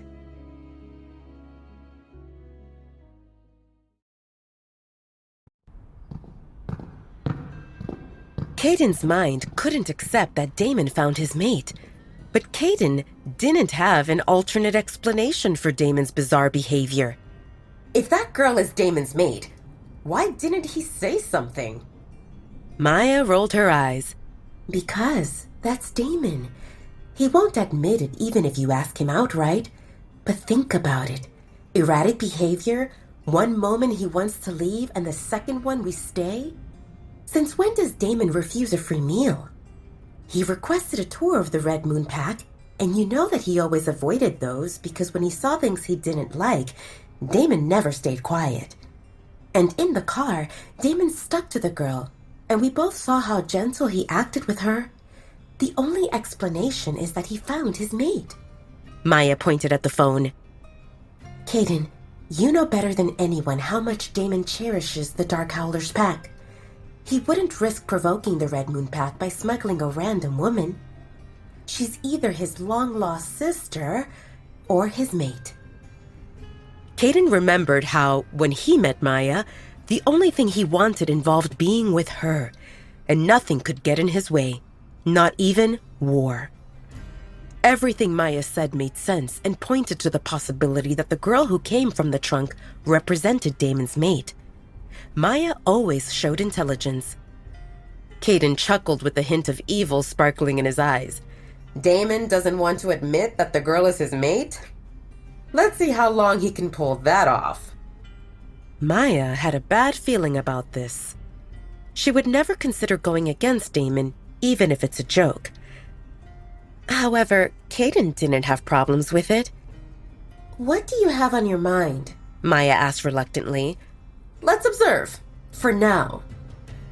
Caden said while rubbing his chin with the tips of his fingers. Caden didn't want to share too much with Maya, knowing that she wouldn't approve and probably worry. But Damon gave a hard time to Caden ever since he found Maya, and Caden thought how this presented a great opportunity to get even. Caden noticed one more oddity. Assuming that Talia represented Damon's mate, something didn't seem right. She appeared indifferent toward Damon. Did she not know Damon represented her mate? Damon said how something seemed off with Talia's wolf, but based on her scent, Caden knew she definitely belonged to werewolves, and he concluded that nothing seemed wrong with her. If Talia is Damon's mate, there existed so many things Caden could do to rile up Damon. And if Damon hid the truth, it would only make things easier for Caden. Caden's smile widened while he thought of wicked ways to mess with his alpha. He could try to separate them, or to make Damon believe he had competition. Caden would pay big money to see Damon drowning in jealousy. Ha! This would be fun. Maya observed Caden's expression that changed rapidly, and she knew that Caden came up with something Damon wouldn't like. Damon and Caden stood at the helm of the largest pack in North America, yet the two of them sometimes behaved no better than toddlers. However, that childish and playful attitude Damon showed only toward Caden and not for anyone else, Damon had a nasty temper. If that woman really represented his mate, Damon would only be more irritable if anyone messed with her. Maya disconnected the video call so that Damon and Talia had privacy. Maya felt happy for Damon. Finding a mate brought wonderfulness for any werewolf. They gave each other comfort and purpose in life, and she understood how Damon felt lonely under that grumpy facade. Would Talia make a good Luna? Well, if Damon and Talia represented mates, Talia would become their Luna, regardless of her readiness for the job. But Maya didn't worry. Everything could be learned as long as there existed a will, and Maya would happily hand over her current duties to Talia so that she could focus on helping Caden as a beta. At the same time, Maya felt sorry for Talia. Damon didn't present an easy man to be with, and Talia would definitely have a hard time. I don't think Damon will wake up the girl, Caden said. That gives us probably a few hours. He wiggled his eyebrows mischievously while inching closer to Maya in slow motion. Talia dreamt that she stood in a forest. It appeared light and airy despite the massive trees that surrounded her. She picked up a delicious scent of dark chocolate, and her tummy rumbled. She felt hungry. Talia started moving about, trying to locate the source of that scent. It had been years since she ate chocolate the last time, and she really wanted to have some now. She walked slowly at first, but then she broke into a run as the scent became more potent, inviting her to enjoy the smooth, sweet delicacy. Suddenly, a tree appeared out of nowhere, and Talia slammed herself into it, just like in cartoons with her arms and legs around it. Ah! Talia cried softly, and her eyes fluttered open. There existed no forest and no tree. Damn it. It represented a dream, a potentially tasty one. She wished that it lasted only a few more seconds so that she could get a bite or two of that delicacy that called for her. Maybe if she closed her eyes, she could resume that dream and find the source of that mouth-watering scent. Talia thought how something didn't seem right. She ascertained that she woke up, however, she could still smell the forest and the dark chocolate, and she definitely hugged something. Talia blinked, and her drowsy state turned into panic immediately. She found herself in an unknown room, and the thing she hugged didn't represent a tree, but a sleeping alpha. What the heck? Why did their legs lay one over the other? And why did his biceps serve as her pillow? Talia carefully removed her hands from Damon's body and tried to move away from him, only to realize that she couldn't move. Ah! His arm encircled her and she couldn't budge. She felt like crying. When Damon told her to come with him, he mentioned a room and clothes and food and a doctor, and there existed no mentioning of this. Hugging. Talia wondered, how did she find herself in this situation? The last thing she remembered involved dozing off in the back of a car. How did she end up in a room, in the bed, with an alpha holding her against him? Talia wanted to go back to her attic, or maybe into the trunk of the car. Anything seemed better than here. She noticed the even fallen rise of his chest, and she concluded that he slept, so she relaxed a bit. Talia looked up at the man beside her, and her breath hitched at the sight of Damon's gorgeous visual. His unruly raven hair fell over his forehead, long lashes, full lips, strong jaw. Everything about him looked handsome, even the small bump at the base of his nose and a day-old stubble. It should be illegal to be this attractive, Talia thought. No wonder Princess Marcy raged at the thought that Alpha Damon might think bad of her. Talia shook those thoughts away and chided herself. She should not think of Alpha Damon as attractive. Actually, she should not think about him at all. Talia painfully understood her non-existent background, and if she allowed herself to see Alpha Damon as anything more than her benefactor, as someone who took pity on her, she would only deceive herself and end up hurting.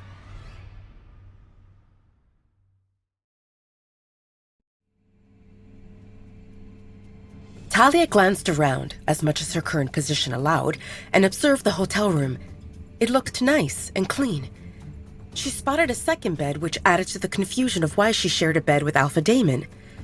What about the other two people? She concluded that this didn't represent the Dark Howler's pack. Did they make a stop along the way?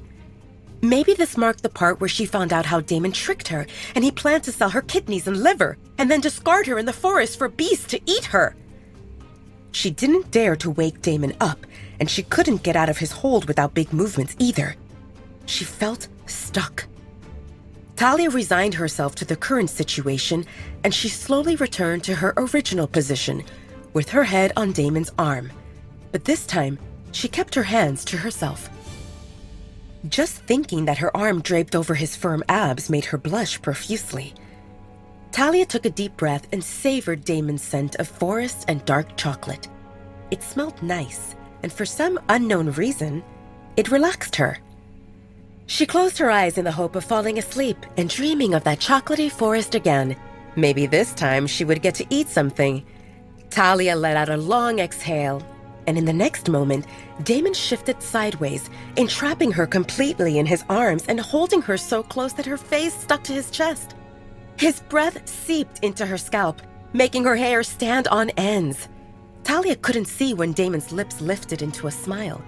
He felt content that she gave up on leaving. From the moment Talia woke up, Damon woke up as well, but he stayed still while waiting to see what she would do. Damon knew Talia had wounds that needed tending, and that she probably felt hungry as well, but he wanted to extend this moment in bed for just a bit longer.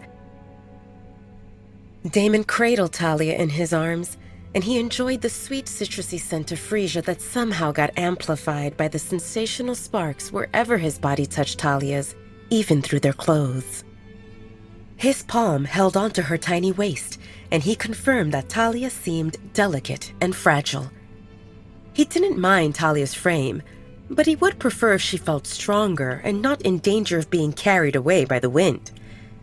Ever since she entered his sight 2 days ago, other than cuts and bruises from Marcy's beating, Talia hit her head in the refrigerator, she bumped her forehead in the window of a car, and she fell off of a bed, and those represented only things he saw.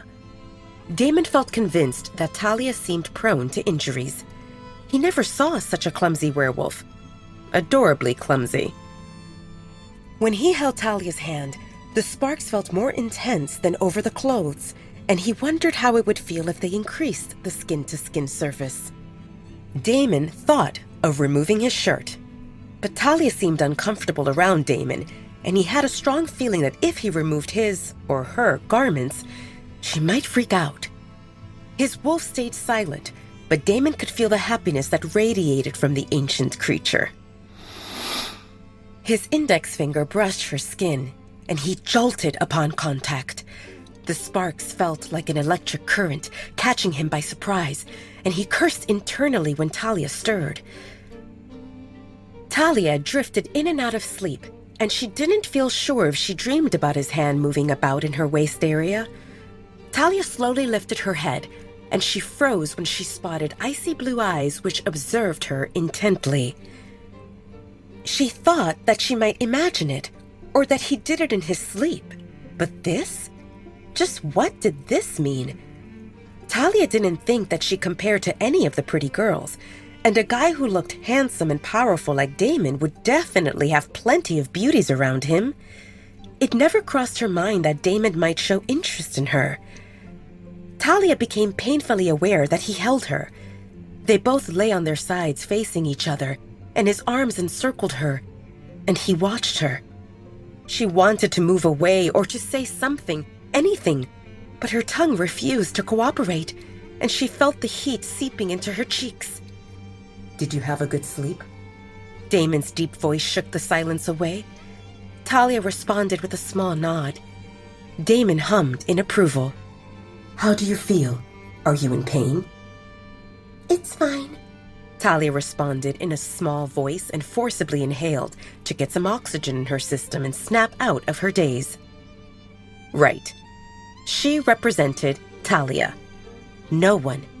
She escaped the Red Moon Pack, and she had no idea where she headed, but she knew that at that moment she'd lay in bed with an alpha, and she felt the urgency to increase the distance between them. No matter how handsome he looked, or how good he smelled, this didn't seem proper. Hey, do you? I have a name. He cut her off sternly. Talia realized that she called him hey again, and that he didn't like it. She grew up in the Red Moon Pack, but due to her special circumstances, Talia didn't get exposed to the strict hierarchy that werewolves followed, so those things didn't get ingrained in her. However, she felt familiar with the protocols.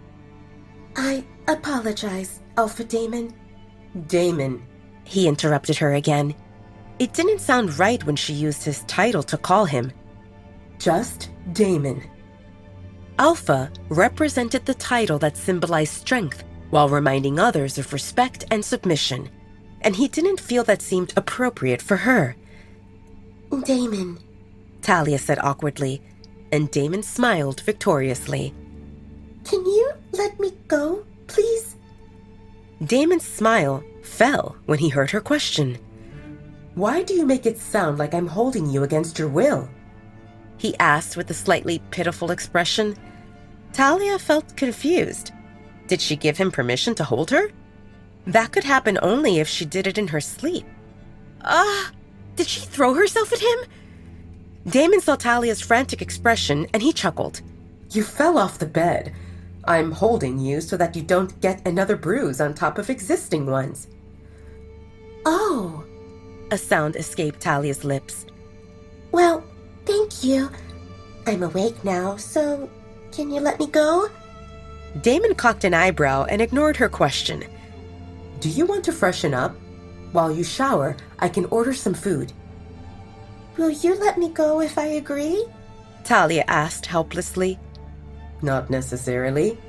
Damon responded with a straight face. Talia swallowed hard. If you don't let me go, how will I eat? I can feed you, Damon replied. Damon saw color draining from her face, and he cleared his throat while trying to salvage the situation. I meant, if your injuries bother you, I can help you eat. No need. Talia squeaked, and she scrambled off the bed clumsily the moment Damon released her from his hold. She dashed into the bathroom, closed the door, and locked it with a loud click sound. Damon stared at the door with a complex expression on his handsome face.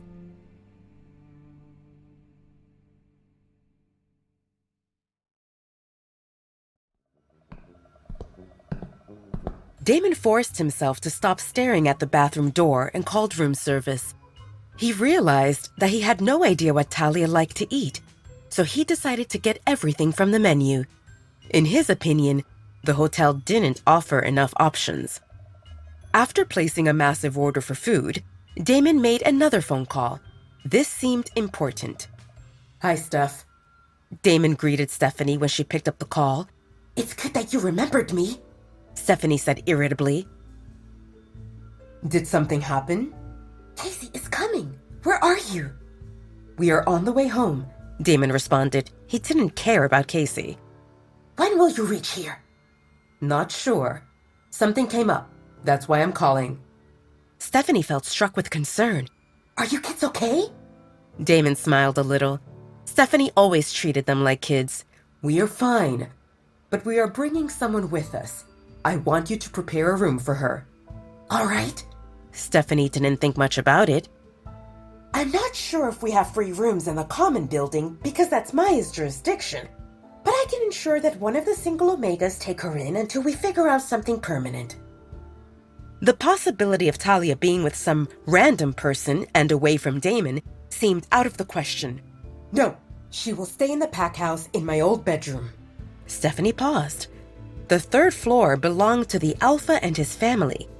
Did Damon finally find a woman he felt willing to marry? Are you bringing Marcy with you? Damon nearly choked on his saliva. What? No. Stephanie felt confused. Did he have time to pick up another woman? If not Marcy, then... I just don't want to, Steph. Damon snapped. If you say so, Stephanie said suspiciously. Since Damon became Alpha, they took in many members who lived as rogues or came from other packs, and no one got to stay in the pack house. And this represented Damon's old room, on the third floor that stayed off limits for anyone not related to Alpha. Damon rubbed his face forcibly. He had a good idea related to what Stephanie thought about. Don't make a big deal when there is none. The girl got hurt and she had a hard time.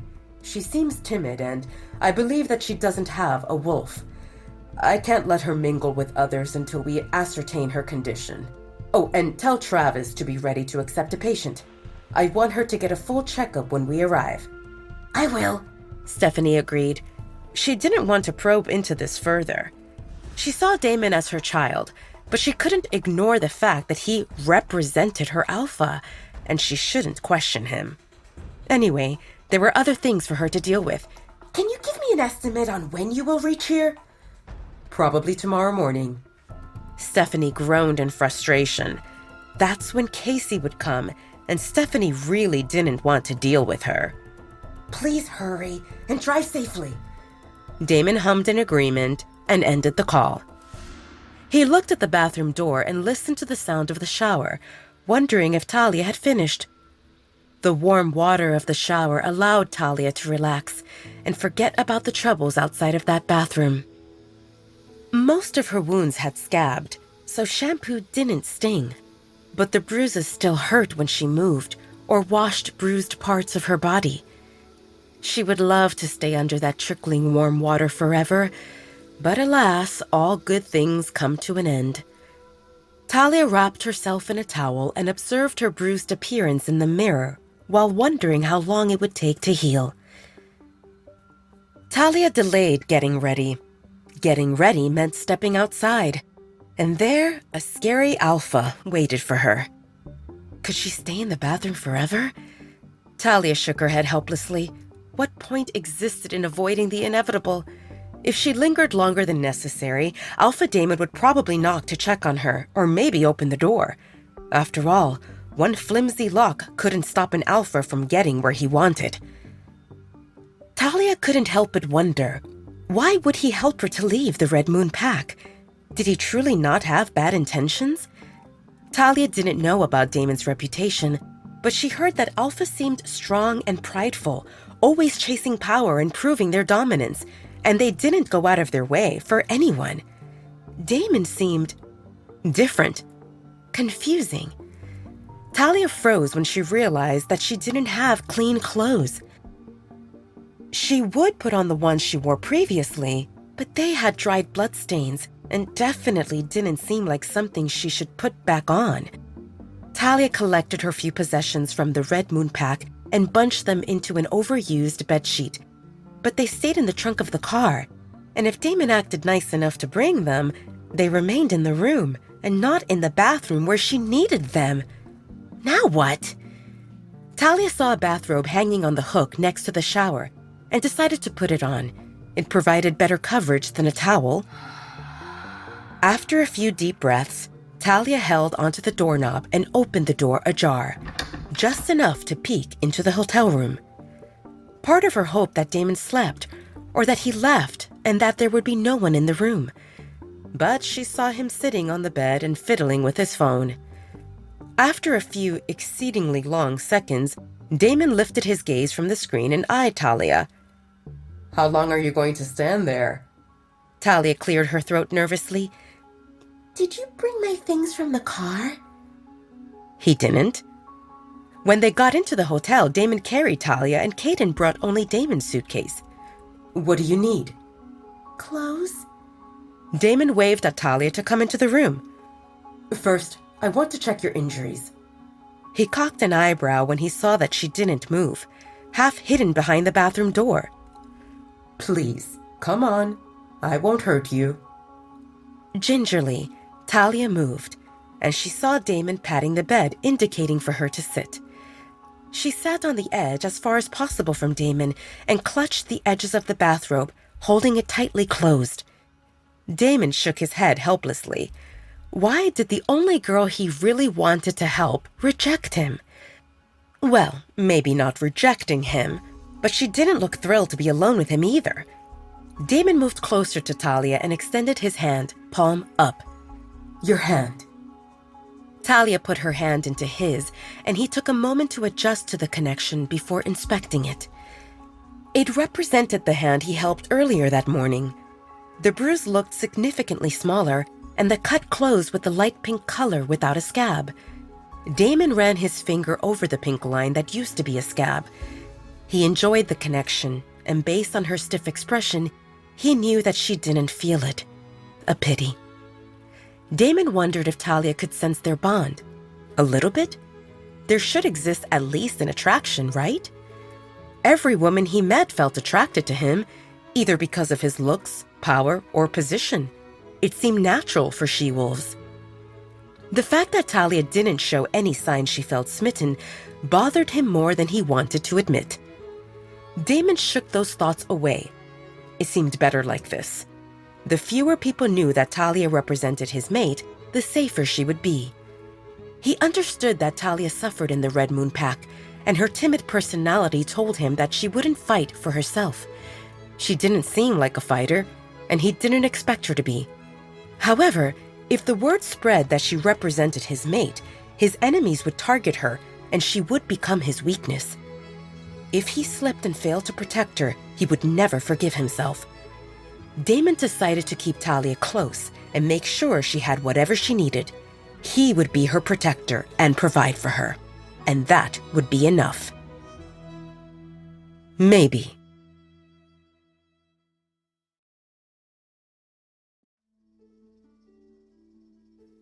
Talia sat stiffly next to Damon and observed him while he held her hand, the same one he helped earlier that morning. She remembered his grimace after tasting the bitter herbal paste, and she pressed her lips into a line while preventing a smile from showing on her face. It seemed comical. She never thought that an alpha could appear so childish. Look how well it's healing. I told you that saliva works, Damon said, obviously pleased with himself. Talia silently admitted that he had a point. It healed much faster compared to other bruises and cuts she had. She wondered if her saliva would work, or maybe only werewolves who had their wolves produce saliva that healed. Now, let me check the rest. Talia jolted at Damon's words. What rest did he mean? Damon extended his hand toward Talia, and she shrunk, making him halt his movements. Is there a problem? Damon asked with confusion obvious on his face. Can I at least get some food? Talia spoke timidly. What's wrong with you? His wolf chided. What did I do? Damon asked. She didn't answer. Will you allow me to check your injuries? Damon asked as he went back to sit on the bed next to Talia. At least on your arms and legs.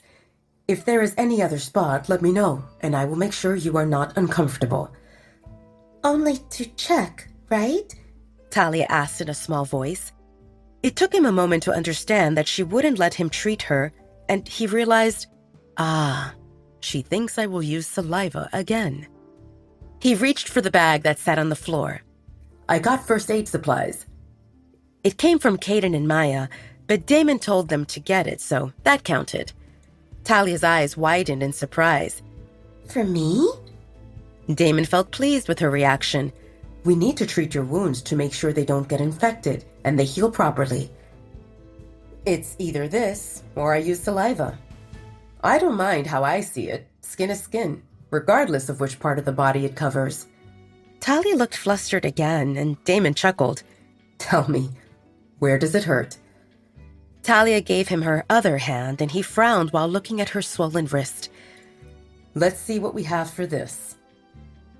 He fished out of the bag a spray that eased up the pain and a few packs of bandages and started working on it. 2 minutes later, Talia observed her wrists, which had several layers of bandage more than necessary. Damon realized that he used too much. I'm not an expert at first aid. When we reach the Dark Howler's pack, the pack doctor will tend to your wounds. This is just to make you more comfortable until we get there. Talia felt moved. More than his words, his expression showed concern and a hint of embarrassment. Thank you. At the sight of Talia's smile, Damon felt overwhelmingly pleased with himself. All right. Where is the next injury? Before Talia could respond, there came a knock on the door. 3 two-layered carts full of food entered the room. He wanted to treat the rest of her wounds, but he saw Talia staring at the food. Let's eat first, Damon said. See what is here and pick what you want. Talia's eyes opened wide and she swallowed hard. The delicious smell reminded her how hungry she felt, and she felt embarrassed when her tummy rumbled loudly. Talia licked her lips, hoping that she didn't drool. Anything I want? She asked while looking at Damon apprehensively. Damon's heart cracked a little, and he tried to suppress sadness and frustration that swelled inside him. He couldn't imagine what she went through to feel so happy about simple food items this hotel offered, and he wanted to return to the Red Moon Pack and confront them. How dare they neglect her? Anything you want, Damon confirmed, and his words applied to more than the food in front of her. He would give her whatever she wanted, as long as he could see her smile. Under one condition.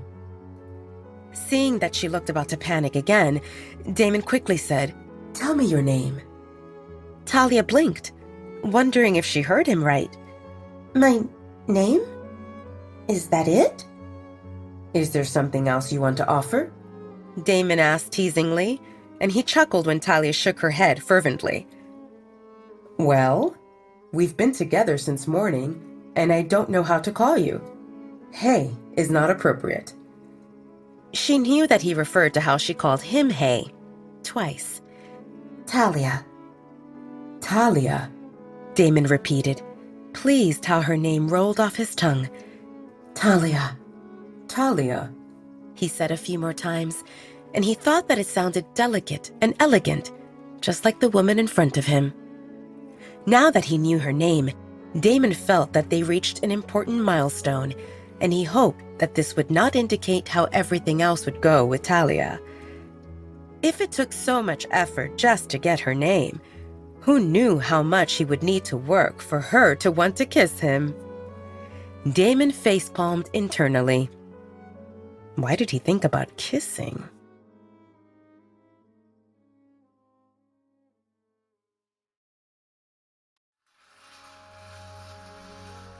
Damon gestured toward the carts with the food. What do you want to start with? Talia was about to reach out for something but stopped herself. Won't you pick first? It was ages since she ate in a group setting, but Talia remembered that high-ranking members of the pack eat first. As a child, she always waited for others to have their picks before she could get food. And even if everyone had food in front of them, no one dared to eat before Alpha. And she was with one big, scary Alpha in the room right now. Damon shook his head in disapproval.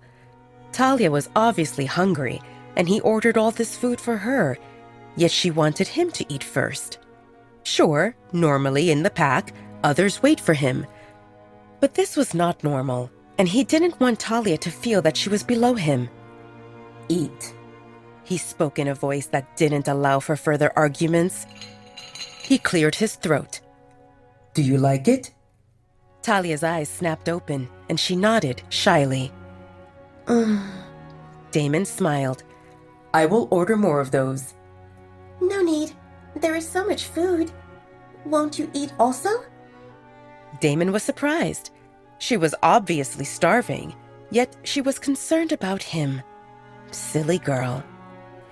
He put the fork in his mouth and finished the half of the sausage that was there. Damon scooped some scrambled eggs and fed Talia, and then he got scrambled eggs for himself. I can eat on my own, Talia replied, and Damon shook his head in disapproval. I don't want to make your injuries worse. Take it easy until my pack doctor says you are fine.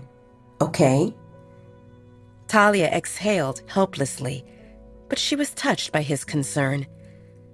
She wanted to bring up the point that there is no need for them to share a fork, but she didn't want to appear whiny and complain. Bite by bite, Damon fed them in turns, and they ate in silence. He had a million questions he didn't know how to ask. Who is she? How did she find herself in the Red Moon Pack? How did she end up in the attic? But Damon kept those questions for himself, content that Talia was with him and that he could take care of her. The only thing that could make this better, in Damon's opinion, is if she could sit in his lap. Talia had a million questions she didn't dare to ask. Why did he help her escape? Why was he treating her kindly? Is he really taking her to his pack? He promised her a room, food, and a doctor. Is it really that easy? But Talia kept those questions for herself, content with all the food that entered her system. The only thing that could make this better, in Talia's opinion, is if she could put some clothes on. Eventually, she reached capacity. I'm full. Damon frowned. Really? You barely ate. You are eating like a mouse. An adorable mouse. There is no need to hold back in front of me. Please don't hold back anything in front of me. Or is it that you don't like it? I will order something else. I'm not holding back. This is the most I've eaten in years. Any more and I might have a tummy ache. It was delicious, and I thank you for everything. Damon exhaled helplessly and placed the bacon piece back on the plate. Talia was alarmed. Why did it sound like he was planning to make her gain weight so that he can eat her? Is he a cannibal? Well, that would explain a thing or two why they took her out of the Red Moon Pack in such a secretive way.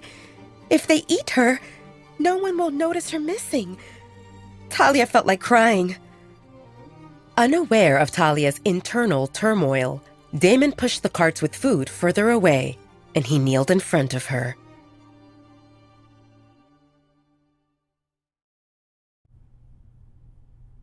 Damon looked at Talia's shoulder. Some of these bruises are quite bad and might need a second layer of cream. This is more than enough. Thank you. she spoke in a whisper. Damon was disappointed at the loss of that addicting touch, but he saw that Talia was uncomfortable, so he didn't want to push for it. He shook his head. What was he doing exactly? They stopped for some food and first aid, and they needed to head back on the road. Besides, didn't he decide to bring her with him and keep her safe, and there will be nothing more to it? He reached into his suitcase and got one t-shirt and shorts with a string at the waist. Here are some clothes to tide you over for now. Damon tossed clothes on the bed and left the room. He needed some air and distance between him and Talia. Maya, Damon called through the mind link. Can you check on the girl? We are leaving in half an hour. Damon didn't wait for Maya to respond, knowing that she is probably busy with Caden. He went to take a walk and clear his head. Back in the hotel room, Talia was confused, unsure what to think about this. First, she woke up with the scary Alpha in bed, who was holding her tightly. Then, he fed her and tended to her wounds. And then, he left without sparing her a glance. Did she do something wrong? Talia didn't expect Damon to be loving or caring, but when he left, he appeared angry. This only confirmed that Alpha Damon is an unstable person and that staying close to him won't be good. Talia told herself to stay calm. Soon, they will reach the Dark Howler's pack and she will see what waits for her. Hopefully, she can find a small corner for herself. A bed that comes with food and a set of duties, and no beatings or any other type of bullying. She wishes that people leave her alone, and maybe she could make a friend or two. If it doesn't work out, she can flee and try to make it on her own. Talia was reminded by Alpha Damon that joining a pack is a big deal, because with that, Alpha can track her down. She took a mental note not to join the Dark Howler's pack unless absolutely necessary, or at least until she confirms that she actually wants to stay there. It was vague, but it was the best plan she could come up with, and she decided to refine that plan as she gets more information. A knock on the door got Talia's attention. "Who is it?" she asked. "It's Maya. Can I come in?" Talia opened the door and saw that it was only Maya. Maya entered the room and eyed Talia, who was in the bathrobe. When Damon told her to check on the girl, Maya was not sure what to expect, but Talia seemed fine. Maya also took note of carts with food, which were obviously too much for two people. It only further confirmed Maya's theory that Talia is Damon's mate. When Maya and Caden found each other, for the first few months, Caden was obsessing about feeding Maya, and even now he often worries she might be hungry. It's something about male werewolves and their instinct to provide for their mate, food included. We didn't get a chance to introduce ourselves properly. I'm Maya. Talia shook Maya's hand. Talia. After introductions, Maya explained her presence. Alpha Damon told me to check on you. You should get ready so that we can go back to the road. We are a long way from our pack. Can you please get my stuff from the car? Talia asked Maya. It was in the trunk, wrapped in a bedsheet. Oh. A sound escaped Maya's lips when she remembered the bundle that was half open, just enough for Maya to see worn-out clothes. Give me a minute and I will get you something. A few minutes later, Maya was back with jeans, a t-shirt, and a pair of shiny flip-flops. I'm not sure if these will fit you, but it will be fine until we reach our destination. I know that I'm a size or two bigger than you, but I've got a belt for the jeans to hold them in place. Maya spoke quickly while stuffing clothes in Talia's hands and pushing her into the bathroom. Change quickly. We leave in a few minutes, and Alpha Damon doesn't like waiting. Thanks, Talia mumbled and closed the door behind her. Maya glanced through the room and saw on the bed the t-shirt and shorts that Damon gave to Talia. Maya shook her head in disapproval. Other than shorts being the meshed ones for the gym, the t-shirt would probably look like a sack on Talia, who has a small frame. What was Damon thinking? To bring Talia into the pack looking like a hobo? Doesn't he know that first impressions are important? Forget about the image of a respectable Luna. Whoever sees Talia in those clothes will never see her as a decent girl. Werewolves may have scandalous lifestyles, but their dressing is on point, especially the she-wolves who are hovering around Damon. Once Talia establishes herself, she can wear whatever she wants. Thinking about appearances, Maya dashed back into her room and returned with several accessories. Thank you for the clothes, Talia said shyly when she peered out of the bathroom. The t-shirt and jeans were good, nearly new. Talia was really grateful, but also embarrassed as well because she knew that those were Maya's clothes. These are a bit big for you. Once we get you clothes that actually fit, you will be a stunner. Maya spoke with a wink and gestured toward the chair. Sit there. Let me do your hair. Talia sat on the chair and let Maya comb her hair. Are you excited to come to the Dark Howlers pack? Maya started small talk. I'm not sure what to expect, Talia responded honestly. It's busy, lively, and there are all kinds of people, but Alpha Damon makes sure things run smoothly. Rewards and punishments are given fairly, and no one undermines his position. You speak highly of him. Maya hummed in confirmation. I joined the pack when I met Caden, but I know the story of young Damon who lost his parents before he came of age. Alpha Damon was forced to take over the pack, or to give it up for other alphas to tear it apart. Only he knows what hardships he endured, and he fought many official battles before turning 20 years old. There is a reason why other alphas don't dare to provoke Alpha Damon, even though he is half their age. Alpha Damon will do anything to keep us safe, and thanks to his strength and dedication, the Dark Howlers pack prospers. Talia listened carefully and she felt sorry for Damon. The scary alpha became a bit pitiful in her eyes because she knew very well what it means to lose parents at a young age. Talia grew up on her own, and she thought that maybe she had it better compared to Damon because she was able to hide in the attic while Damon was forced into the limelight. He sounds like a good alpha, Talia replied. Maya smiled. He is the best. Alpha Damon protects his own. As long as you are loyal to him and to the pack, he will make sure you are fine. No one will harm you, Talia. Talia pressed her lips into a line while telling herself not to get carried away. Everything so far appeared to be good, but she feared that it might be too good, and she was not ready to drop her guard yet.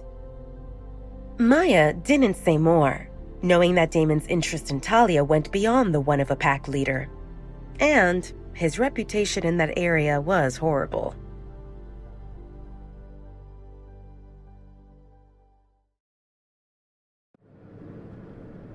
Maya hummed in satisfaction at the sight of Talia's hair that she parted in 2 neat braids.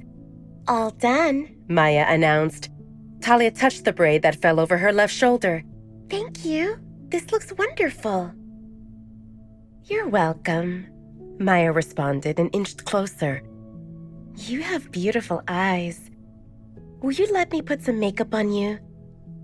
Talia blinked, unsure how to respond to the compliment or the makeup offering.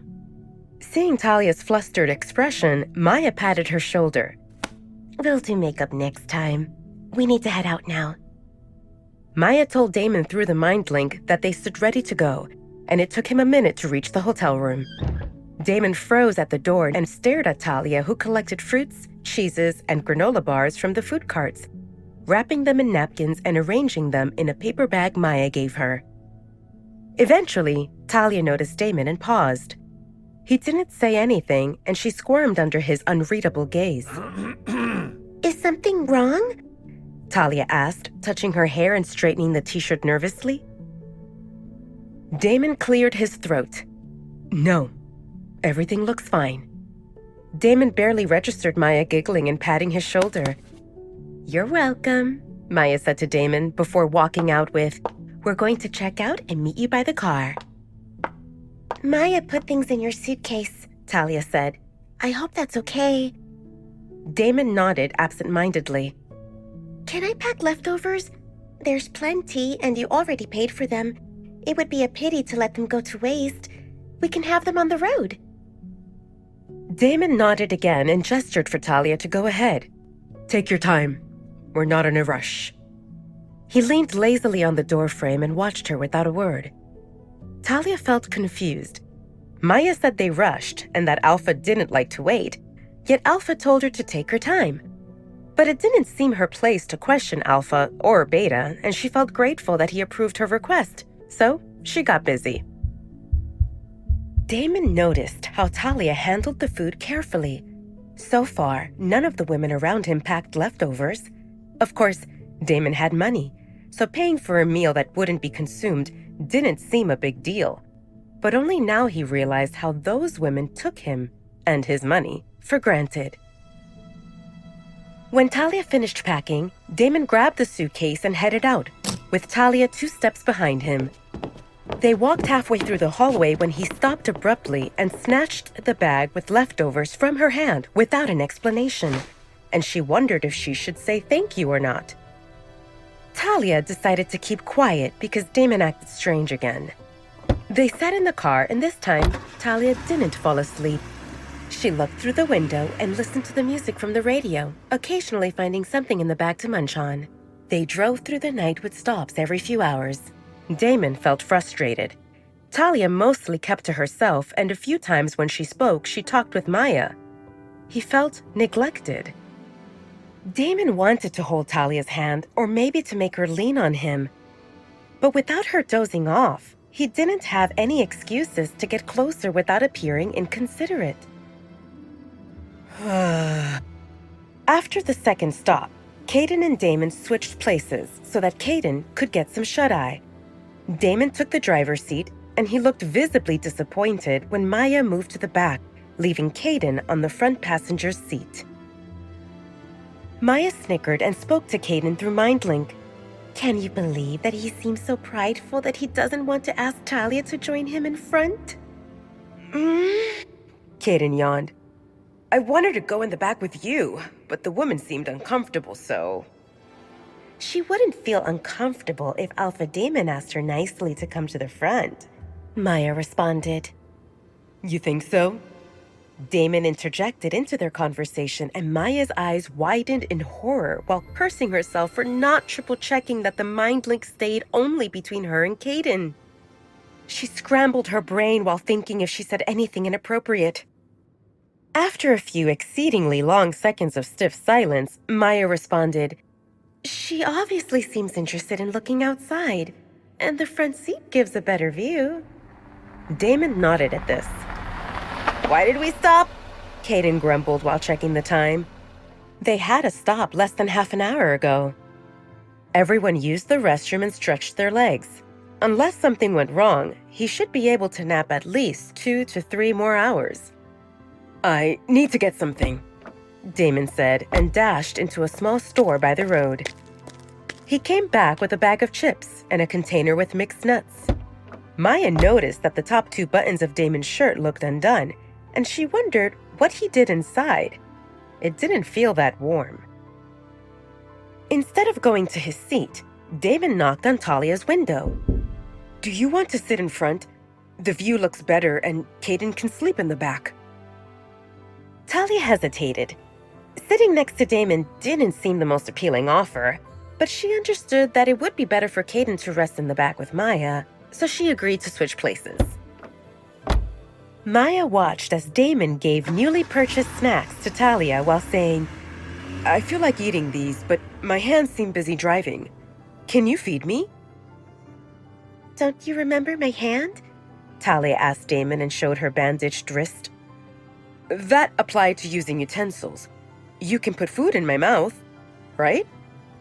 Maya couldn't believe that Damon acted this cheeky, but it confirmed that Damon wanted to be close to Talia. Caden didn't miss this exchange. He pushed himself forward, sticking his head between Damon and Talia. I want to have some also. Caden opened his mouth wide, waiting for Talia to put some chips inside while ignoring Damon's glare. Don't you need to sleep? Damon grumbled. If you feel energetic, how about you drive some more? It's just one bite. Why do you make it a big deal? Caden asked innocently, and his eyes flashed in approval when Talia put a handful of chips in his mouth. Thank you. Caden mumbled his thanks to Talia before leaning back into the seat with a big grin on his face. "Stop feeding him," Damon said impatiently to Talia and then glared at Caden. "That's for me." His expression softened as he turned to Talia. "You can have some also, if you want." Maya and Caden exchanged knowing looks. It didn't seem uncommon for Damon not to share, but he seemed willing to share with Talia. And it looked like Damon felt more upset that Talia fed Caden compared to Damon losing his snacks.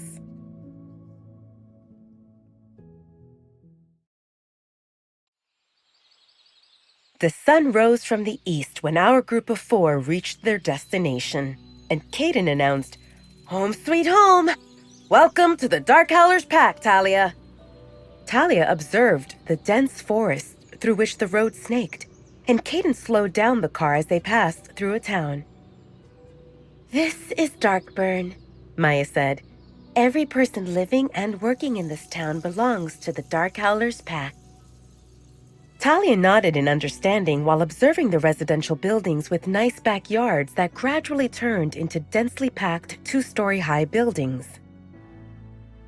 "We're getting closer to the center of the town," Maya continued her tour. The 2-story-high buildings had various shops on the ground level. Talia spotted a bakery, a coffee shop, a clothing boutique, a shoe store, a restaurant, a butcher's shop, a tattoo parlor, a bookstore. There seemed something for everyone, and quite a number of pedestrians filled the sidewalks. On the left, the road opened into a wide street, and Talia spotted a cobblestone town square with a clock tower in the middle. There stood trees and several benches, and other than a coffee shop with outdoor seating, Talia also saw 2 street vendors. One sold popcorn and the other ice cream. Based on the number of people there, it looked obvious that the town square served as a popular hangout spot. "We'll have a fair in 10 days, Maya explained when she saw Talia's eyes lingering toward the town square that now fell out of sight. "There'll be music, performances, sweet treats, and everyone will come. You'll love it." Talia smiled a little. She never attended a fair, and she couldn't imagine how it would look, but it sounded fun, and based on Maya's words, it appeared that Talia could go as well. After leaving the town, they drove for another few minutes before stopping in front of a large 3 stories high building that the forest surrounded. "This is the Pack Hospital," Maya said. "When you finish with the checkup, you'll join us at the Pack House. I'll ask Stephanie to prepare something tasty for everyone." Talia didn't know who Stephanie seemed, but she understood that this marked her cue to leave the car. Talia felt surprised that Alpha Damon alighted the car as well. "Make sure her room looks ready," Damon told Maya through the mind link. "Where will she stay?" "In my old room on the 3rd floor," Damon responded. Maya didn't think much about it. "Okay." Maya turned to Caden and asked, "Which one represents Alpha's old room?" "It's across the hall from his current room. Why?" Caden responded. When Damon became the Alpha, he moved into the master bedroom that his parents occupied previously. "He just told me to make sure that room looks ready for Talia." Caden smirked. "So, he'll put her in a room that sits right across the hallway from him." Maya shook her head. "What does he think? If he wants to hide that she represents his mate, he shouldn't keep her on the floor that belongs to the Alpha. No outsiders ever stayed there before." Caden chuckled. "He probably knows that he should get Talia to stay like any other single Omega, or at least on the 1st floor with Stephanie. However, the bond messes with his mind, and he's not thinking, because the only thing on his mind involves wanting to be close to her. I can bet that in a week from now, they'll share a room. His room." "No way," Maya felt confident. "Damon seems clueless about romancing a woman, and that woman seems petrified. The only way to win her over involves moving slowly. If he goes his usual Damon on her, she'll run away. Do you think he'll let her leave? Maya didn't have an answer to this question, but Damon wouldn't keep a woman against her will, right? In the pack hospital. Talia, this is Dr. Travis Arzt. Damon introduced the doctor who expected them. He represents the best doctor around. Talia watched the tall blonde man whose friendly smile reminded her of Olivia, and she wondered if all medical people had that comforting expression that made one believe everything would turn out all right. Dr. Arzt bowed his head submissively. You flatter me, Alpha. He turned to Talia. And you are? Talia, Dr. Arzt. Please, call me Travis. Dr. Arzt represents my father, and when someone calls me like that, it makes me feel old. Okay, Travis, Talia agreed, and Damon felt irked that she agreed so easily. He remembered how much she hesitated to address him as just Damon. If I understood correctly, we need to give you a full checkup. Please, step inside, and Jill and Kathy will help you change into a hospital gown. I'll join you when you're ready.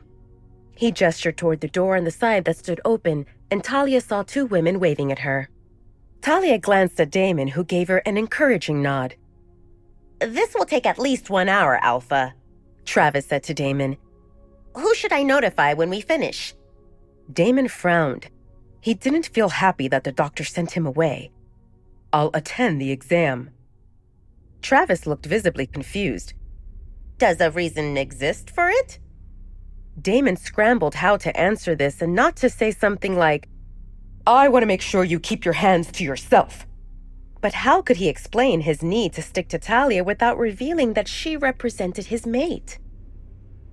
Someone treated Talia poorly, and you represent a stranger. I want to make sure she feels comfortable. Travis nodded knowingly. I understand your concern, Alpha, but she seemed fine so far. Jill and Kathy know what they're doing. What? Damon roared, and Travis shrunk, unsure why Damon flipped from polite to raging within a split second. What caused this murderous glare? The Alpha's pressure felt suffocating. Damon grit his teeth. I need to take a look at her wounds. Please, wait outside. Fine. I guess I'll wait. But I'm not happy about it, Damon said sternly. Travis looked flabbergasted. With all due respect, Alpha, I represent the doctor, and she needs an exam. I'll appreciate it if you step outside and let me do my work. I'll keep your words on my mind and minimize her exposure. Does that seem fine? Damon nodded stiffly. Anything else I need to know? Travis asked, seeing that Damon didn't leave. I think that she doesn't have her wolf. Travis thought about how that made sense. That would explain the bruises. Don't worry, Alpha. This doesn't represent my first time examining a person without a wolf. I did my residency in a human hospital. Eventually, Damon left Travis's office with, I'll wait in the hallway. Travis gave Damon a strange look. Shouldn't Alpha seem busy? Damon had a reputation as a workaholic, yet now he would dawdle in the hallway for at least 1 hour. Travis guessed that Talia represented someone important. Maybe she served as a spy or a relative. There existed no other explanation why Alpha would bring her here and wait for her personally.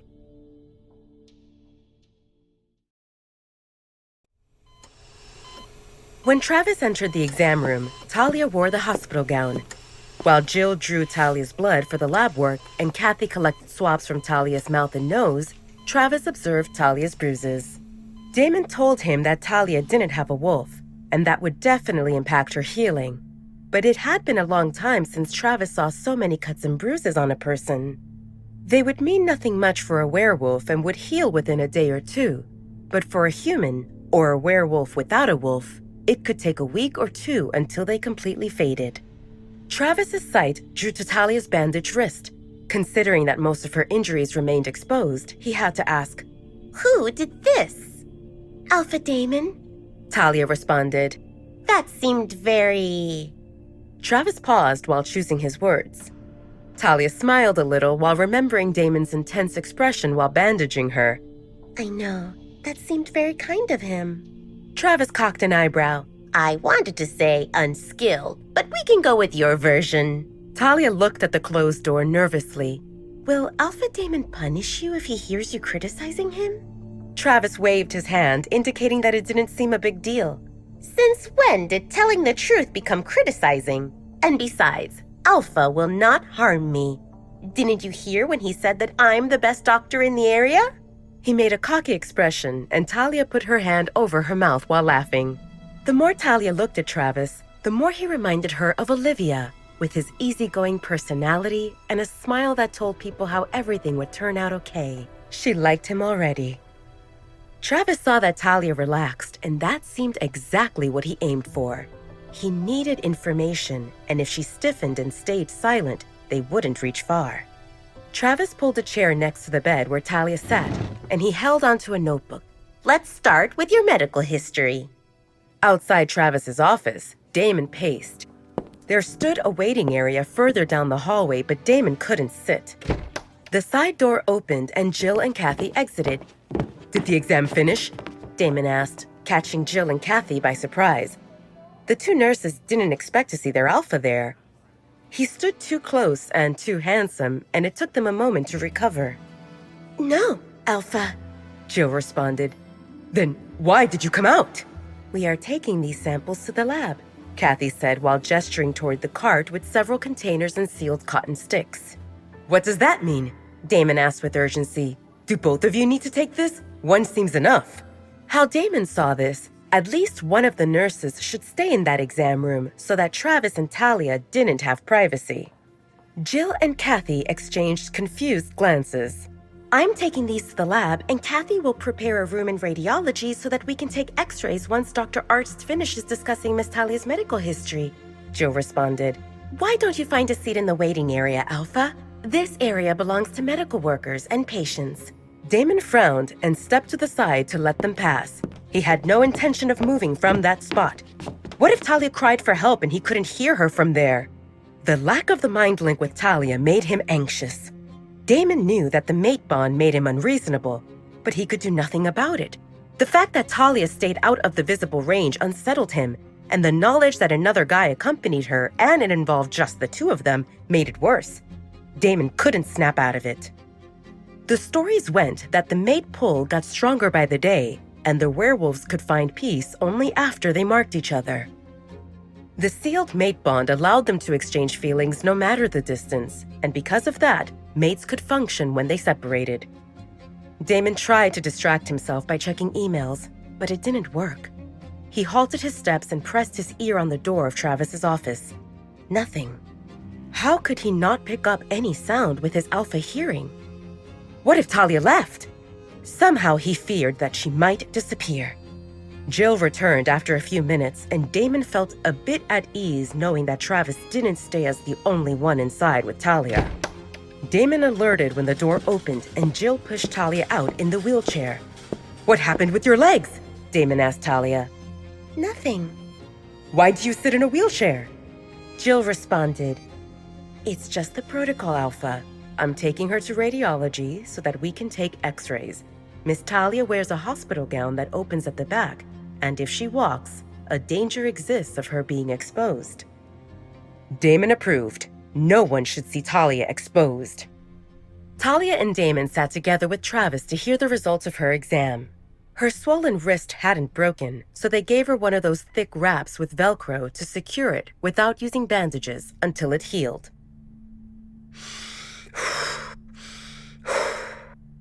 The injury seems superficial, and I will prescribe you some ointments and painkillers. You can do any activity that your body allows you to. If you feel pain, stop, Travis said to Talia. The more concerning issue involves your underweight status, and your blood work shows several deficiencies. Travis didn't ask much about her eating habits because just from the blood work, he could see that she ate unhealthily and not regularly. Does it seem serious? Damon asked. It doesn't need to be. Miss Talia would need to take vitamins, and I want her to meet with a nutritionist to discuss a healthy meal plan. We don't have a nutritionist here, so she will need to go to a human city. I will give you a referral. Travis said that until they met with a nutritionist, Talia should eat a variety of food, healthy options, in at least 3 meals and 2 snacks. Talia's eyes widened at the thought of 3 meals and 2 snacks. She didn't remember if she ever ate so many times in a day. Will it be okay if she eats more than that? Damon asked, making Talia's thoughts stop in their tracks. She thought that he would ask if it seemed okay to feed her less, yet he insinuated that he would give her more food. Travis shrugged. She seems underweight, and she should eat as much as she can. However, I don't recommend big meals. Split it into more frequent, smaller ones, and it won't help if she starts living off junk food like chips and chocolates. Those will help her gain weight, but they don't promote health. Remember these 3: meat, fruits, and vegetables, and you can't go wrong. The nutritionist will give you more details. Travis said that he wanted to see Talia back in 1 week to ensure her wounds healed well and that if anything got worse or she had questions, to give him a call. Talia felt dazed with all this. She didn't remember the last time she stayed in so much company of people who smiled and didn't ignore or bully her. Are you all right? Damon asked Talia when they exited the Pack Hospital. Yes, thank you, Alpha Damon. Damon cocked an eyebrow at her. Did you forget already? She looked at him with question in her eyes. Just Damon. Say it. Talia glanced around to make sure no one overheard them. He acted as the alpha, and she needed to listen to him, but if anyone else heard her addressing him casually, she might end up in trouble. Everyone they met so far addressed Damon respectfully with his title, and Talia learned long ago that standing out brought nothing good. She took a deep breath before speaking. Damon. He smirked victoriously. Do you want to walk, or should I get a car? The pack house stands about 15 minutes away if we cut straight through the forest. She felt unsure why he gave her a choice. Anything works fine. Then let's take a walk. I got stiff after so much time in the car, so it will feel good to stretch our legs. Talia followed Damon, elated to be surrounded by trees during daylight. At the Red Moon Pack, she only came out at night when everyone slept. The Alpha, Beta, and their families kept a regular sleep schedule, so only pack members on patrol stayed awake at that time. The patrols ran only around the borders of the Red Moon territory, so after completing her chores, Talia ventured into the forest next to the pack house to get fresh air and find medicinal herbs for her concoctions. Beyond treating injuries, preventing infections, and easing pain, Talia knew some plants proved edible, and she personally created a mix of plants that diminished one's scent. Unless someone stood really close, they couldn't pick up Talia's scent at all. Her knowledge about various herbs became one of the main reasons why Talia concealed herself while living in the Red Moon pack house. Indirectly, she owed it all to Olivia, who taught her the basics. Olivia evoked pleasant memories for Talia, and seeing how Travis, Jill, and Kathy acted nicely as well, Talia felt confident that people who practiced medicine were good people and everyone liked them. She wondered if one day she could be like them too. Could she work in the pack hospital? She might start as a cleaner and in her free time help out nurses and learn. Talia made a mental note to discuss this with Damon, or maybe with Maya, once the topic of her future came up. She wanted to talk about it right now, but she just arrived and didn't want to appear too needy. Damon observed Talia and felt vexed that she seemed absent-minded. Occasionally, she stopped and looked at some plant, but then continued following him. Damon slowed his steps so they could walk side by side, but a few steps later, Talia trailed behind him again. He didn't mind going slow. Reaching their destination meant re-entering reality where a pile of paperwork and unread emails waited for him. After a few days away from the pack, that seemed inevitable. Damon hoped that Talia would pay more attention to him. Every woman swooned after Damon, making him feel like the king of the galaxy. Yet with Talia, Damon felt invisible. What fascinated her so much about that scrawny purple leaf? Didn't she know that once they reached the pack house, he would have so much work that they would barely see each other? Talia was startled when Damon grabbed her hand. What? She wasn't sure how to finish that question. The ground seems uneven. I don't want to risk you tripping and making your injuries worse. Besides, you're wandering around and you might get lost. Talia wanted to say that she remained careful and wouldn't get lost. She wasn't a baby. Even if she lost sight of Damon, she could just follow the scent of dark chocolate. But Damon's grip on her hand tightened, and she understood that he wouldn't let go no matter what she said. Talia decided not to argue. Besides, this felt better than Damon pinning her against him. I noticed you observing some plants. Damon broke the silence between them. Do you mind telling me why? Talia paused for a moment before agreeing shyly. She pointed at the tall plant with clusters of tiny white flowers. That's a boneset. Its leaves and flowers help reduce fever and pain. Damon looked surprised to hear this. He didn't really pay attention to plants, but felt confident that he saw this type of flower many times. Sounds useful. Should we harvest it? This one isn't ready, so it would waste precious resources if we collected it now. When flowers bloom, they appear spiky. Then they're most potent. Talia was pleased to see that Damon showed interest in what she had to say. Damon felt amazed that she spoke about not wasting things that could be freely found in the forest.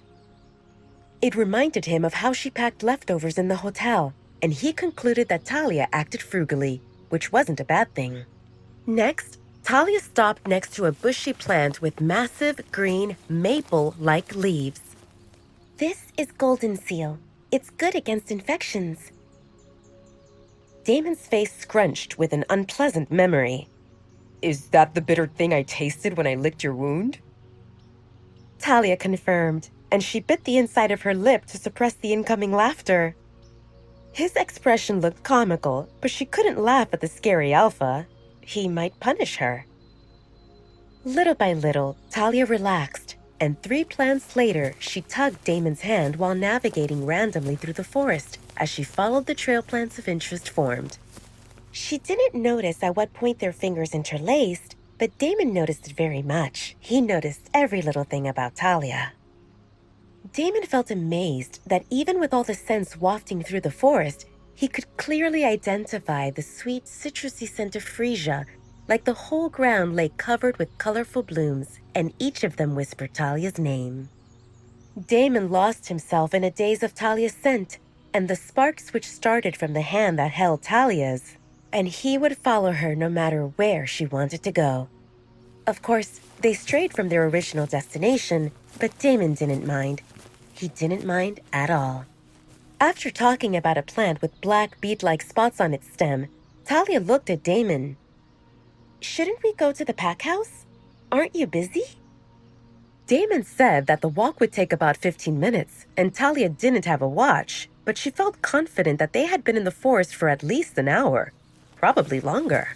He wanted to say that he wasn't busy, but he didn't want to lie. Caden already mind-linked him thrice, saying that the food Stephanie prepared turned cold, and that issues arose that Damon needed to address. We're going there. Damon led the way. Where did you learn so much about plants? Olivia taught me. Your friend? Damon guessed. Talia smiled a little. I like to think so. Olivia is the daughter of the pack doctor at the Red Moon Pack. She found her mate and left the pack some time ago. Olivia taught me a lot about plants, and sometimes I would sneak into the library and take a book to read. No one read these books, so they didn't notice them missing. Damon listened with interest, happy that Talia finally revealed some bits of her past. From Talia's expression and tone, he deduced that she felt fond of Olivia, and he wondered if other people had a place in Talia's heart. He also wished to be one of them. He picked up hints that Talia did things on her own, secretively. Talia talked freely and smiled, and there remained no traces of the timid and scared girl from the attic. Damon concluded that unless Talia felt threatened, she acted as an outspoken girl with a sharp mind and cheery personality. He liked that. He liked that a lot.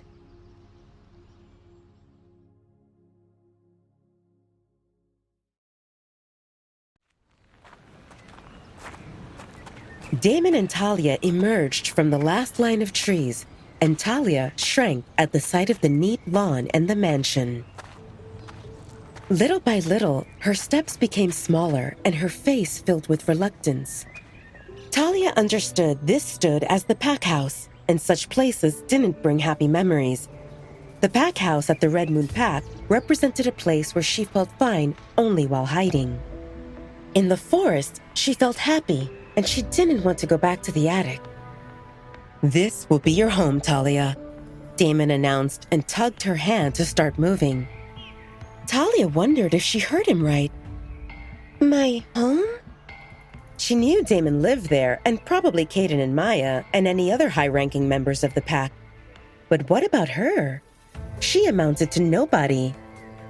Talia forced herself to stay present and observe her surroundings. It might come in handy if she needed to flee. In terms of size, the pack house loomed larger than the one at the Red Moon Pack. Damon led the way toward the main entrance, so Talia saw the circular driveway and the lawn that had low green plants along its edges and several topiary trees cut in spiral shapes. It appeared simple and elegant, and she liked it better than the lavish front of the Red Moon Pack's pack house with its colorful fragrant bushes and small ponds. As they approached the open main door, Stephanie's voice reached them. "Any longer and we would have sent a search party." Talia panicked at the realization that she held Damon's hand. She tried tugging her hand free, but Damon tightened his grip. At the sight of Stephanie emerging from the door, Talia swiftly stepped behind Damon in an attempt to hide their connected hands. "Let go!" Talia pleaded while trying to pry her hand free. Damon's grip remained tight enough so she couldn't get free, yet not strong enough to cause pain. Talia couldn't believe this. He acted as the alpha and she amounted to nobody. How could they hold hands? It seemed inappropriate. If anyone saw them like this, she would become a target. Did he want that? "You said this was only if I tripped or got lost," Talia spoke in an urgent whisper. "We're out of the forest and we've reached the pack house, so..." At this point, Stephanie looked at the duo and waited for them to acknowledge her presence. She didn't see that Damon held Talia's hand, but she saw a girl struggling over something behind Damon's back and didn't know what to think about the scene in front of her. Reluctantly, Damon released Talia's hand. He felt the loss of Talia's touch and balled his hands into fists in an attempt to stop himself from reaching for Talia again. "Stephanie, this is the girl I mentioned, Talia." Stephanie looked at Talia, who was still half hid behind Damon, and did her best not to frown at the sight of bruises on Talia's face. "Hello, Talia. I'm Stephanie. Welcome." "Hi," Talia said apprehensively, and Stephanie waved at them to enter.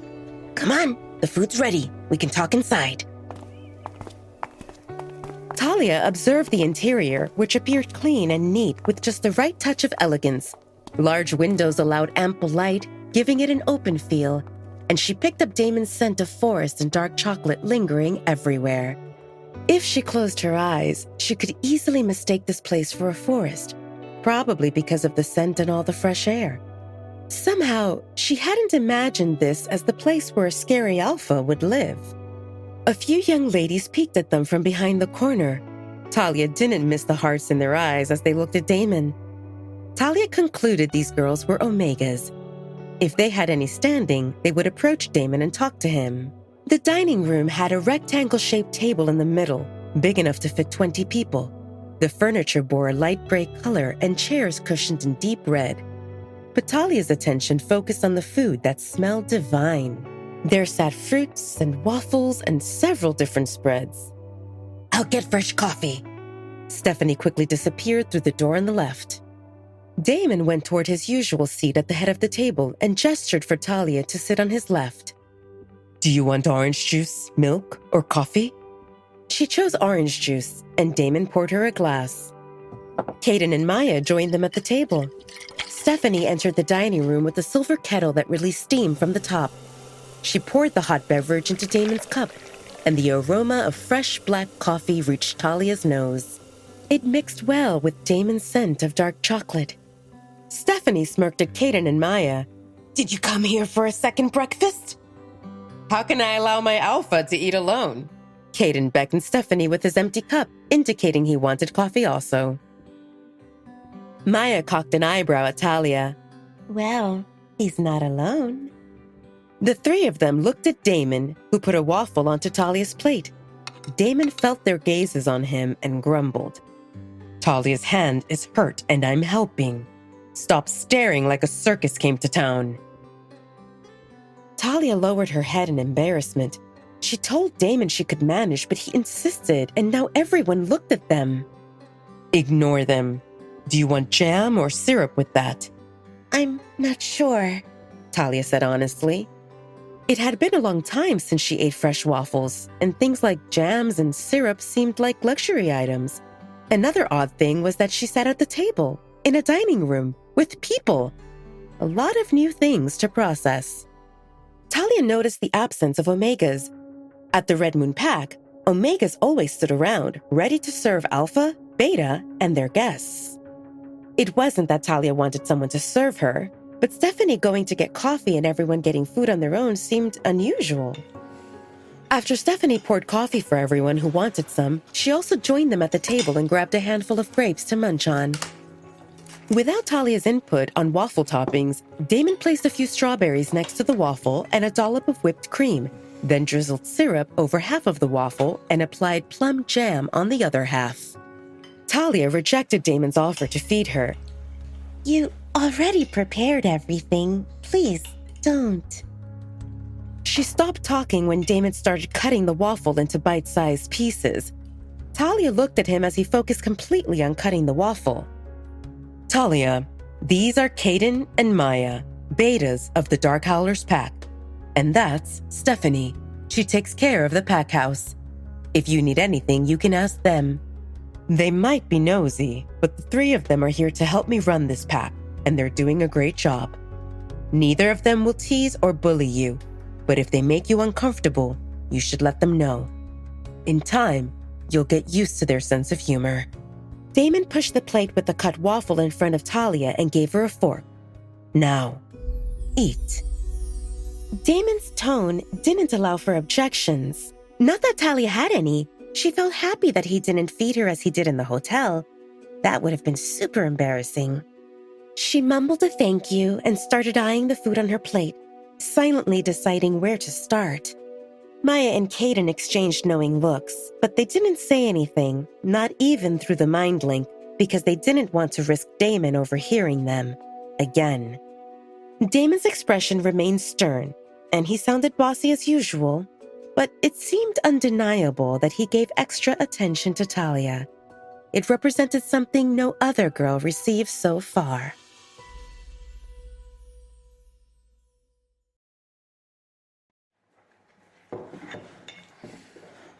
A blissful smile appeared on Talia's face as the buttery waffle with the hint of vanilla melted in her mouth, together with the sweetness of the plum jam. Kaden told me this girl differed, but only now I realized how much. Stephanie's voice reached Damon through the mind link. Damon guessed that Stephanie alluded to the way he helped Talia with food. "Nothing seems wrong with me helping the girl out." Damon took a sip of coffee nonchalantly. I never said it was wrong. Stephanie immediately responded. It wasn't wrong, but Damon never took a personal interest in any new members. Stephanie knew that Damon waited for Talia at the Pack Hospital, gave her his old room on the 3rd floor, and now served her food. This seemed unheard of. Stephanie didn't consider the possibility that Damon harbored romantic feelings toward Talia. She thought of Damon as a child, and compared to him, Talia looked innocent and in need of protection, not romancing. On top of that, Talia appeared shy, timid, and less flashy than many of the women who pursued Damon. Definitely not a seductress.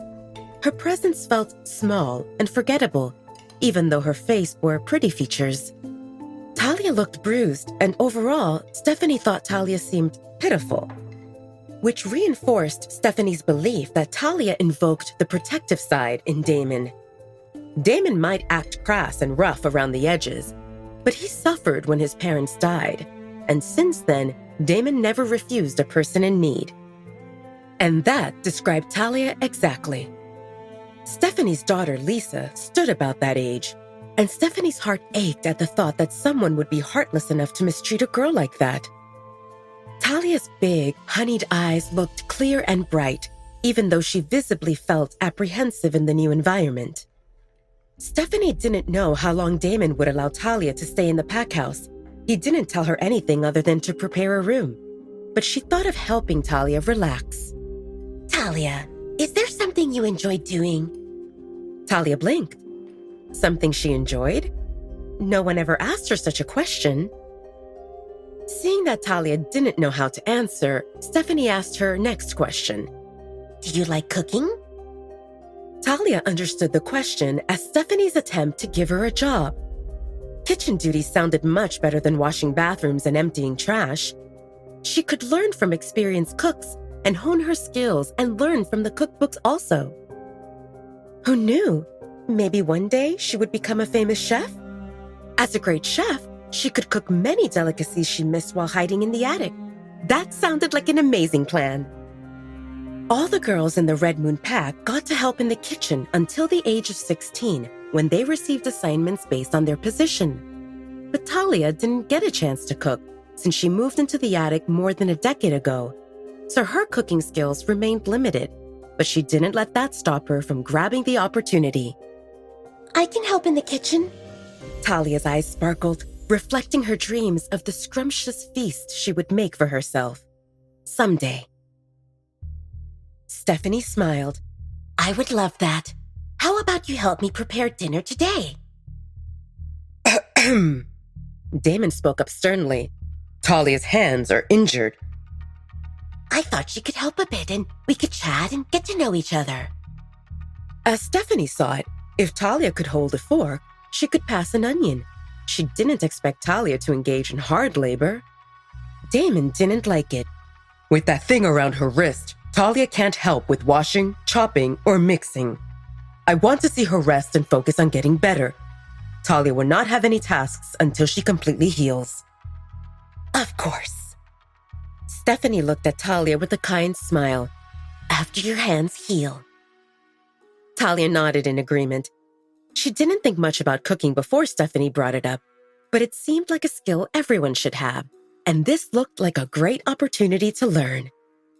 Damon could see Talia's wheels turning as she came up with some ideas, so he had to ensure she heard him. You are not allowed to work until Travis and I say you can. Until then, I want you to take it easy and rest. Talia wondered how far that take it easy and rest would stretch. Can I go to the forest? Damon frowned while thinking about how to answer this. He didn't like the idea of Talia wandering who knows where. He needed her in the visible range, or closer. You can go to the garden. If you want to go beyond that, let me know. I don't want you to get lost. Talia exhaled helplessly. Why did Damon think she got lost easily? She didn't want to appear needy or ungrateful, but this sounded like limiting her freedom. She took a mental note to bring this up again later when the scary Alpha seemed in a better mood. With Talia's stomach getting full, fatigue took over.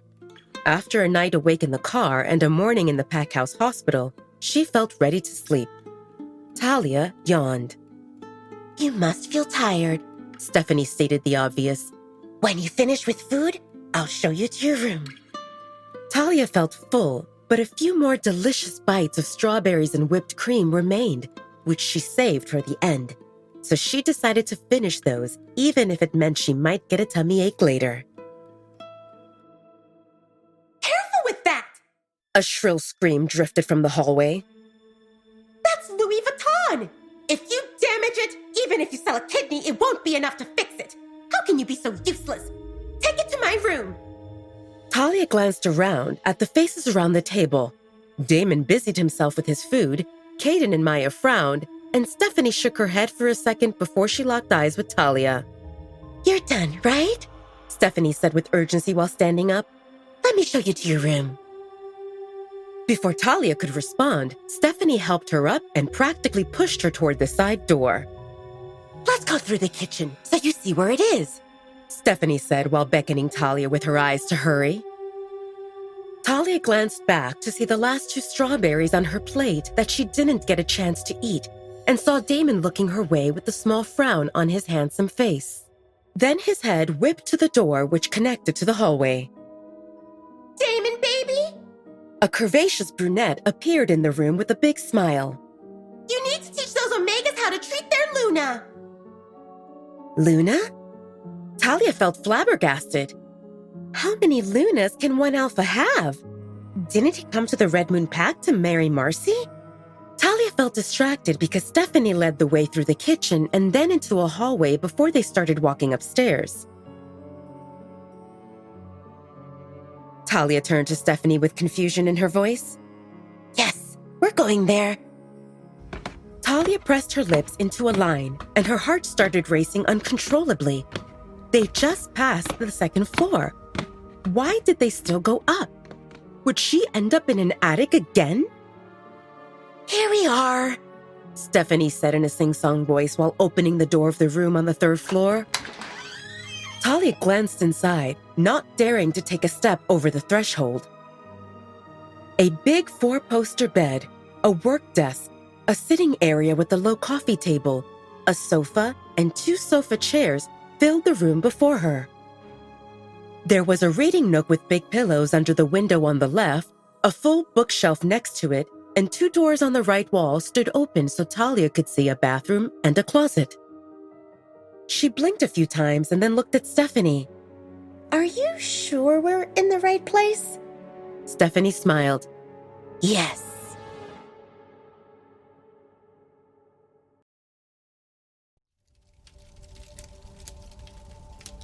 Based on your reaction, I can guess Alpha Damon didn't tell you that you would stay in his old room. His old room? Talia repeated robotically. Don't you have any other room to give me? Stephanie shrugged. Don't look at me, girl. I'm just following orders. Come inside and see how you like it. You traveled the whole night and then went to the hospital. I guess you want to shower and rest, right? Talia nodded at Stephanie's words while observing the room. Her gaze stopped at the intricate woodwork on the mantel that surrounded a massive fireplace. They didn't bring any suitcase for you.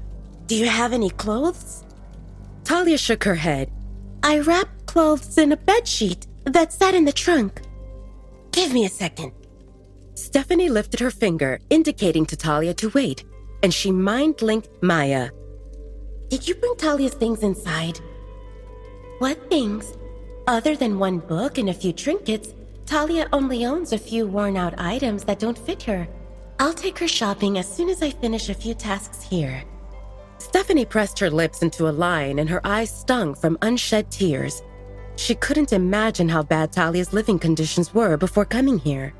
She got an idea. Don't worry about shopping for now. I have a few things from Lisa that are in good shape. I'm sure they'll fit her.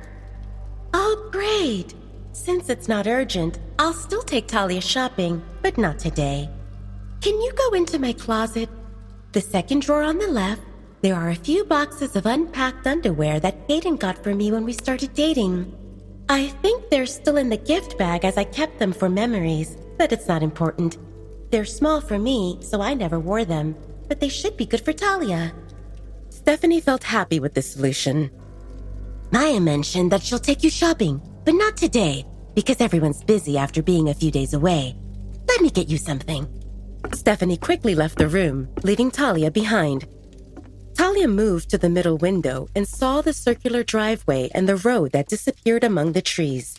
She remembered the plants she saw in the forest while walking here, and she felt eager to return to the forest and harvest some. She never had a stockpile, and she knew that she needed to take the mixture to diminish her scent soon, because the effects of the previous dose would wear off within 2 days.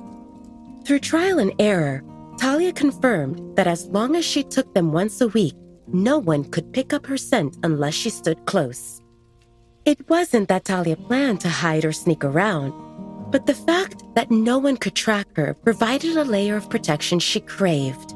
Talia took a moment to absorb the fact that someone gave her this luxurious room, and even though she didn't know for how long, she felt grateful, even if it lasted just one day. Talia remembered that when Damon spoke to her in the attic, he told her that if she came with him, she would have a room better than the ones downstairs at the Red Moon Pack. Plenty of food, a doctor to tend to her wounds, and no one would bully her. She just arrived and she had already seen a doctor, filled her stomach, and got a fancy room. And so far, no one bullied her, and people seemed nice. She decided to accept it. Talia smiled a little. It seemed that scary Alpha Damon kept his word. After a brief knock, the door opened, and Stephanie entered the room with a big suitcase that bulged with its contents. Stephanie opened it and began unpacking some things. These belong to my daughter, Lisa, before she left the pack. I had no idea why I still held on to them, but now I think they'll come in handy.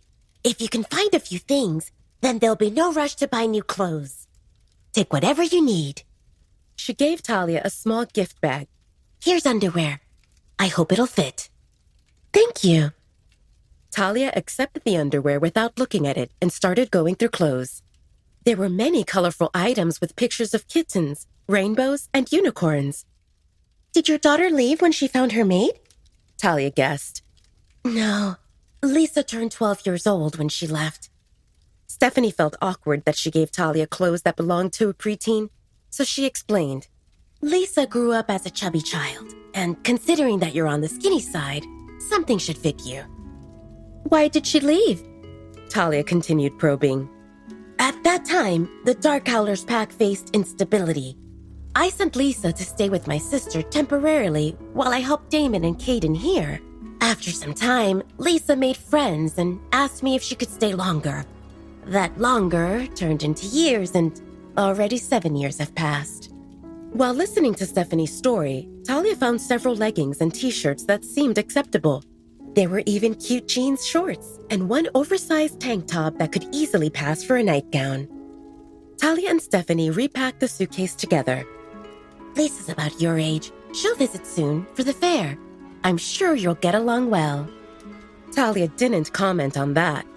Other than Olivia, she didn't have friends, so Talia didn't feel comfortable committing that things would work out between her and another person. Talia spoke up reluctantly. Can I ask you something? Sure. Can you bring my stuff to me? I know it's not much, but it's all I have. Stephanie nodded in agreement. Go wash up and rest. Do you want me to wake you up for lunch? Talia felt confident that she would sleep through the day. No, thank you. Is it okay if I go to the kitchen and grab something when I get hungry? You're free to go anywhere. If the door's closed, you can assume that it's either a bedroom or someone's inside. You're free to knock and check. If it's anything important, it'll be locked. Alpha Damon said that you can go to the garden, and if you plan to leave the pack house beyond that, notify someone so that we don't worry. Stephanie paused, and her expression turned sour. If you bump into Casey, just ignore her. Casey? The noisemaker who arrived when we left the dining room. Talia remembered the brunette. You mean your Luna? Stephanie frowned. Goddess, I hope that doesn't happen. You don't seem to like her. No one likes Casey. Talia felt confused. That brunette made a noisy entrance and called herself Damon's Luna. How could she do that if no one liked her? Does Alpha Damon tolerate people he doesn't like? Alpha Damon's complicated. Many women swarm around him and want to be his Luna, yet he can't pick one. What about Marcy? From the Red Moon Pack? You know her? Talia nodded. Well, she knew who beat her up. Twice. Are you from the Red Moon Pack? Stephanie continued asking. Talia nodded again. Stephanie let out a long breath and shook her head. I heard that Marcy's not the one either. I really don't know what that child's thinking. Damon has so many candidates to be his bride, and he's not accepting them or pushing them away. Talia understood that Damon's love life seemed complicated. Considering how Marcy reacted because of Damon, Talia took a mental note to stay away from Casey. Or even better, she should stay away from Damon. After a brief chat, Stephanie remembered, "These are right for you from the Pack Hospital."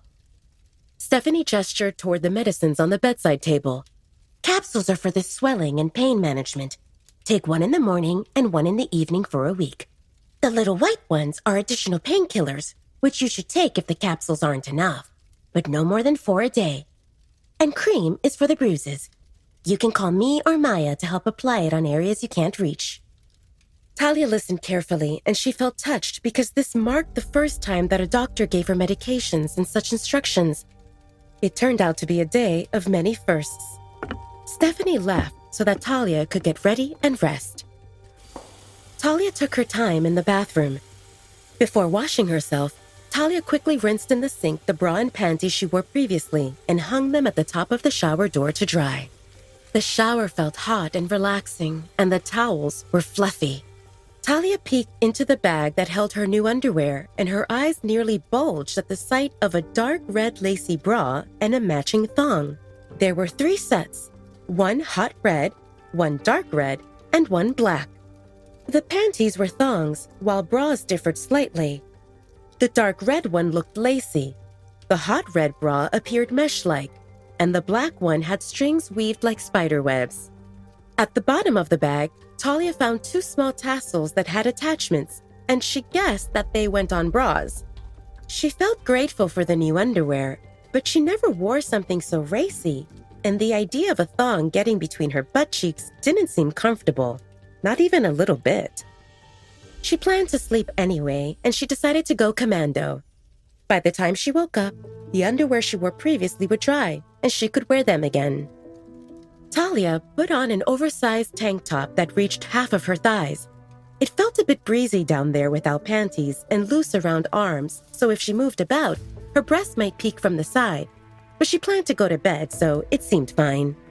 When she got out of the bathroom, Talia spotted her things on the bed wrapped in a worn-out bedsheet, and she smiled a little. She took the Cinderella book and placed it on the bedside table next to the medicines. Talia didn't care much about the clothes, but that book felt precious.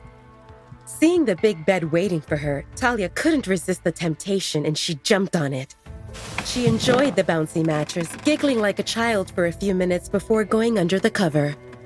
The mattress felt just right, and the pillow felt like a cloud, and the cover felt warm and fuzzy, and Talia fell asleep the moment her eyes closed.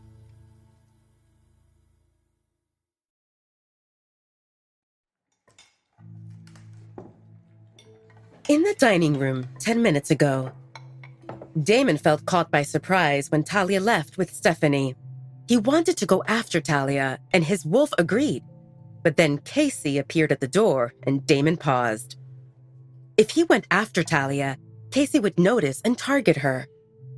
"You should have gotten rid of Casey a long time ago," Damon's wolf growled in his head. "Send her packing and go after our mate." Damon pinched the roof of his nose. Casey is just a fly, but a fly with a hurt ego and big mouth can cause damage. Even if she doesn't know that Talia is my mate, just the fact that I'm treating Talia differently will put a target on her back. "So what's the plan, wise guy?" his wolf asked sarcastically. "You'll pretend that mate isn't here until this annoying she-wolf leaves?" "I can't act differently. Talia's safety comes first." His wolf snorted in disapproval. "How about you go and shag every she-wolf in a 10-mile radius? And that way, no one will suspect you have a mate." Damon gritted his teeth in annoyance. "If you don't have anything useful to suggest, then go back to sleep." By this time, Casey stood next to Damon, grinning at him. "Why are you here?" Damon asked Casey grimly and pointed at the door through which she came in. "Who gave you the right to reprimand my pack members? And who allowed you to stay in a room?" "Damon, baby!" Casey leaned in to hug him, and Damon stood up, dodging her by a hair. "It's Alpha Damon!" Damon snapped and released his alpha aura, making her lower her head in submission. Did she ignore his questions, thinking that getting chummy would fix things? Since when did he easily fall for pleasures of the flesh? Damon's rage directed at Casey, but Kaden and Maya also lowered their heads. No one could deny that Damon could suppress them easily without lifting a finger. This did not align with the usual scenario. Normally, Damon would let Casey greet him with a hug and kiss. Yes, he would always reject Casey as his Luna, and he told her that she couldn't call herself his girlfriend or anything related to him. But Casey suited a temporary release. From Damon's point of view, it seemed perfectly fine. However, this time, just the thought of Casey's touch made his stomach tie into knots, and he couldn't make himself go through it. "Miss Casey," Damon spoke stiffly, "even your father can't come here without an appointment. Don't mistake my politeness for weakness." You can't treat me this way, Casey spoke through her teeth. You owe me. "That's why I didn't snap your neck so far. But if you think you're worth more, give me a number and we'll negotiate," Damon responded, and Casey's face contorted with anger as he spoke. "We should write up a contract so I know that the final payment will prevent you from bringing up that point again. Maybe your first time seemed important to you, but for me, you represent just one of many." Casey had never felt so insulted, and he hadn't finished talking. "I'll let my betas explain to you about rules we follow here, and if I see you again without an appointment, don't blame me for being impolite." Damon walked out of the room, and only when he fell out of sight, the three people resumed breathing. Kaden and Maya exchanged glances. That seemed intense. Yes, Casey was irritated, always had, and always would. However, Damon didn't pay attention to her so far. If he felt busy, he would ignore her, and if he felt willing, he would play with her. But he never snapped like this. Casey would play various games to get Damon's attention, which sometimes worked, more or less, and she would boss around Omegas in the pack house, imagining that she represented Luna, and leave after a few days. But this marked the first time for Damon to reprimand her like this. Casey stood in shock. Maya glanced at Casey, who stood in place like her feet grew roots. Her hands balled into fists, and she shook profusely either because of fear or anger. Probably both. Why does he let us deal with his trash? Maya asked Kaden grumpily through their mind link. You saw him.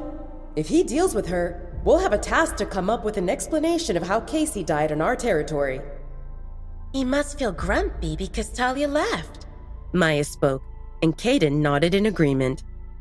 And that confirms that Damon intends on keeping Talia a secret, Kaden responded in a singing voice.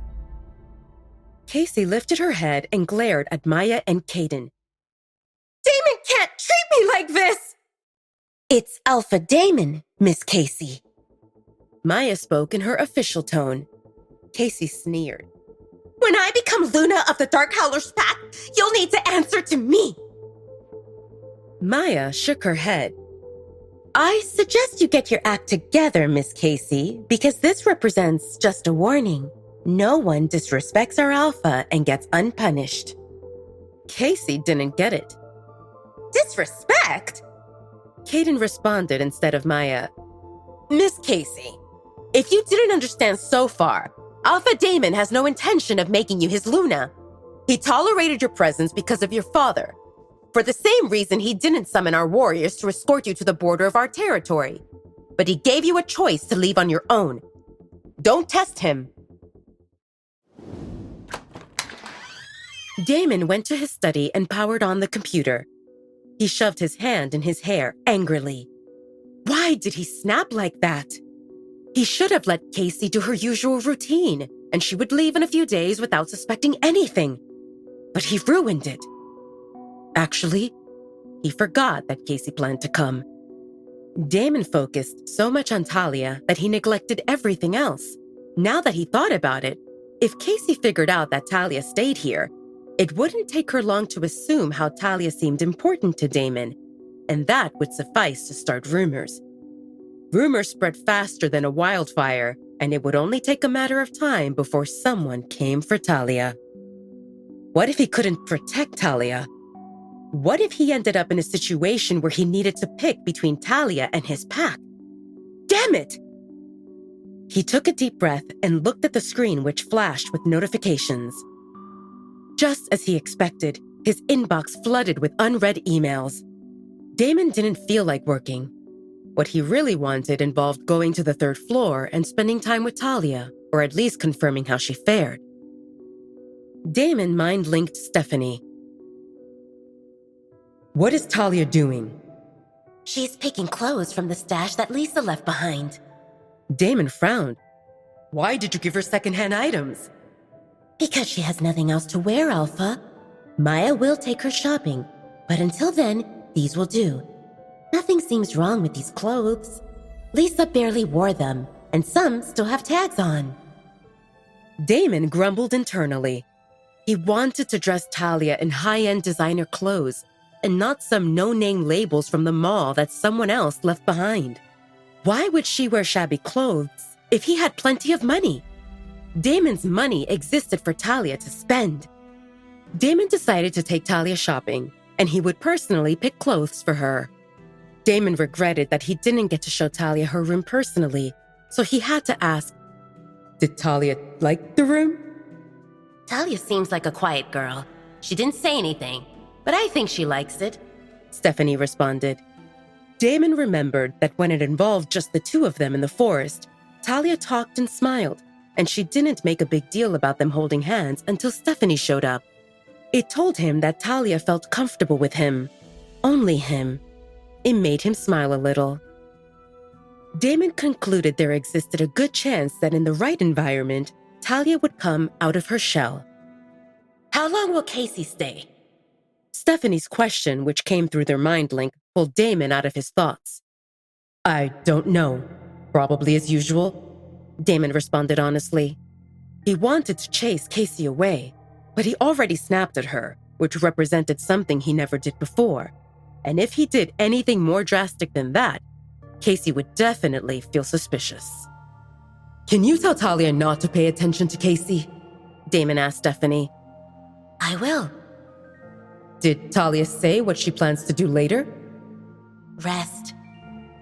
Damon wanted to ask more, but it would risk exposing himself more than he already did, so he decided to stop. Talia would rest, and he had a lot of emails to go through. He would check on her later.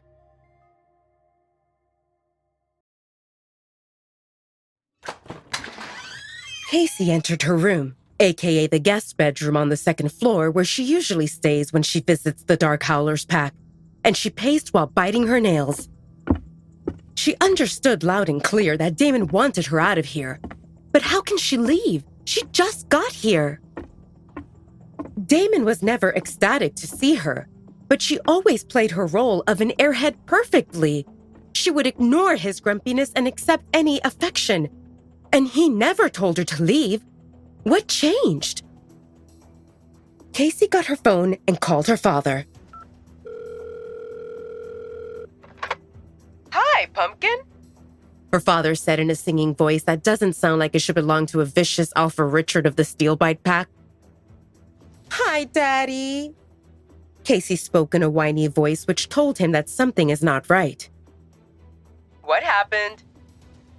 Damon told me to scram. He snorted. What did you do?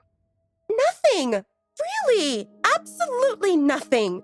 I arrived and I wanted to greet him, but he acted like I have a plague or something.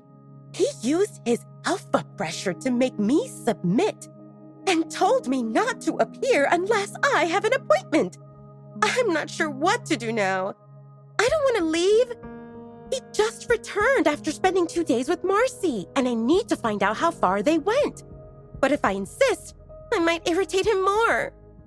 Relax, dear, Alpha Richard said. How can I relax? nothing happened with Marcy. I spoke with Alpha Edward, and he said that things are looking good, but he didn't say that they sealed the deal either. It doesn't matter how far he went with Marcy or any other woman, as long as he didn't agree to the Luna ceremony. But if he didn't fall for Marcy, why did he avoid me? Alpha Richard thought for some time before responding. It sounds to me that he is under stress. Casey snorted. If he is under stress due to some random thing, he doesn't need to vent on me. Don't you want to be his Luna? Yes, yes! Casey confirmed enthusiastically. Then, you should learn to read his mood. Alpha's job is not easy. Other than managing his pack, Damon needs to handle relationships with other packs also. It's a job that never ends.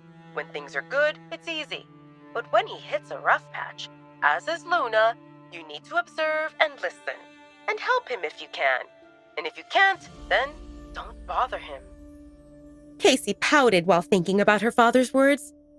But how can I observe and listen if he doesn't let me come close? He was probably irritable and you came suddenly. I know you are a ball of energy, but you need to do it gradually so that he doesn't notice you coming. It's all about the right approach. Casey smiled. Thank you, Daddy. You always know what to say. Of course, Pumpkin. Give him some time to cool off and try again, but be more subtle. If all else fails, be vulnerable. Real men love helping a lady in distress. And don't forget to pretend that you are clueless. If he suspects that you are putting on an act, he will really kick you out. Got it, Daddy. Casey sent a smacking air kiss to the phone before ending the call. She plopped on the bed and stared at the ceiling. Right. She needs to give time to Damon to cool off, and then she will try approaching him again. Later. But what should she do until later? In the study room, Damon was still going through his emails when Caden entered after a brief knock. I've got you these to check and sign, Caden said while putting a stack of papers on Damon's desk. Damon frowned at Caden's gifts. Did Casey leave? Not that I know of, and I have no intention of going to her room to check. Damon's frown deepened. That's not her room. Caden chuckled. You know that she always stays in that room, and no one else uses it, so it's Casey's.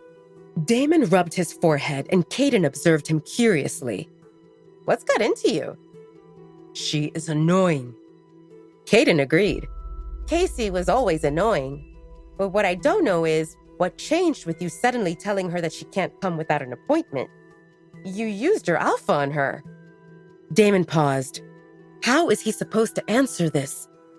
Casey is acting like she owns the place, bossing Omegas around and upsetting Steph.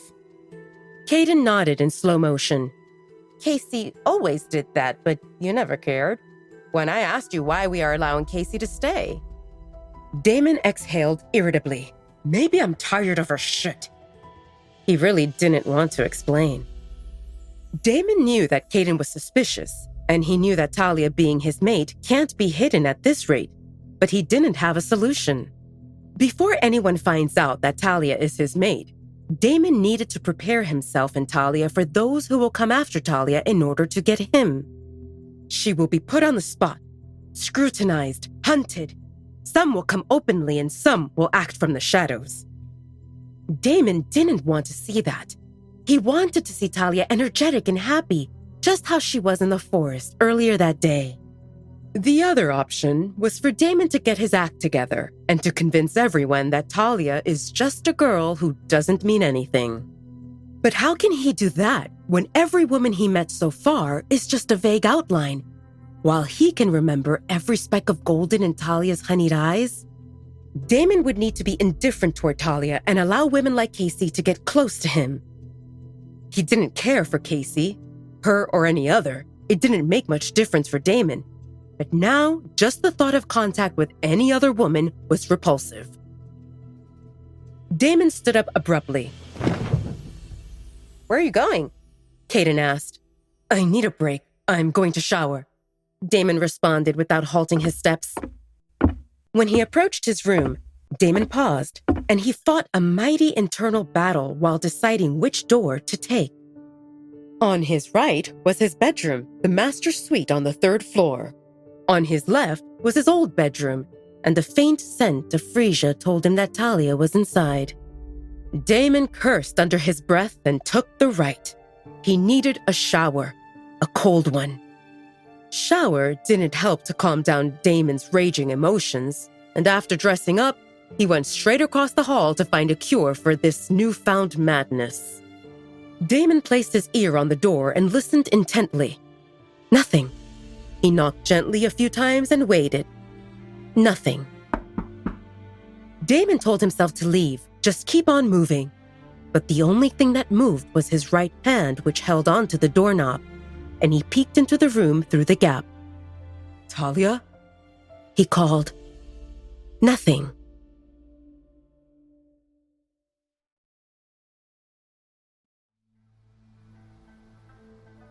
Talia blinked herself awake and first noticed the darkness. It had definitely passed dinner time, but Talia didn't mind. She buried her head deeper into the pillow, indulging in the softness and warmth that came with the scent of the forest and dark chocolate. Talia paused and took a few sniffs to confirm that her nose didn't play tricks on her. Talia looked around to ascertain that she stayed on her own. She felt confused. The room didn't smell like Damon before she fell asleep, but now it did. She liked his scent. It mixed her 2 favorite things, forest and a sweet treat. Talia wondered if Damon had come to check on her while she slept. Talia shook that thought away. Why would an alpha come to check on her? It seemed more probable that Stephanie or Maya brought something that had Damon's scent on it, but she couldn't see anything different. Talia decided to stop thinking about it. It didn't matter. She listened carefully and picked up no sounds. Considering the darkness and lateness, Talia thought of one pressing matter which included her going to the forest. She got black leggings that reached just below her knees and a dark blue t-shirt with a picture of 2 kitties sleeping in Talia's chest area.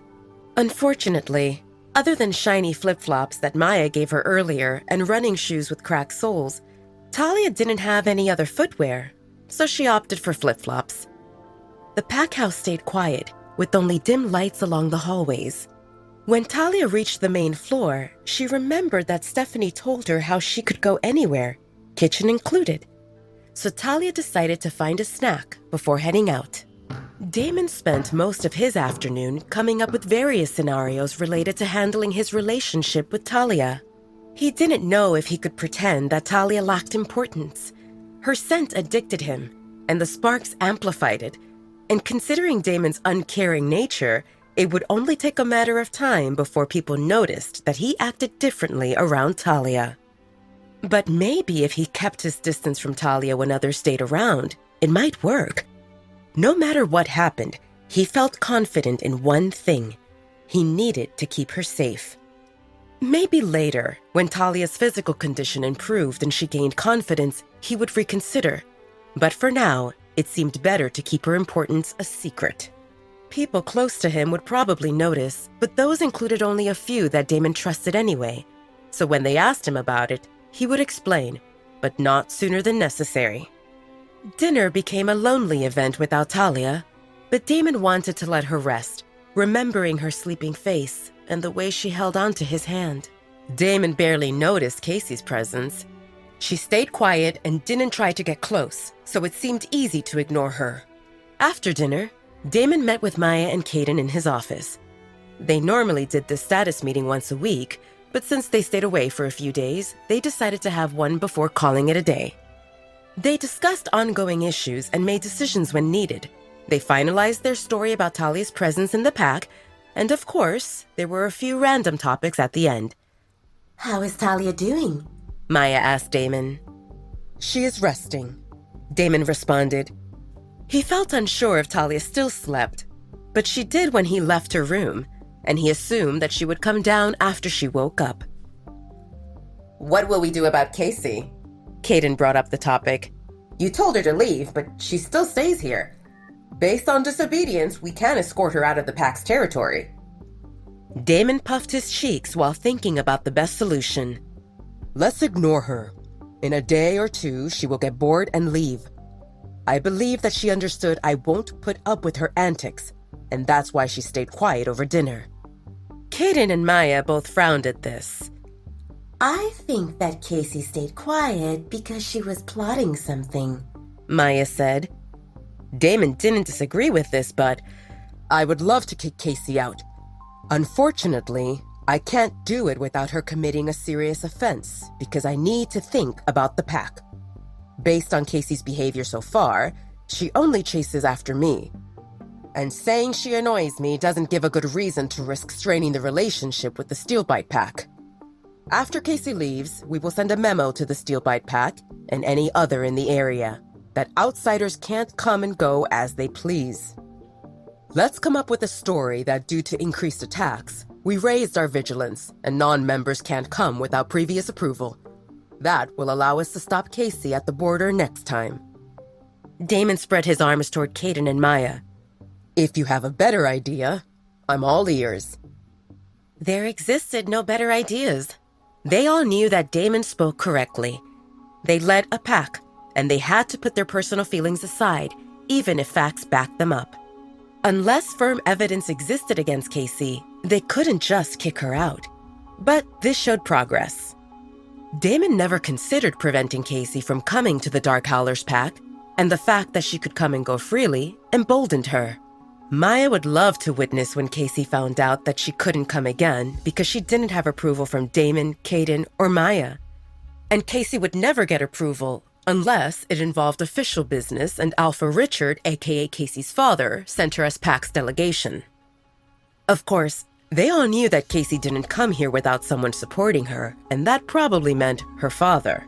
A girl with self-respect wouldn't allow repeatedly to be used by Damon when he felt like it.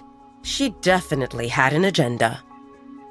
After the meeting, Kaden and Maya left for their room, and Damon went to get himself a drink, a glass of water, or maybe orange juice, the same one Talia drank that morning.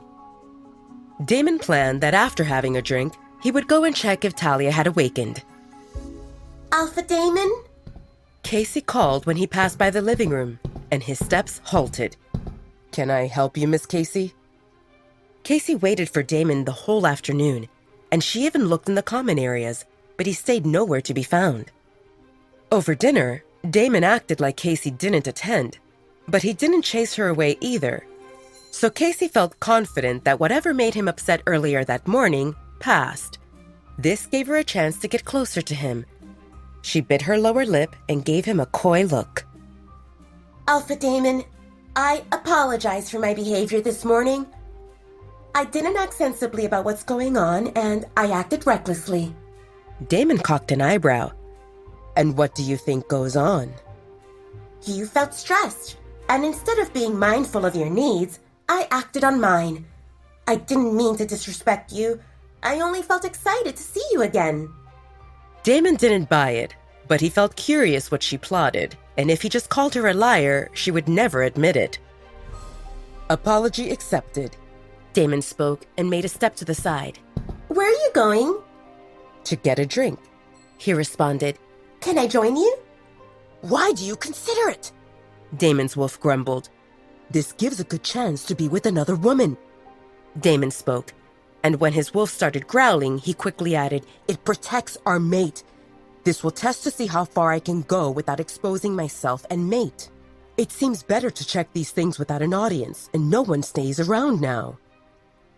His wolf didn't respond, but Damon sensed the resistance fading.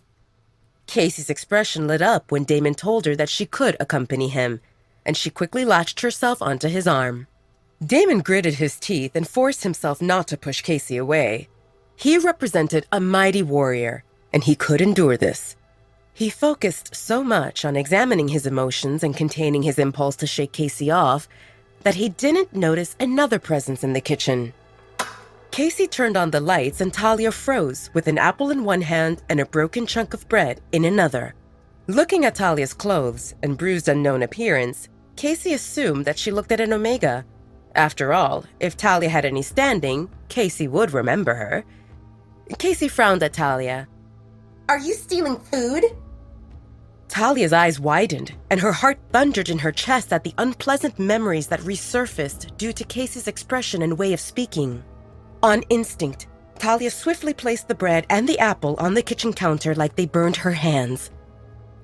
Talia saw Damon glaring at her like she shouldn't be here, and her heart cracked a little. Talia lowered her head and closed her eyes while trying to suppress the swelling of negative emotions. Why did she think that this place would differ?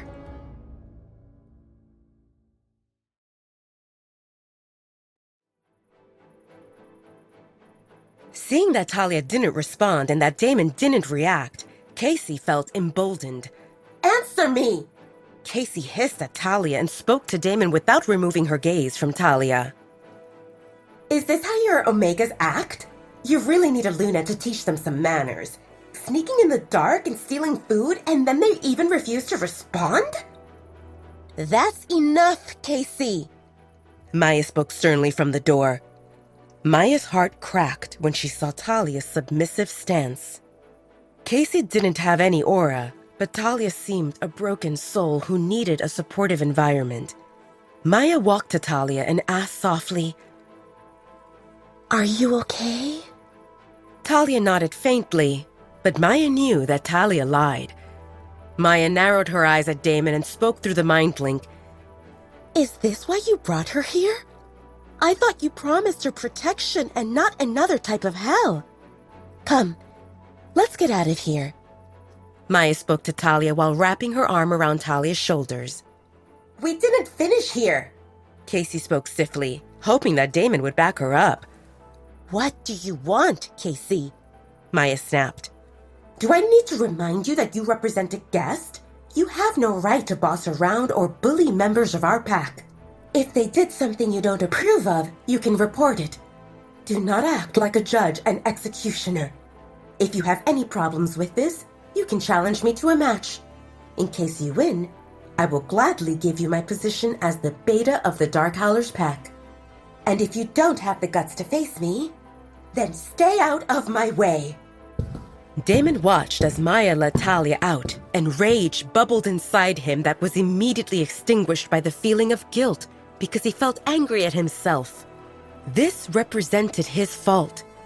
Damon felt surprised to see Talia in the kitchen, and he told himself to stay out of it because he shouldn't expose that Talia held importance.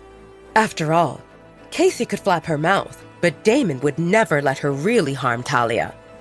Talia's defeated expression created an agonizing hole in his chest. He could see her disappointment and the moment when that little trust she had in him vanished. The pain felt unbearable. Talia is upset because of me, Damon spoke to his wolf. You stood and did nothing while that she-wolf disparaged our mate, and you broke the promise of giving her food because our mate left without eating anything. Again, and let's not forget that the same nasty she-wolf attached herself to your left. His wolf spoke with disapproval before retracting to the back of Damon's mind. Maya, can you make sure that Talia gets something to eat? Damon asked through the mind link. Oh, so now you care about Talia? Maya snapped at him. If you cared a minute ago, Talia would pick her food and not be chased out like a thief. Don't talk to me like that, Damon growled. Oh, I apologize, Alpha Damon. Where are my manners? Maya responded sarcastically. I suggest that you stay away from Talia. Stick to Casey. That's what you excel at, and leave this poor woman alone. She suffered enough. As your beta, I will take the responsibility of arranging different accommodations for Talia. No! Damon shouted into the mind link, but his message hit a wall which told him that Maya shut him out. Don't pay attention to Casey, Maya told Talia when they exited into the garden. Casey talks big, but she represents no one. She wouldn't dare to harm you.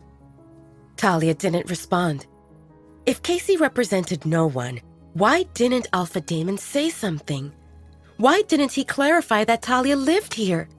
Why did he act like he didn't know who she represented? I didn't steal, Talia spoke after some time. The lights stayed off, and I assumed that everyone slept. I didn't need lights, so I didn't turn them on. Our Omegas don't linger in the pack house, Maya explained. They come once a week to clean and do laundry.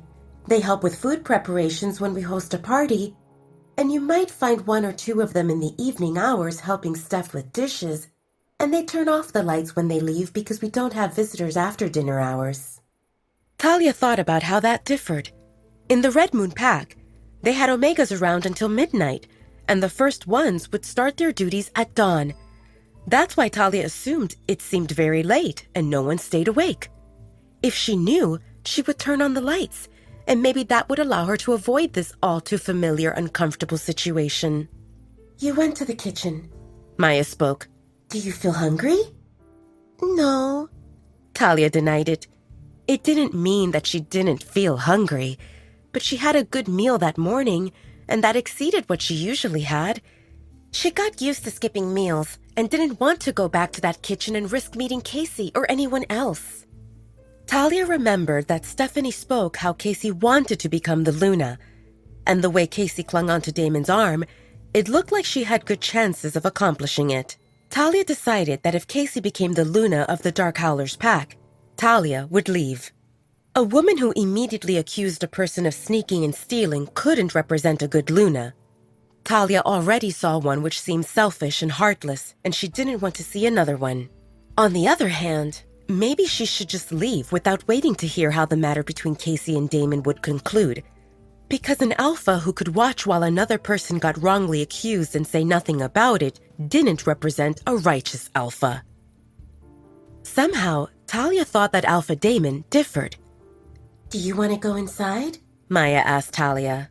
Talia wanted to go into the forest, but she feared that if she spoke that to Maya, she would prevent her from going. After all, Alpha Damon told Talia that she couldn't go beyond the garden without notifying him. But then, he spoke that no one would bully her either. Feel free to go back, Talia spoke with a small smile. I'm sure that Beta Caden waits for you. I will stay here a bit. I will be fine. Okay. Let's go shopping for clothes tomorrow afternoon. Maya spoke and continued without giving Talia time to respond. Talia, think about what you want. The pack house usually stays quiet and we don't have many guests. But if you stay here, you will attract attention. I don't say this to sway you one way or another, but I want you to stay aware of your surroundings. I can arrange for you to stay with the Omegas. That will help you blend in. Or, if you prefer on your own, we have apartments. Talia felt unsure what to say. She didn't want to stay in the pack house. Yes, the room seemed nice and the bed felt warm and the towels felt fluffy, but the alpha only brought trouble with him. And based on tonight's episode, it seemed that whatever protection he had for her, it ran out. But she felt anxious at the thought of living with Omegas because those represented her bullies from the past. And she never lived on her own, so that represented a completely foreign concept. Maya saw that Talia stood on the verge of panic, so she quickly spoke. You don't need to decide now. I advise you to stay here at least until your bruises heal. But think about it, okay? Options exist for you. No one will force you to stay here or anywhere else. I will make sure of that. Talia relaxed a bit. Thanks. My room stays on the second floor. When you climb the stairs, take right. It represents the last room on the left. Maya spoke and pointed at the last 3 windows on the second floor. The light stayed on. If you need anything, anytime, come and find me. With that, Maya left Talia in the garden. Talia found herself surrounded by silence that broke by the occasional rustling of leaves under the breeze. It felt familiar, yet somehow she felt empty, like she lost something. She lost hope. Talia exhaled softly and shook her head. It represented her fault. Since she accepted Alpha Damon's offer, she allowed herself to hope that things would get better. And this didn't seem better. It seemed the same, but wrapped in a different container. Just like many times before, Talia stood alone in the darkness, hungry, bullied, and wearing clothes that used to belong to someone else. The kind face in the Red Moon pack represented Olivia, and here represented Maya, and maybe Stephanie also. But just like Olivia, Maya and Stephanie would leave her at the end because they had their lives, and it didn't represent their job to take care of Talia. Talia sucked in a sharp breath. No point existed in dwelling on what happened, other than to acknowledge that people seemed the same regardless of the pack, and unless she took charge of her life, someone would always treat her like a doormat.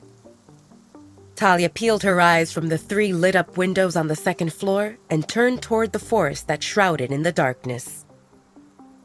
Steeling her resolve, Talia started walking.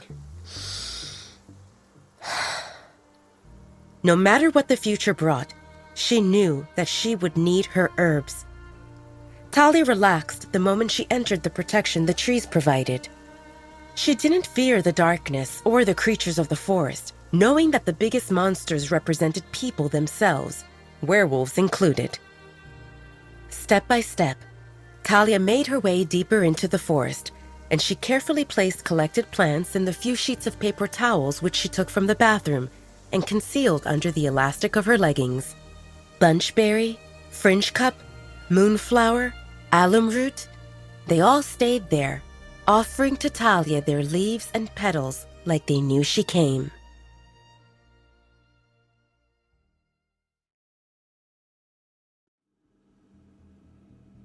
In the kitchen, Damon pried his arm free from Casey's hold and her eyes widened in surprise. Why did he back away? Why did he frown? Things went well, damn it! She composed herself and called sweetly, Alpha Damon, do you think I went out of line?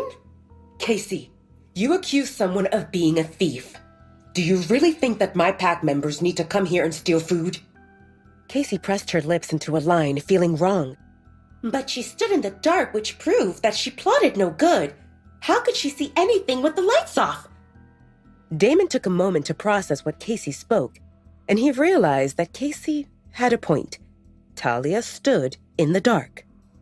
The light in the kitchen stayed off, and so did the one in the hallway. The visibility approached nil. Werewolves have enhanced senses, proportional to the strength of their wolf. Casey represented a weak werewolf, and the boost her wolf provided her seemed negligible when compared to other werewolves. However, Talia moved freely in the completely dark kitchen, which she didn't know.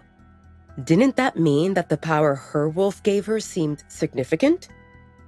An even bigger revelation indicated that Talia had a wolf, because if her wolf had gone, she wouldn't have any boosts. Talia's healing seemed low, but if her vision appeared sharp to the point of seeing in the dark, then she definitely had a wolf. A possibility existed that her wolf seemed weak, and that's why it enhanced only her vision while other things stayed blocked. What should I do? Damon asked his wolf. If this involved facing rogues or determining a budget for the next quarter, he would know what to do. But right at that moment, Damon felt lost. His wolf didn't respond, and Damon cursed under his breath. The old guy still ignored him because he allowed things to escalate. Damon, Casey called while rubbing his forearm. He spaced out for a minute, and it made her nervous. Damon yanked his arm away. It's Alpha Damon. Don't forget that. Absolutely confused, Casey gaped at Damon as he took a big plate and placed in it the chunk of bread and the apple that Talia left behind. He looked into the fridge and grabbed some grapes and cheese and headed out of the kitchen without paying any heed to Casey. Damon took 2 steps at the time all the way to the 3rd floor and paused in front of the door of Talia's room. The lack of her scent told him that she didn't stay there, but he still knocked before entering the room. Damon placed the plate on the coffee table and tried contacting Maya on the mind link, but she seemed unavailable. Caden? Damon went to the next person. Are you with Maya? No. She felt like eating sweets and went to grab something from the kitchen. Damon exhaled in frustration. I just came from the kitchen. Do you know where she is? The response came a few seconds later.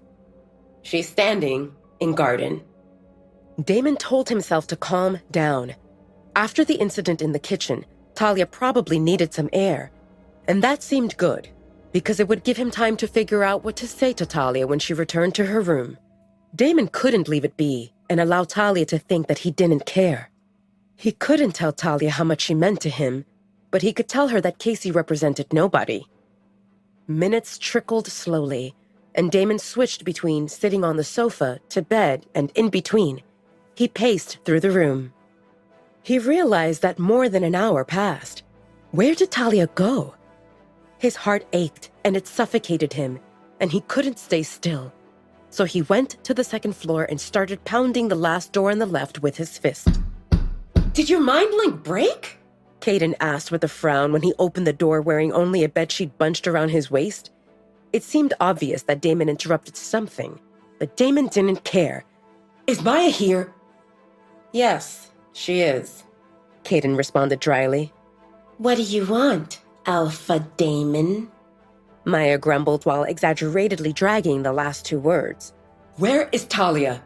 Damon asked while trying to make his way into the room, but Caden didn't move, and his deep frown told Damon to give up on that idea. Caden knew about the incident in the kitchen. Maya told him that Casey did her Luna act while holding on to Damon and accusing Talia of stealing food.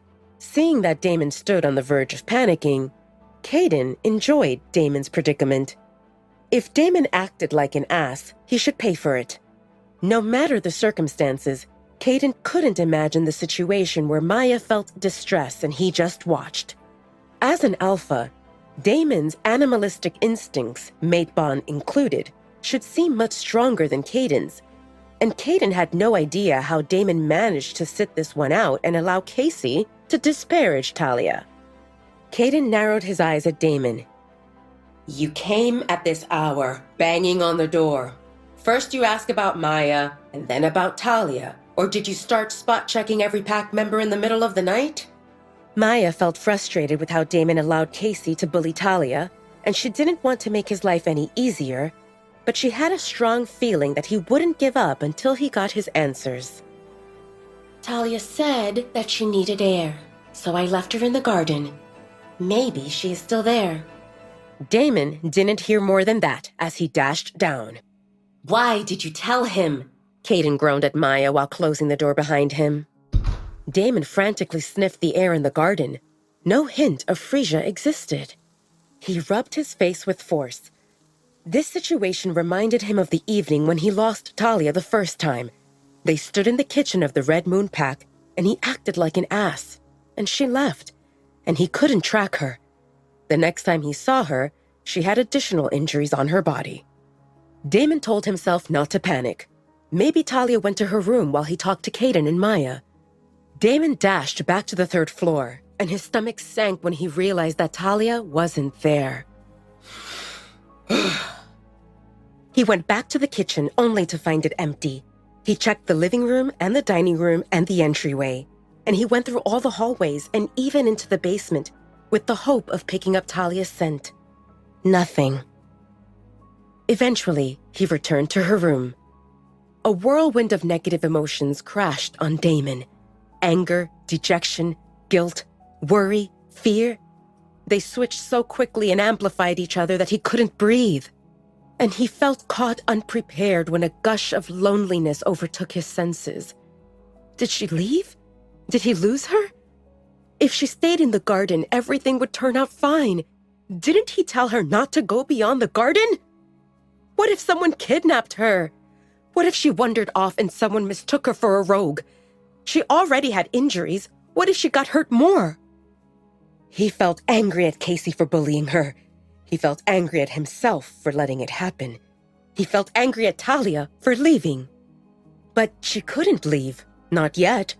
His territory was huge, so even if she ran, she would still be within the borders. I want extra patrols around the border, Damon shouted into the mind link of warriors. Search for a woman wearing a blue t-shirt and black bottom. She is in her human form. The woman doesn't represent an enemy. However, she might feel frightened. When you spot her, don't engage and notify me immediately. Damon could feel the commotion of his warriors stirring into action. They did this many times whenever they had rogues attacking. With this, He had extra eyes and paws searching for Talia, and he told them that she didn't represent an enemy, so they wouldn't attack. Damon wanted to go after Talia, but he didn't know which way she went. What if he took the wrong direction? What if she came back and he didn't stay here? Damon sat on the bed and grabbed the pillow on which Talia slept. He buried his face in it and took deep breaths, inhaling the lingering citrusy sweet scent of freesia. The scent calmed him a little, but it also reminded him of the woman that went missing. And this didn't represent any woman. This represented his mate. Damon couldn't believe that this happened. He didn't want a mate. He didn't want to meet her or acknowledge her.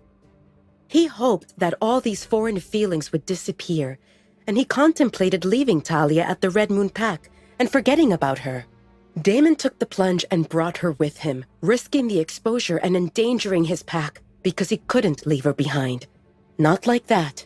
He decided to keep her close and safe, to feed her and buy her clothes and give her whatever she wanted. But he messed up, and now she went missing, and he stood on the verge of losing his mind.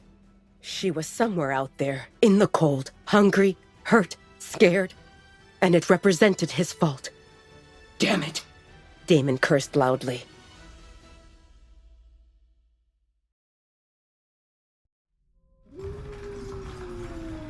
A sky-piercing howl shook all the windows in the pack house of the Dark Howler's pack, threatening to shatter them. The powerful sound echoed far into the distance, stirring every pack member with the might their alpha possessed. Will Damon be okay? Maya asked Caden while blinking at the dawn which cracked through the windows. They heard 4 rapid thumps when Damon landed in the garden after jumping from his balcony on the 3rd floor. He will be fine, Caden assured Maya and pulled her closer to him. The Border Patrol just notified Damon that they found Talia. Maya wanted to ask for more information, but Caden was snoring softly already, so she gave up. Normally, warriors and patrols can't contact Damon through the mind link. That is reserved for Caden, Maya, and Stephanie, and even those 3 knew not to disturb him unless it's important. Warriors, scouts, and other pack members follow the chain of command, which allows only a handful of people to contact Caden or Maya, and betas would decide if they would handle the matter or inform the alpha. Things related to warriors and security would reach Caden. Maya would be contacted on issues related to the pack members, and anything that involved the pack house would go to Stephanie. These channels of communication were not very efficient, but without them, Damon would go crazy with everyone speaking into his head. In this case, since Damon asked them to look for the girl, the patrol who found her contacted their supervisor. The supervisor notified Damon directly, and Caden was also included in the exchange. Damon ran through the forest, and he felt his muscles tensing to the point of aching, but he still kept on pushing. Normally, Damon enjoyed the feeling of his paws digging into the forest floor and the wind sweeping through his fur, but this time he was too focused on his destination. They told him that a girl matching the description he provided was found, and Damon felt the urgency to confirm that it was Talia. Damon's steps paused when he saw 4 werewolves in their wolf form standing nearby. The 4 warriors stiffened when they spotted a massive black wolf approaching them, and they all lowered their heads in submission. Damon whipped his head to the left, and a low growl escaped him when he saw Talia sitting on the ground with her back against the tree and her eyes closed. Who was the first to find her? Damon asked through the mind link grimly. It was me. Alpha. Before the warrior could finish, Damon pinned him on the ground and snarled at him. What did you do to the girl? The warrior whimpered. Nothing, Alpha. What do you mean, nothing? Damon raged, with his teeth dangerously close to the warrior's neck. Why is she unconscious? She is sleeping, one of the other 3 warriors said, because the one under Damon was nearly paralyzed with fear. Damon snorted and glanced at Talia again. Her expression was relaxed, and the slow rise and fall of her chest confirmed that she was sleeping.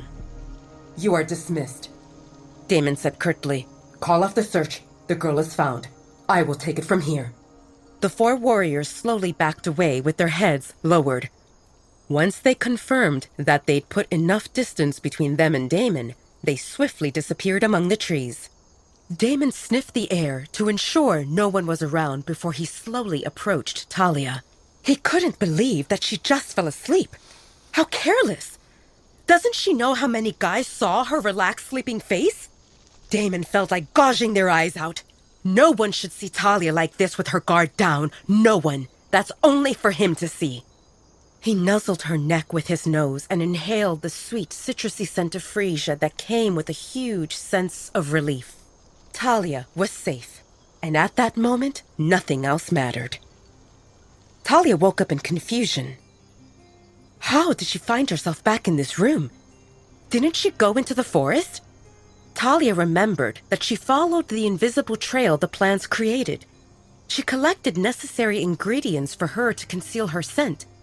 And once she ingested that mixture, Talia continued exploring goodies that the forest provided. Talia didn't feel like returning to the pack house. She lost track of time, and she stopped only when her aching legs reminded her that she was walking for too long. The painkillers wore off, and her injuries were aching all over, and she sat next to a tree to rest a bit, but then she fell asleep. Talia had a weird dream. It was about a massive black wolf with icy blue eyes. He was sniffing her neck and licked her cheek a bit, and the dream ended with Alpha Damon carrying her in his arms. Talia shook her head, refusing to accept how any of that was real. Why would Alpha Damon bring her back while carrying her princess style?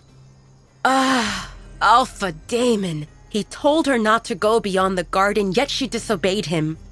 She was definitely in trouble. Right, that was definitely a dream. Because if he found her for real, he would scold and punish her and not bring her back like a knight in shining armor. Talia blushed. In her dream, Alpha Damon didn't wear any armor. His torso was completely bare, and her cheek rested on his firm pec. Talia was not sure if Alpha Damon was wearing anything on his lower half, but she clearly remembers his scent that helped her relax, and his every step rocked her back into sleep. Yep, that was a dream.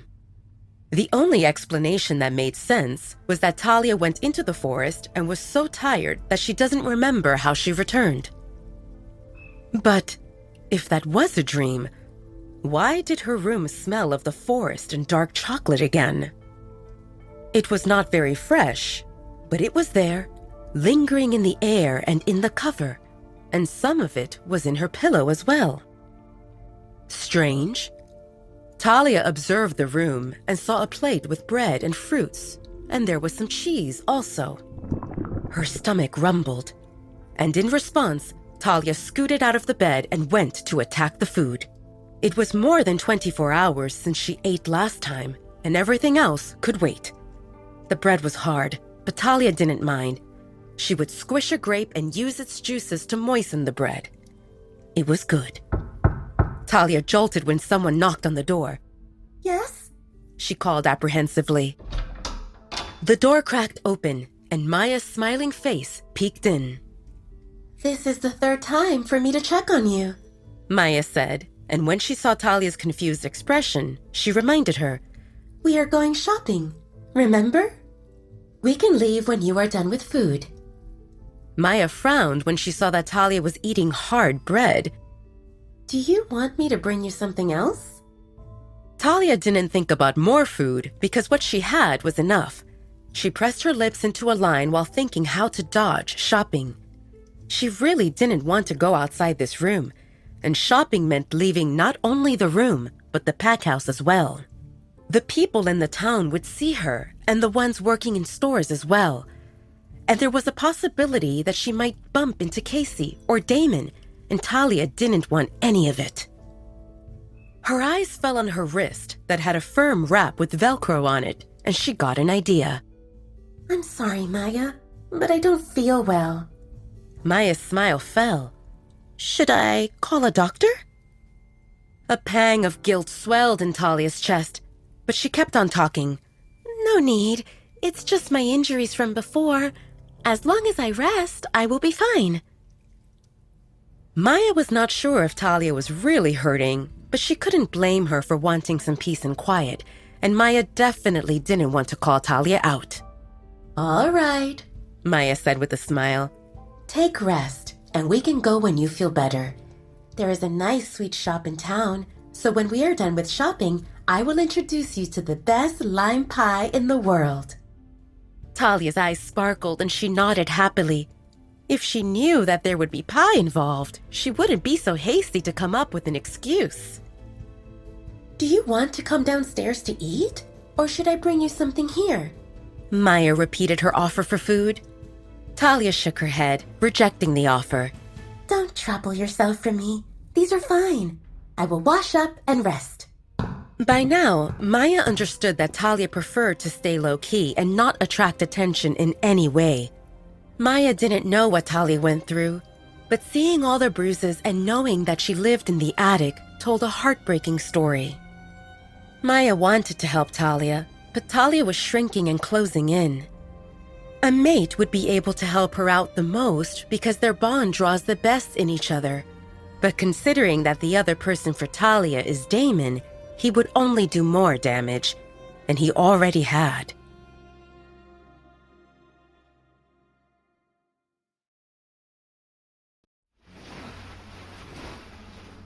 Oh, before I forget, Maya stirred the conversation the other way. don't tell anyone that you came from the Red Moon Pack. The official story states that you grew up with your grandparents somewhere north, and that after they passed, you came here with the goal to find a pack, and we bumped into each other accidentally. Do you remember the gas station where Alpha Damon went out to purchase snacks on his own? It's the stop where you switched places with Caden. Talia nodded. That's where we met. Feel free to fill in any gaps about your background. Maya spoke and observed Talia, who listened intently with a hint of confusion on her face. Do you know why this seems important? Talia shook her head, indicating that she didn't. If Alpha Edward suspects that we took you secretly, he might accuse us of kidnapping or stealing. Talia's eyes widened.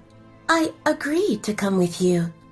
You did, but Alpha Edward doesn't maintain friendly terms with Alpha Damon, and he might use this incident to stir trouble. Talia didn't understand. If they didn't maintain friendly terms, why would Alpha Damon marry Marcy? She told herself not to think about Damon and his complex marital life. He had one Luna called Casey, and he planned to marry Marcy, and she heard that numerous other she-wolves surrounded him. Talia didn't know that polygamy existed in these times. But no matter who warmed his bed, Alpha Damon brought Talia to the Dark Howler's pack, and she accepted without considering that it might have some consequences for him. I didn't mean to make trouble for Alpha Damon or his pack. What should I do? You don't need to do anything, Talia.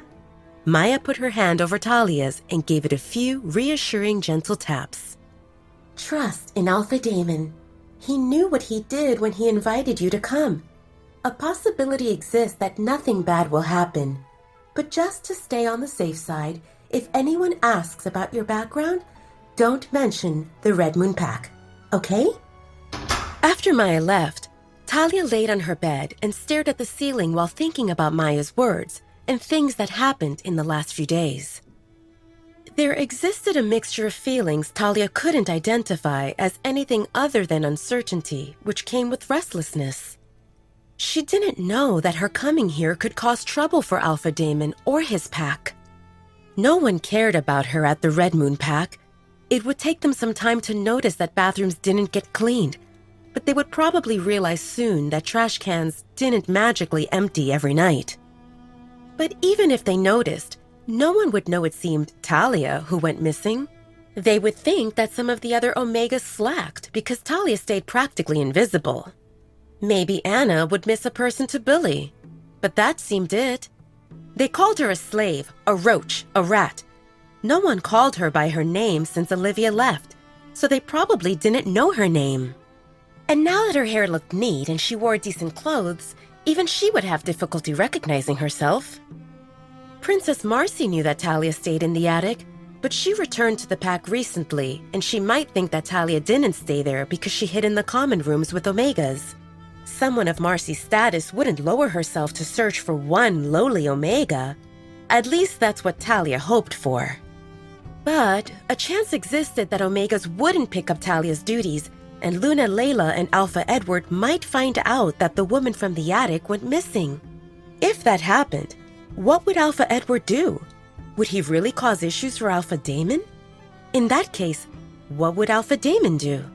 Alpha Damon seemed eccentric, and Talia felt unsure if he represented a good person or not. But the fact that he took her with him from the Red Moon Pack, regardless of the risks, confused Talia.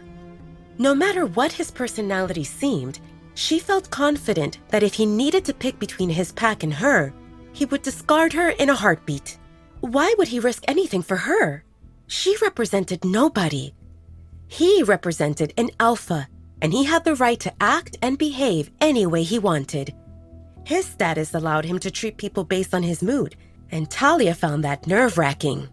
One moment, he shared a bed with her, pressed her against him, applied medicine on her wounds, fed her, and then he looked at her like she seemed dirty while Casey accused her of stealing, and he did absolutely nothing.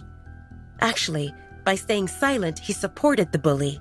That confirmed her theory that Alpha Damon extended his hand to help her, but if he needed to pick between her and someone more important, she would get left behind. Maybe Alpha Damon had an identical twin. One seemed kind and uncomfortably clingy, while the other seemed distant and heartless. That would explain Talia's interactions with Damon perfectly. But she knew that no second Damon existed. Only one existed, and he seemed extremely unstable. Talia firmly resolved to leave as soon as she could, and she didn't know where to go, but she felt confident that staying in this pack house didn't seem healthy. Talia didn't want to bump into Casey or Damon, but hiding in this room didn't seem practical. Even if no one chased her out, eventually hunger would force her to find food, and she didn't want anyone to accuse her of stealing again. More than beatings and name-calling, Talia felt hurt by injustice. She didn't steal.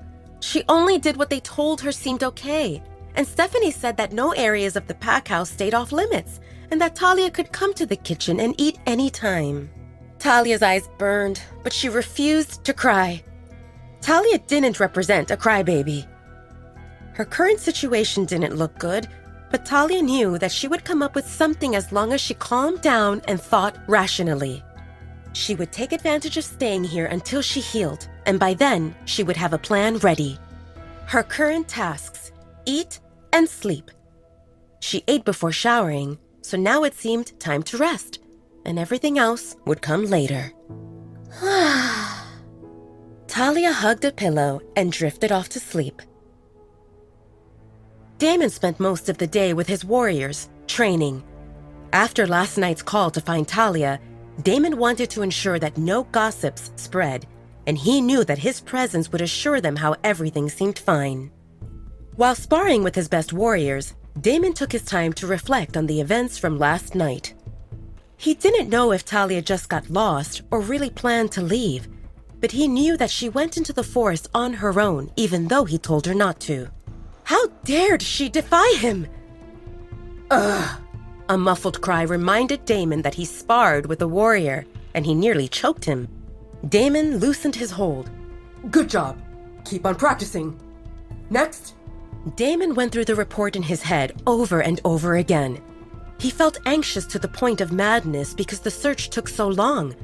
His warriors had amazing skills, not just in fighting, but in tracking as well. Yet no one managed to pick up Talia's scent. The patrol who found her nearly tripped on her. If they stood a few steps away, they would pass next to her. Damon concluded that if Talia didn't stop on her own, she could easily escape his grasp. Part of him felt curious about how that seemed possible, and part of him admired Talia's skills. But mostly, he felt dejected and frustrated because he came so close to losing her. Damn it! How could one woman escape his pack house and avoid so many patrols like it seemed nothing? Ah! A cry pulled Damon out of his thoughts, and he realized that he dislocated the shoulder of his sparring partner. Damon glanced to the side. Medic! Get him out of here! Next! Warriors usually felt eager to take pointers from their alpha, But today, they felt reluctant to get on the mat with him. Something seemed off. Unaware of the wary gazes of his warriors, Damon continued sparring with his next victim. Cough, cough. With his next partner, while his mind stuck on the woman with copper-colored hair. Damon couldn't believe that he felt anxious while thinking about Talia's safety. Yet he found her sleeping in the forest like everything seemed fine.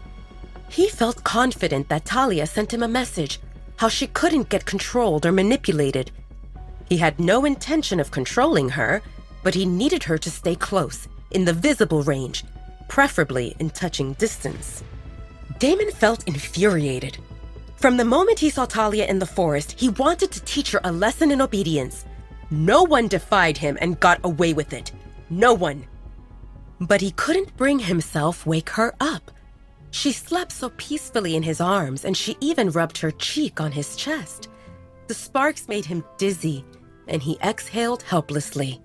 And then he placed her on the bed and covered her up, and he sat next to Talia while holding her hand until late morning.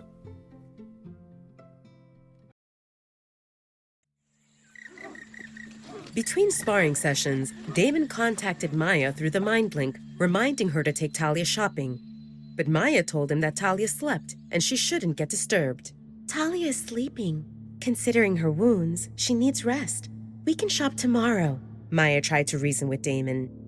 No, do it today. Damon didn't relent. The truth is that he felt guilty. He knew that Talia left because of the incident in the kitchen, and he thought that if Maya took her shopping, Talia would feel better and not try to leave again. The thought of Talia leaving created knots in his stomach. She nearly escaped, and next time, he might not get so lucky to find her sleeping in the forest. It turned late afternoon when Damon finished training and returned to the pack house. His shorts stuck to his body, and his bare chiseled chest and abs glistened due to all the sweat, and he itched for a shower. Damon heard Maya's voice coming from the kitchen, so he took a detour, completely ignoring Casey, who ogled at him. How did the shopping go? Damon asked Maya, interrupting her talk with an Omega who stole amorous glances at Damon. We didn't go, Maya responded. Damon frowned and continued through the mind link. I told you to go today. Maya felt irked, but she knew better than to show it, so she plastered a smile. Talia wouldn't enjoy it if I dragged her against her will. Against her will? Damon felt confused. Every woman loves shopping. Talia doesn't want to leave her room, and I don't blame her. Damon snorted and went to his room. His steps halted in front of the door, and he went left instead of right. Before opening the door, he listened carefully. Nothing. He took a few sniffs, and his anxiousness mixed with anger when he couldn't pick up Talia's scent. Did she leave again? Damon opened the door abruptly and froze at the sight of Talia, who slept on the bed, curled around the pillow. A slow breath escaped his lips, and he backtracked out of her room. Before closing the door, his sight fell on the empty plate where bread, fruits, and cheese had been. He left them there last night. The fact that Talia ate the food he left made him feel a little better. Damon went to his room and took a quick shower. He returned to Talia's room, but this time with another plate of food that had fruits and croissants, and it got wrapped in plastic wrap so that the pastry didn't dry off. Damon sat on the bed and reached to hold Talia's hand. He looked at her sleepy face and didn't move for a long time. Casey felt irritated. Dinner passed and Damon didn't come down. She saw him take a plate of food upstairs, the same way he did last night, and she knew that he took it to the third floor. But she assumed that it meant for him, because she didn't know that someone else stayed on the Alpha's floor, how Casey called it. Only once Casey made her way to the third floor, and Omegas told her that it didn't allow. But when she ignored them, Alpha Damon showed up and chased her away, saying that only his Luna would get to climb there. Well, didn't that mean her? It only took a matter of time, how Casey saw it. There existed numerous she-wolves coveting Alpha Damon, but Casey represented the only one who could stay in his pack house. Didn't that make her special? Casey went to her room on the second floor and called her father. Daddy! She whined. Alpha Demon ignored me again! What did you do, Pumpkin? Casey pouted while trying to think about what she did to offend him. I really have no idea. Last night I apologized and he seemed fine, but then he didn't. Alpha Richard hummed. Did something happen while he seemed fine? We went together to get drinks in the kitchen, and there stood a woman stealing food. I called her out, and she left with that pesky beta. What did Alpha Damon do? He asked me if I think his pack members need to steal food. And? Do you think they need to steal? No, I don't. But that woman sneaked in the dark. If she didn't steal, what else did she do? Sweetie, you look at this wrongly. Huh? Cassie felt confused. You want to become the Luna of the Dark Howlers pack, right? Why do you always ask me that, Daddy? Cassie groaned. I'm reminding you why you stay there. Alpha Richard responded. If you want to become his Luna, you should act like one. I don't get it, Cassie admitted. Alpha Damon prohibited me from calling myself his Luna. This doesn't involve titles, but behavior, Pumpkin. Luna represents the mother of the pack. If her children feel hungry, she will provide for them and not call them out on stealing. You need to show compassion and gentleness. Show him that you can become a good Luna for his pack. Casey listened intently. She knew what her father meant, but she didn't want to become the Luna in order to pamper others. She chased after the power and prestige which came with that position. She dreamed about standing proudly next to Damon. Omegas should have their duties and their meal times, and that didn't include eating from the pack house because that belonged to high-ranking members. Any Omega in the pack house stayed there to work and not relax and have snacks. But she knew that her father spoke correctly. No matter what her end goal seemed, she needed to put on a good facade. After she secured her spot, she could do whatever she wanted. Damon stayed in Talia's room until she started stirring. He knew that she would wake up, and he wanted to talk to her to ask for an explanation. Why did she go to the forest? Didn't he tell her to stay put? Did she run away or warn him that she could leave without him noticing? A part of him feared the answers. He didn't want to hurt her, but if Talia said that she wanted to leave, Damon didn't know how he would react. While she went missing, he spiraled into insanity, while anger and fear consumed him. And if she said that it happened on purpose, he might snap. And why did she refuse shopping? Did she punish him by refusing him the chance to repent? At that moment, Damon decided to leave. They would talk tomorrow. By then, he would cool off and the risk of him snapping would significantly lower. But Talia didn't show up for breakfast, and she didn't show up for lunch either. And he went back to feeling irritated. What game did she play? To starve herself? Talia either harmed herself or defied him, or both, and neither of those sat well with him. With every passing minute, his impatience morphed into fury until he couldn't take it anymore. Damon filled a plate with food and stormed toward the third floor. What Damon didn't know involved Maya noticing how Talia cooped up in her room. So besides bringing her food, Maya brought Talia a tablet and showed her how to go on the internet and browse. Talia spent quite some time reading news and looking at local maps to familiarize herself with the world and surroundings. Talia shrunk when she heard someone rapidly slamming on her door. She sat on the bed with the tablet in her hand, looking at the local map and figuring out nearby towns. It felt nice and calm, and whoever stood on the other side of that door made her anxious. Did the house catch fire? Or did Alpha Edward find out where she stayed and something horrible happened because of her? The door swung open, and Talia's eyes widened when she saw Damon's dark expression. Did he come to punish her because she went into the forest without permission? Why don't you come down to eat? Damon asked grumpily. Do you think this represents a hotel and we should serve you? Talia shook her head frantically, unsure why he asked her that.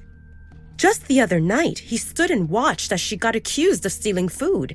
It seemed that he changed his mind and she could eat again. Doctor told you that you seem underweight. Did you forget that you need to have regular meals? Or do you starve yourself on purpose? I didn't bring you here to have you hospitalized. Talia realized that Damon felt concerned about her weight. Did the kind Dr. Travis call to check on her? Probably.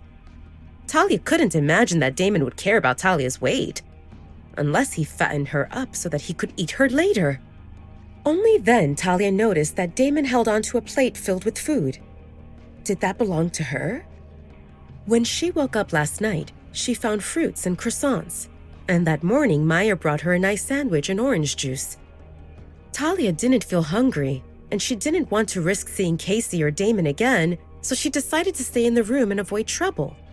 Yet the devil himself stood at her door. She didn't know what to think about Damon other than he seemed mentally unstable.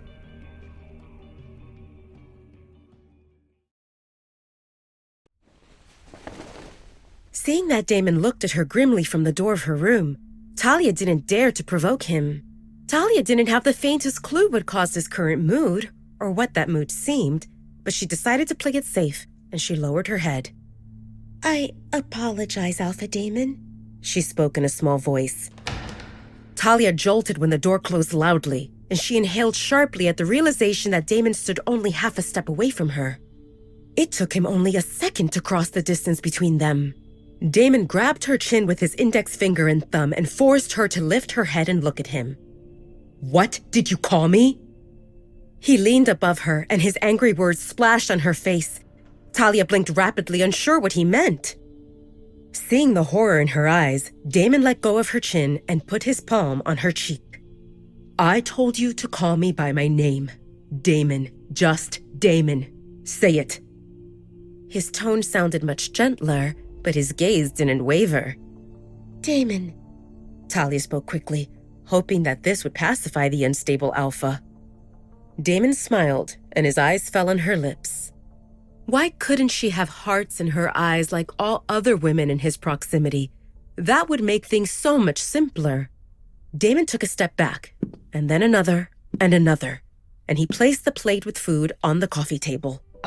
"You really should eat, Talia." Seeing that she didn't move from the bed, Damon cocked an eyebrow at her. Within a second, Talia sat on the sofa with the plate in her lap. Damon smiled victoriously and took a seat next to her. Talia observed the plate.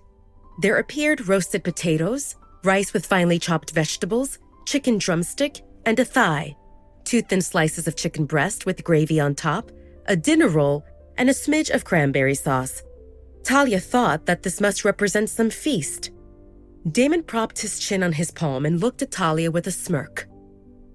"If you came down for lunch, you would get to enjoy fresh salad and chocolate pudding for dessert, but you missed those." "This seems more than enough," Talia responded honestly. "I don't remember if I ever ate something like this in one sitting. Thank you." Damon's heart cracked.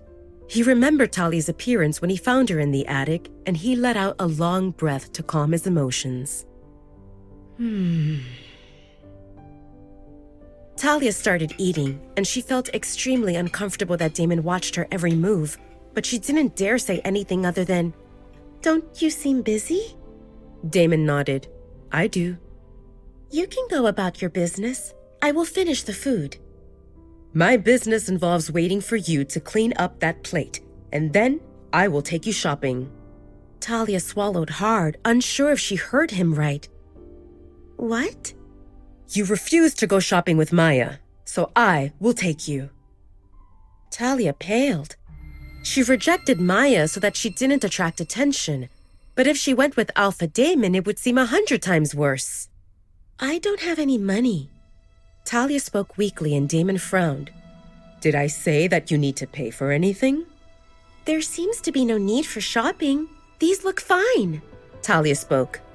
Damon hummed ambiguously, and his eyes moved over her body, from her head down to her toes. He liked what he saw, and she looked good in anything. Talia shrunk under his gaze. Somehow, he made her feel exposed. What the hell? You have an appointment with a nutritionist tomorrow. It's in the human city. Will you go in for that? Damon asked, and Talia glanced at the white t-shirt on her. It had a rainbow unicorn on it that said, "Unicorns seem awesome." Don't answer that. Damon spoke curtly. I didn't ask you to go shopping, I informed you. He got his phone and started fiddling with it, and Talia understood that this conversation ended. Damon went back to his bossy mode. Actually, Damon always seemed bossy. But he said that she needed to eat and go shopping, and maybe after that, he would leave her alone. A black armored Lexus SUV with tinted glass stopped in front of a clothing boutique in Darkburn. Talia fidgeted in the front passenger seat. She thought that this would seem easy, but now that they arrived here, she felt reluctant to get out. There appeared people on the street, and some of them already looked at the car, probably recognizing it as Damon's. Damon glanced at Talia and got out of the car. Talia clutched the seatbelt and closed her eyes. Maybe he would do the shopping himself and leave her in the car?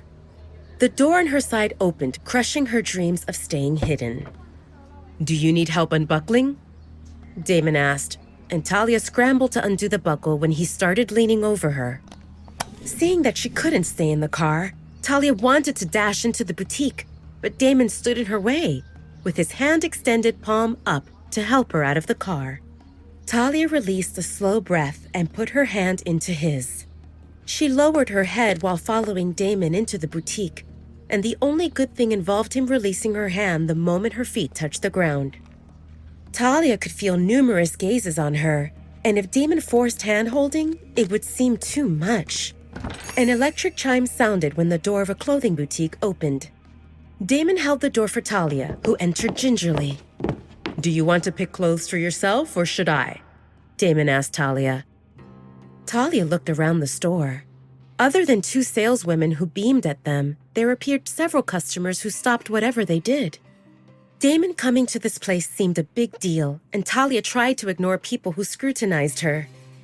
So many things! Walls lined with shelves that had garments folded, dresses and suits hung on racks. There appeared several mannequins with the latest fashion trends, and this represented her first time in a store. Damon saw Talia shrinking, and he got his answer. Unfortunately, he had no idea about women's clothing. Yes, he knew about the famous designer labels because some of his dates couldn't stop talking about it, even though he didn't feel interested in those. He looked at two eager salespeople who stood behind the small counter with hearts in their eyes. Normally, they would greet the customers, but this represented Alpha, and they waited for permission to speak. Issy, Bryn. He gestured toward Talia. Talia needs to go to Human's Town for a doctor's appointment. Can you get her something appropriate? The two young women smiled widely. Leave it to us, Alpha! They spoke in unison. Issy and Bryn circled Talia once with thoughtful expressions and then started picking garments. Bryn's left hand held several hangers, and with her right hand she grabbed Talia's arm. Come to the back. That's where dressing rooms are. You need to try these. Issy gestured toward the chairs that stood on the side. Take a seat, Alpha. This might take a while. Damon gave a stiff nod and paused. Find her something for the fair as well. At least a few outfits. Shoes, too. Yes, Alpha! Issy grabbed several more things and walked to the back of the store with her hands full. Damon sat on the chair and looked in the direction of the dressing rooms. He hoped that Talia would pick her clothes and maybe ask him what he thought, and then he would tell her to try it on, and she would pose for him. But now they stood in Darkburn, and the reality involved such behavior attracting attention, and people would start talking about him and Talia. Damon decided to sit this one out and to let two saleswomen handle this. As long as Talia got several sets that fit her well, he would consider this outing as a success. And he would take Talia for a more personal shopping experience later, maybe in the Human Town. Talia observed a big dressing room that mirrors surrounded. She estimated that at least 6 people could come here and change clothes at the same time, and there would still exist extra space. The store looked much smaller from the outside. Issy and Bryn felt enthusiastic. They didn't ask Talia about her circumstances. It didn't seem uncommon for them to accept refugees, and Talia's fading bruises told them that she didn't have an easy time. Other than their alpha personally bringing Talia shopping, nothing seemed too strange. They all knew about Damon's reputation with women, and he never treated his hookups poorly. Sure, they didn't hear that he took them shopping, but fancy meals and exclusive locations got included, so buying clothes didn't seem over the top. Issy and Bryn felt itchy to ask Talia questions, but they feared that it might reach Damon's ears, and they might get punished. The duo concluded that Talia represented a refugee or a hookup, and one didn't exclude the other. They knew that it didn't seem appropriate to talk about those, but that didn't mean that they would not gossip later after Alpha Damon left.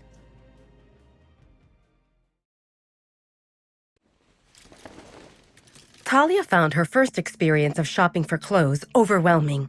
Dresses, tops, shorts, pants, skirts, shoes, hats, boots, jackets, cardigans. Everything looked good, and she didn't dare make any requests. Bryn took Talia's measurements and determined the right size for her undergarments, so Talia only needed to pick style and color from the catalog that Issy brought. Talia picked a conservative style in light tan color, and Issy slipped into the pile white, black, and blue undergarments of the same type. Bryn expertly removed clothes from Talia and put new ones on, and Issy went out to get the right size or color when needed. When Issy came out of the dressing room the second time, she changed the sign on the door to closed and locked the door so that new customers didn't come. The two of them committed to serving Talia, convinced that would please Damon. "This green dress goes great with your hair," Issy exclaimed. "This silvery top looks cute and makes your eyes sparkle," Bryn chimed in. They praised everything, and after the fifth outfit, Talia tuned them out.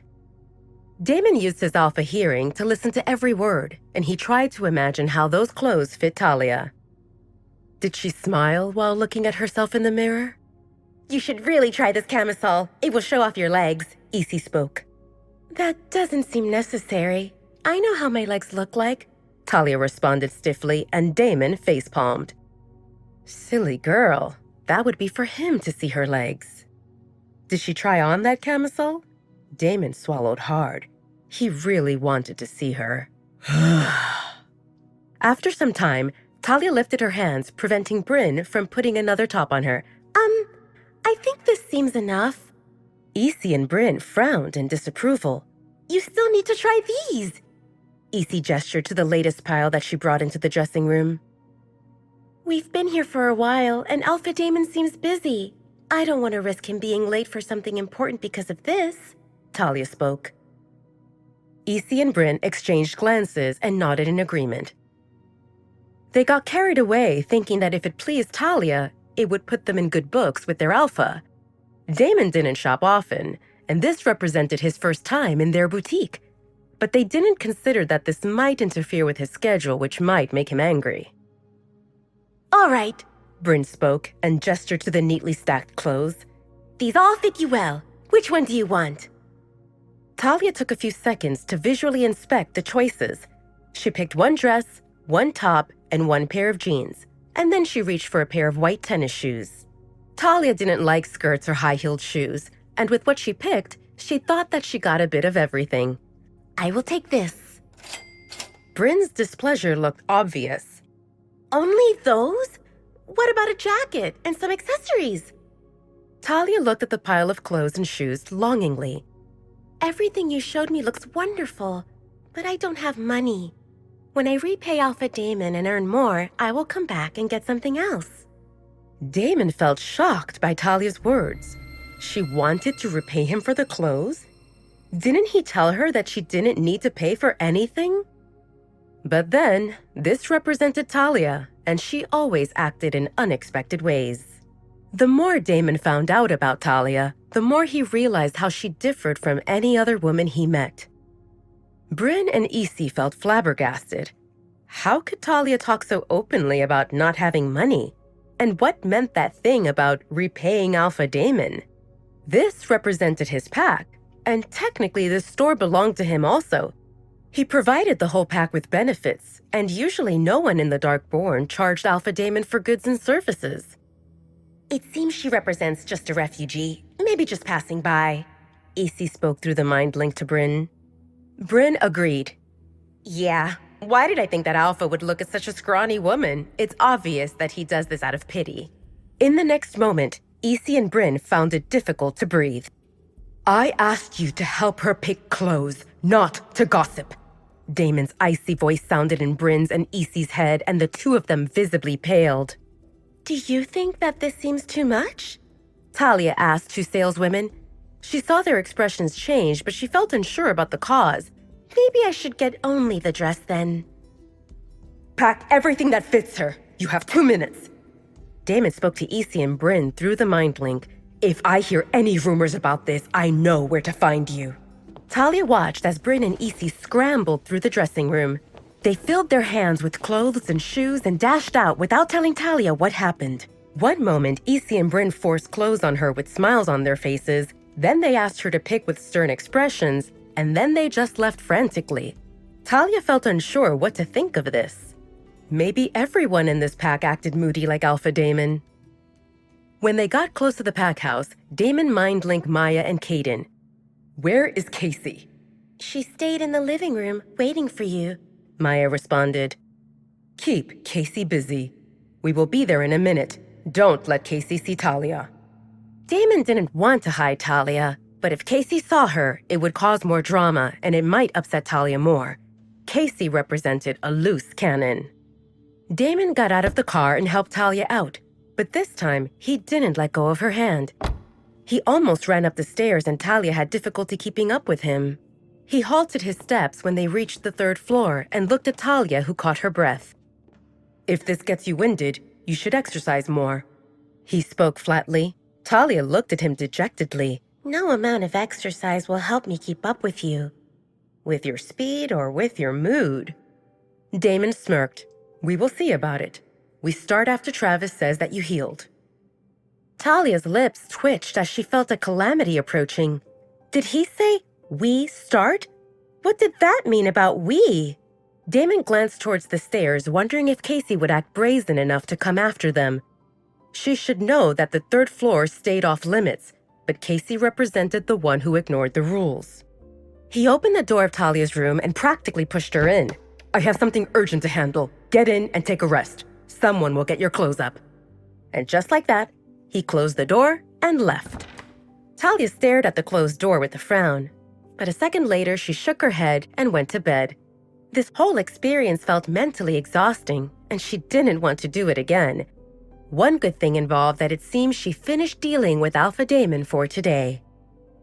Damon instructed Maya and Stephanie through the mind link to help take bags from the trunk to Talia's room. You seem difficult to see, Casey spoke to Damon as she approached him when he descended the stairs to the main level. I seem busy, Damon responded curtly and headed out. Damon nearly blew a fuse in the boutique when he heard how Isi and Bryn spoke about Talia, and he needed to steam out, so he went to the training grounds. Casey stood in the hallway and pouted. Sure, Alpha Damon always seemed busy, but normally she could see him over meals and in the evening, yet now he seemed impossible to catch, and she still didn't get a chance to find out what happened in the Red Moon Pack. Her plan involved getting him to bed and making him talk when his guard went down, but he didn't seem interested in carnal activities. What happened? Casey's eyebrows shot up with curiosity when she saw Maya and Stephanie, both with hands full of bags that clearly came from a boutique in Darkbourne.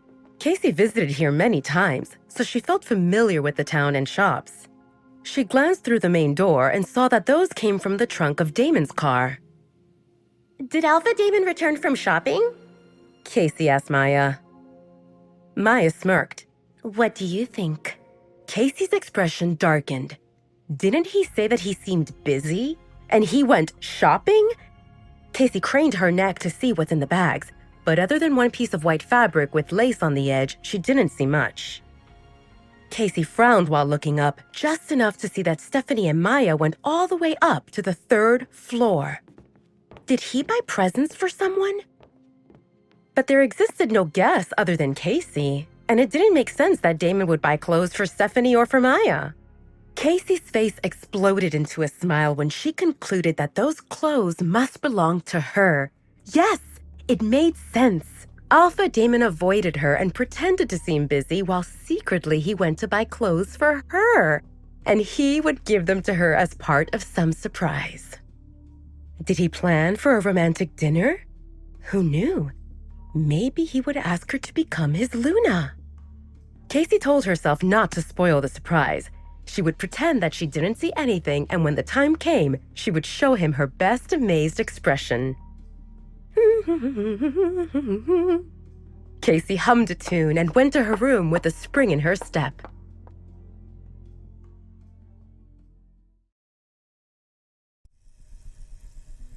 Talia was sleeping, and she was not sure what she was dreaming of, but she knew it was pleasant, and she didn't want to wake up. A knock came at the door. "Are you awake?" She heard Damon's voice. "You didn't come for breakfast, and you have an appointment with a nutritionist. I knocked, but there was no answer." Damon's voice trailed.